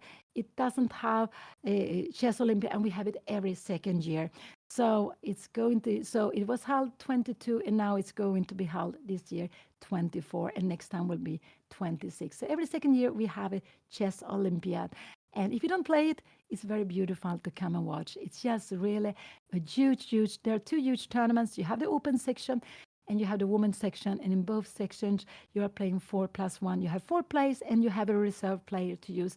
But you're only allowed to use these 5 players when you are playing no other players. So, Anna, where has she? She has disappeared, and I'm just hoping she will come here at any any moment, and I'm sure she will do that. So just see what she has, what happened to her, why she has been away. Could it be that she has started to play some Blitz? It could be that. Could it be that she was playing Blitz last night? I don't know. It could be that because she was looking quite tired today. She was looking quite tired, and I was very amazed that she find this beautiful way of keeping the game going, to finding this G take H4 and then going away with her queen king. So such an exciting last game, but I'm just wonder where Anna has gone. And so there are chess tournaments all over the world. And if you like chess, only playing online, you can try to play over the board with some friends, even try to go into a tournament or go to a coffee place to play, to go somewhere to try it. It's also just very, very charming. It's very different to play online and to play over the board. And as I was growing up with only over the board game, this is my favorite. This is what I like. This is what I like to do most. But playing online is also very, very nice. Absolutely.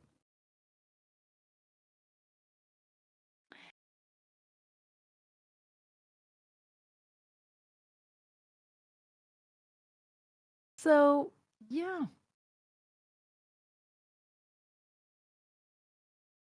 I don't know what it is, chess doyo. I'm sorry. I don't know what it is. So let's see here. We just have to wait. This was the last position. There was no way for Anna to continue here. It was no way for her to continue. And now I will leave you. She will be with you at any moment. She will be with you at any moment. So let's see. So goodbye, goodbye for me for this time, and Anna will be with you. Thank you so much, and thank you for staying here with me. And Anna will join you now. Bye bye, bye bye.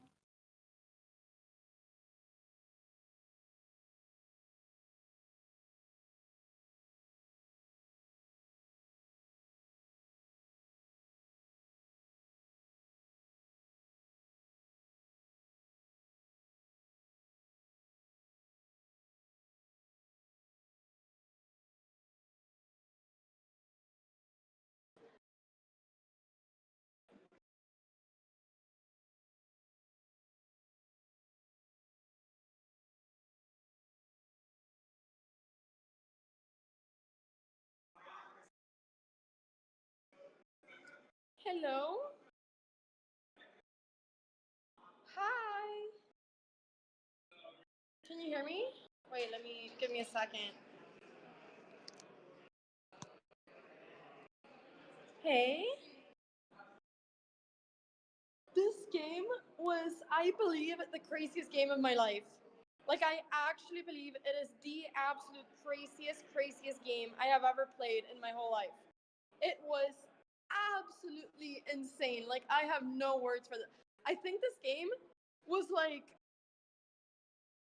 I mean, I was probably plus 10 at some point. It was probably checkmate, actually, with the rookie 7 instead, but I had so little time. But did you see King G1? Isn't King G1 beautiful? Okay, I don't know what the accuracy is, but for me, this is the most beautiful game I've played the whole tournament, by far. By far. Like, absolutely by far. Um, King G1 was mistake? Oh my, okay. What? What?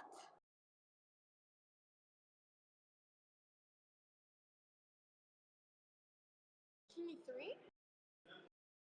King E3?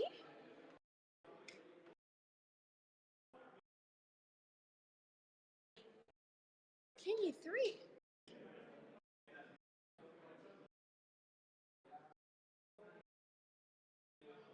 King E3? Oh, wow. Wow. I thought King Ji-won was so good. I thought it was beautiful. I mean, okay, this game gave me such a headache. Okay. Whatever. This game gave me such a headache. I need to look at the eval bar. It's probably plus 10 for me at some point. I thought he was winning at some point. Like, I had no idea what was going on. What was my accuracy? Hide on A4 eventually. Okay. What was my accuracy?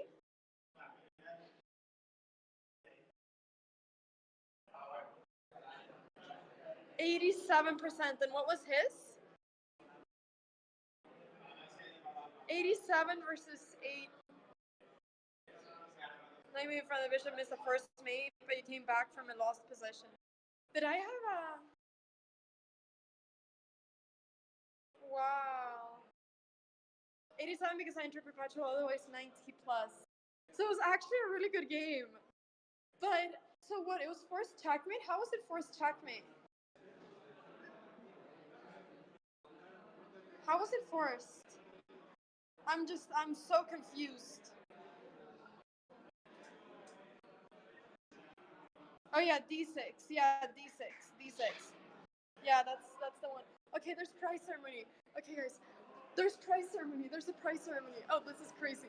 Okay, guys, my game was the last one. They were waiting for my game to finish for the prize ceremony. It's happening now. Okay, anyways, everybody, we did do a remontada. I think this is an official remontada. I have learned a few things this tournament. The first thing I have learned is that I'm only playing tournaments with extra time control. And that is for sure. Like, I am never playing a tournament with no extra time control. That I have learned, and that is a promise. So I will only play tournaments with extra time control so that I get my 30 minutes and move 30. That is the first thing. The second thing I have learned is that I am really good at tactics and I love tactics and I'm really motivated to know openings, because if I'm good at tactics and I'm good at openings, we're gonna gain so much rating. I'm terrible at openings. I start every game with a losing position. It's a disaster. So that I have learned.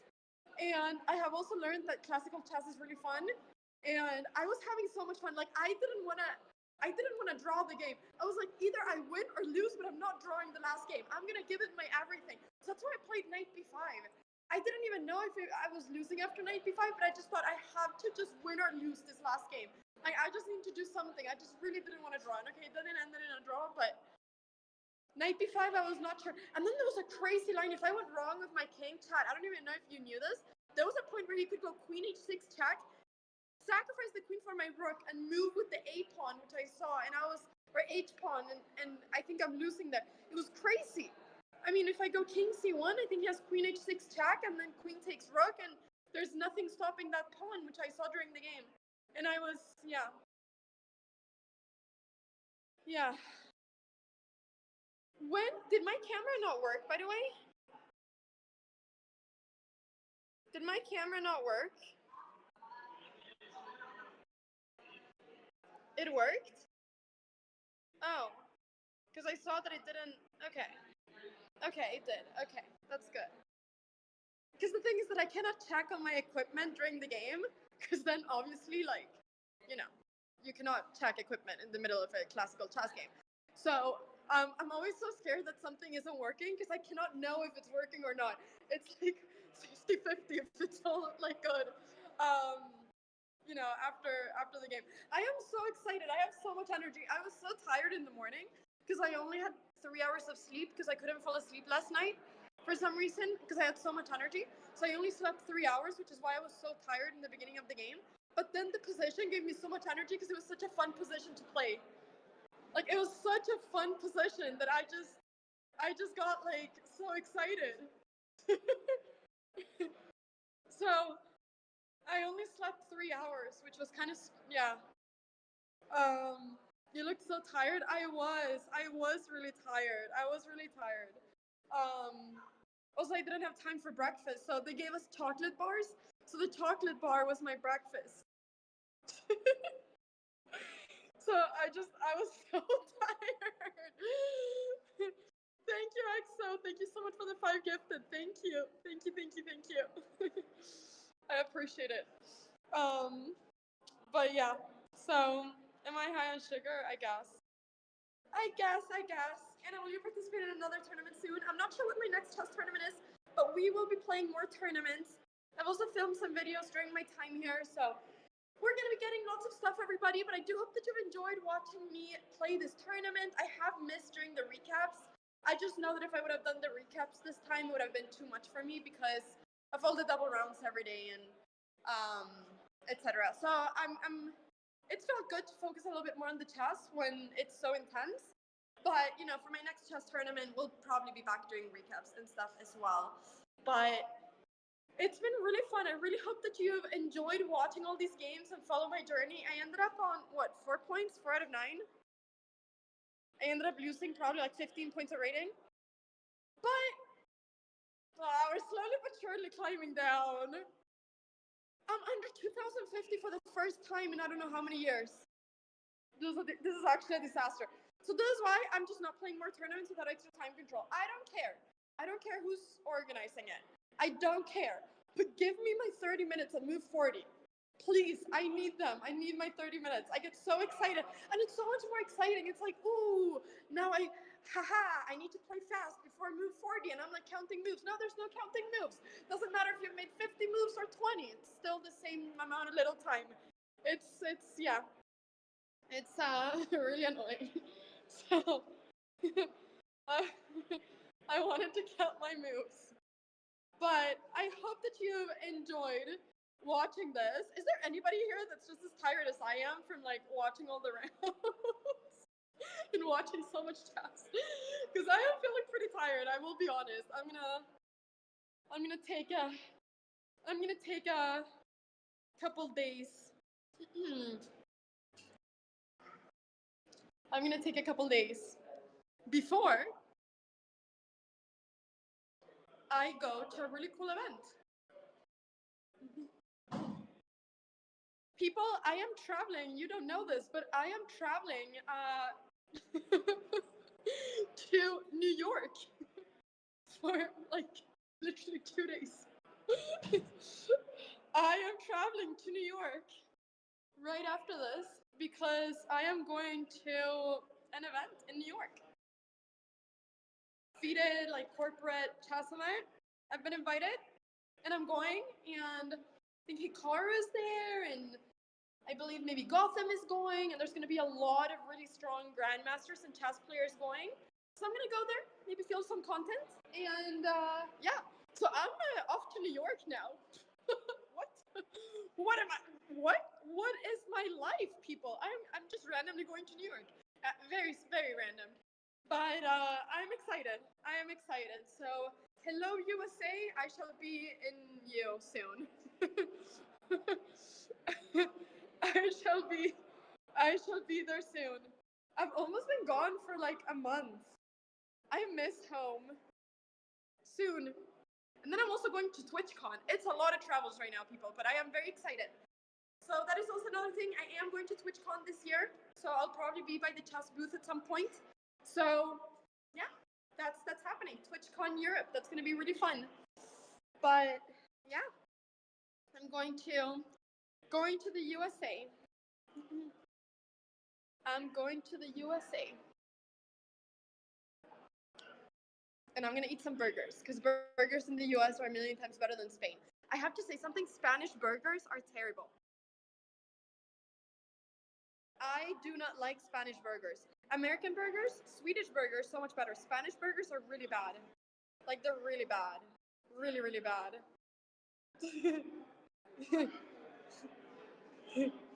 so yeah. Anyways, I just don't get it. Why are they pink? I don't want the meat to be pink. I'm sorry. When it's a burger, I don't want the meat to be pink. It's always pink here. And then it has like a weird taste, and it's sometimes you also like get a little bit of food poisoning here and there.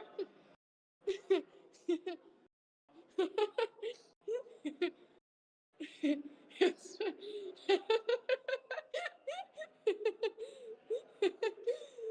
a little tiny bit of food poisoning.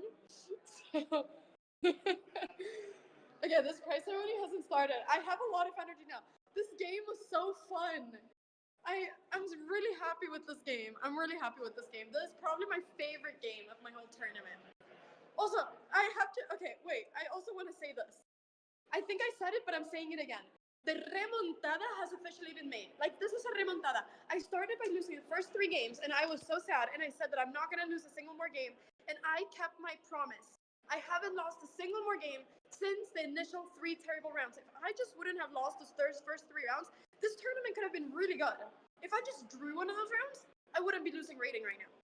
So, this tournament hasn't been bad. The problem was the beginning. The problem was going 0 out of 3. If I just didn't go 0 out of 3, it would have been good. And then we went 4 out of 6. So it's just, I was a bit rusty. I hadn't played classical chess in my life. So we just gotta not lose. We just gotta not lose. That was the moment that I said that I'm gonna keep it. That I'm gonna keep it going. But I don't really know what is happening with the prize ceremony. There's a lot of people there. I don't know why it's not starting, because it was about to start and then it just hasn't started yet. But yeah. And it looked like you were so tired of sleep at the beginning, but then you got energy up. I kept going to the bathroom to gain energy. I want you guys to know this. When I stand up and I start walking around, it's because I am tired and I need to get some air flowing on my. I had to go to the bathroom to stand up and do, do something. But yeah. Show it to us, please. There's just so many people. It's like a big crowd of people. I mean, maybe. Let's see. Let me see what's going on. Let me see what's going on. Wait a second. There's a lot of people here. There's a lot of people.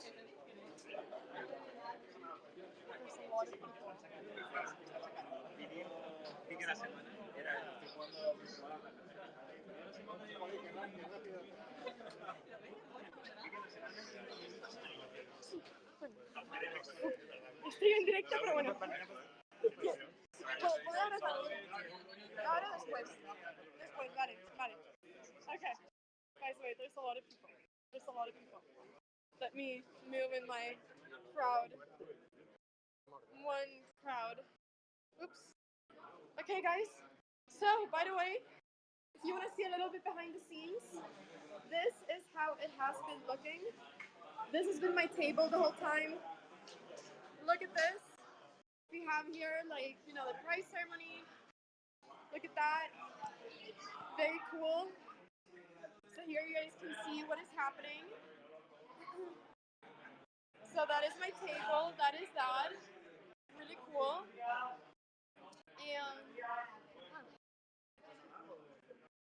estoy en directo. Okay, guys, this is happening. Wait, they're gonna start this. Okay, guys, should I film this with you? Okay, I'm gonna do it. I'm going to film this with you.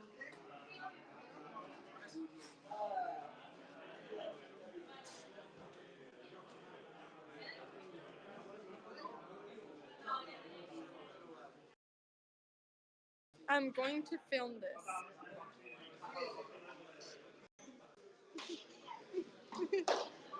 Okay, I don't know where we have Okay, here we go. We're gonna film this.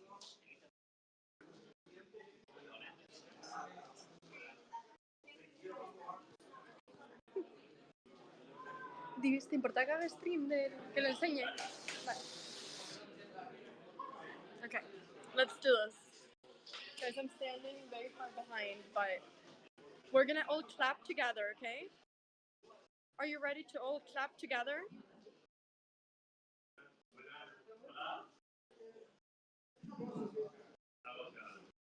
Muy buenas tardes a todos. Nada, muchas gracias. Estoy primero por asistir aquí a la entrega de premios y diploma del primer Madrid Chess Festival.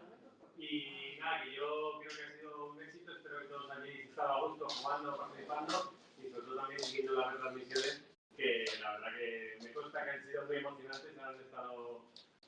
Han sido vistas por miles de personas por todo el mundo. Nos acompañan en la entrega de premios David Martínez, el director del torneo, Pedro, el presidente de la Federación de Cabeza, Agustín, presidente de la Federación de Mailenia de la CD, y Ramón Padullé, secretario general de la Federación Española de Chess. Y nada, no sé si alguno de vosotros quiere hacer unas palabras para la federación. Muy breve todo. Muchas gracias a todos y a todas por haber venido, en particular a David y por organizar este súper evento aquí en Ajedrez con Cabeza. Y bueno, sepáis que esta es vuestra casa, que sois siempre bienvenidos y bienvenidas. Y espero que esto se repita pues, todos los años.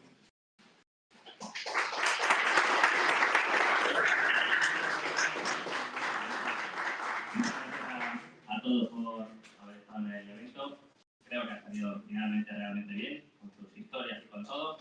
Gracias a Pedro por el local, espero que hayáis estado muy bien, la verdad es que creo que las instalaciones son fantásticas.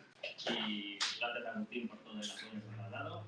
Gracias a todos los que habéis participado. Bueno, por supuesto, gracias a Pepe y a Botan por tanta ayuda que nos han dado. Muchas gracias a Ana, que la veo ahí en directo, porque nos ha ayudado a dar muchísima visibilidad. Y bueno, como yo siempre he sido jugador y nunca me han gustado las entregas, vamos a ir rapidito, que tampoco. Tampoco. Así que, Dani, todo tuyo.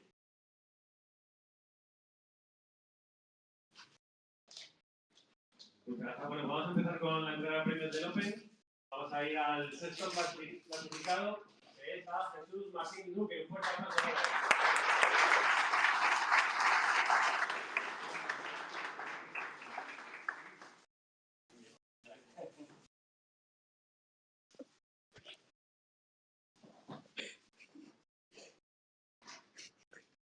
El quinto clasificado, Hicham Boulafa de Holanda.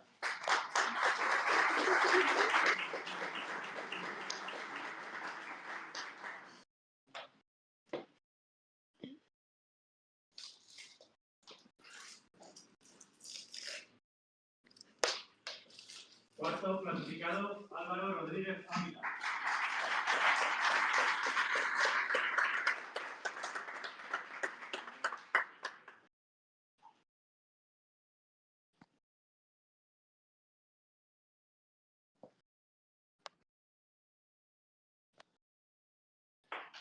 Tercer clasificado de Estados Unidos, Eugene Yu.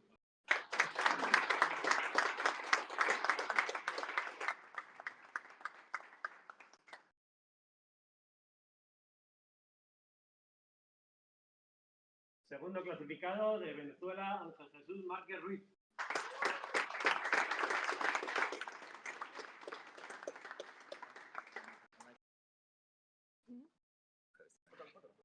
I'm live right now.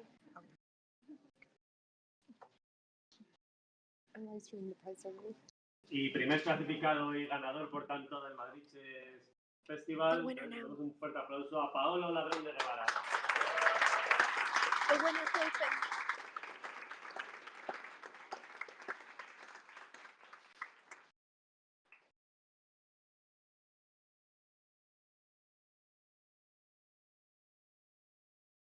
A continuación vamos a pasar a la entrega de diplomas de los cerrados. Vamos a empezar con el cerrado B y vamos a dar el segundo clasificado a Eric Rosen, de Estados Unidos. Welcome. Eric.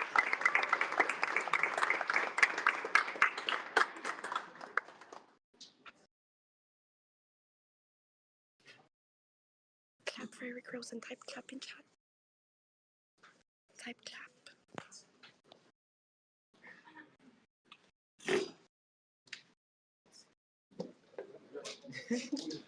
Ahora para Congrats, el primer Eric. puesto van a entregarlo porque fue su profesor, me parece un buen reconocimiento.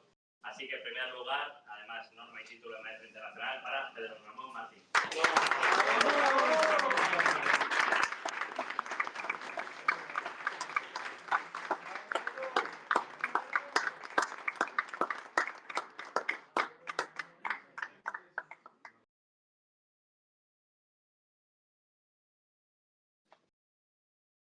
He got a norm.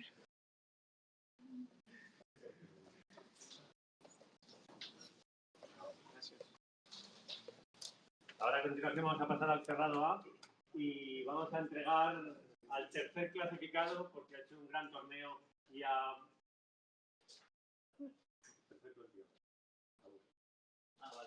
tercer clasificado porque ha hecho un gran torneo y ha ganado una merecidísima norma DNI. A Daniel Tahuenca vamos a dar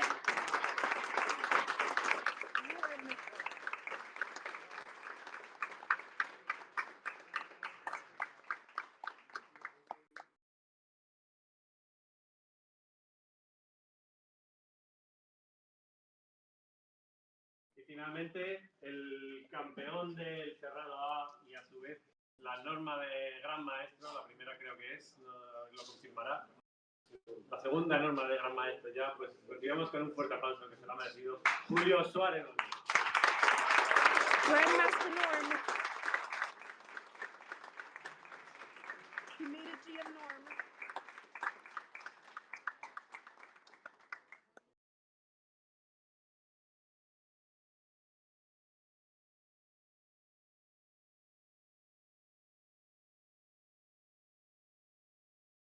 Pues ya está, esto ha sido todo por este año del Madrid Chess Festival. Agradecer a la Federación Española, a la Federación Madrileña, a Jerez con cabeza y sobre todo a todos vosotros, jugadores y público, porque bueno, yo creo que ha sido un éxito y esperemos que el año que viene vamos a repetir.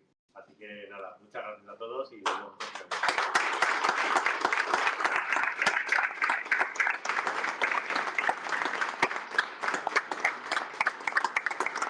Tournament is over.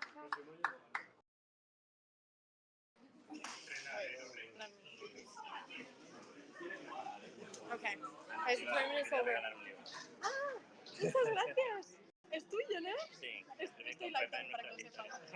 ¿Quién dice? Ah, lo has escrito todo un Pepe. Con Pepe son nuestras historias. Yo digo que las cosas es aburrido. En serio. Me encanta la portada. Guys, this is David Martinez. He's one of the organizers of the tournament. One of the 3 organizers. And I mean, I think people are so excited with the tournament. It's been so fun. I think they enjoy it. Yeah. It was funny. And thanks a lot for coming. Yeah, thank you. Thank you for inviting me. Chat, give a big clap to David Martinez for being one of the people organizing this and making this happen. Yay! There we go. I got a book. I got a free book. I'm gonna read it. It's in Spanish though. Eric, how are you feeling? Tired. Can I get a little from you? What's it? I need to shake. Should I shake or should I keep the beer? Can I see? I think shake. But I feel like you can rock it. Like it looks pretty good. I just didn't have time. Like I was spending all my time preparing things.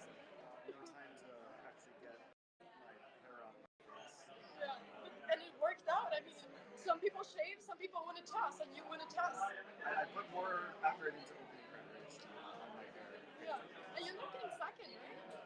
Segundo. Whoa! Segundo something. Segundo. It's actually tied for first, but I don't know what the tie is. Oh. How many points did you end up doing? 5.5. 5.5 out of 9. Out of 9, yeah. So, 1 loss, 3 wins, and a loss.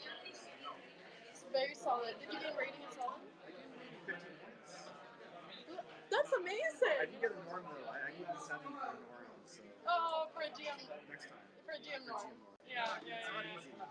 It's so hard, but there's one GM norm award in this tournament for Julio Suárez. And also, I don't know if you knew this, chat, but if Faustino Oro, he's over there. He's playing some chess right now. If he won today, he's 10 years old. He would have been the youngest person to become an international master in history. But he drew. And he drew yesterday too to me, so Yeah. I may have altered history. You may have altered history forever. Oh no. Oh no, your history. But yeah, he drew. But he's so strong. He was difficult to make here. He's like very, very senior. Yeah, He's more mature than most like 30-year-olds. in chess. In chat, like the way he plays, like very patient. Yeah. Poses himself well. Yeah. Yeah, he's very, very, very good, and he's got all the time in the world. Me too. Okay. All right. Well, everybody, with this, I say goodbye to, all of you. There's so many people.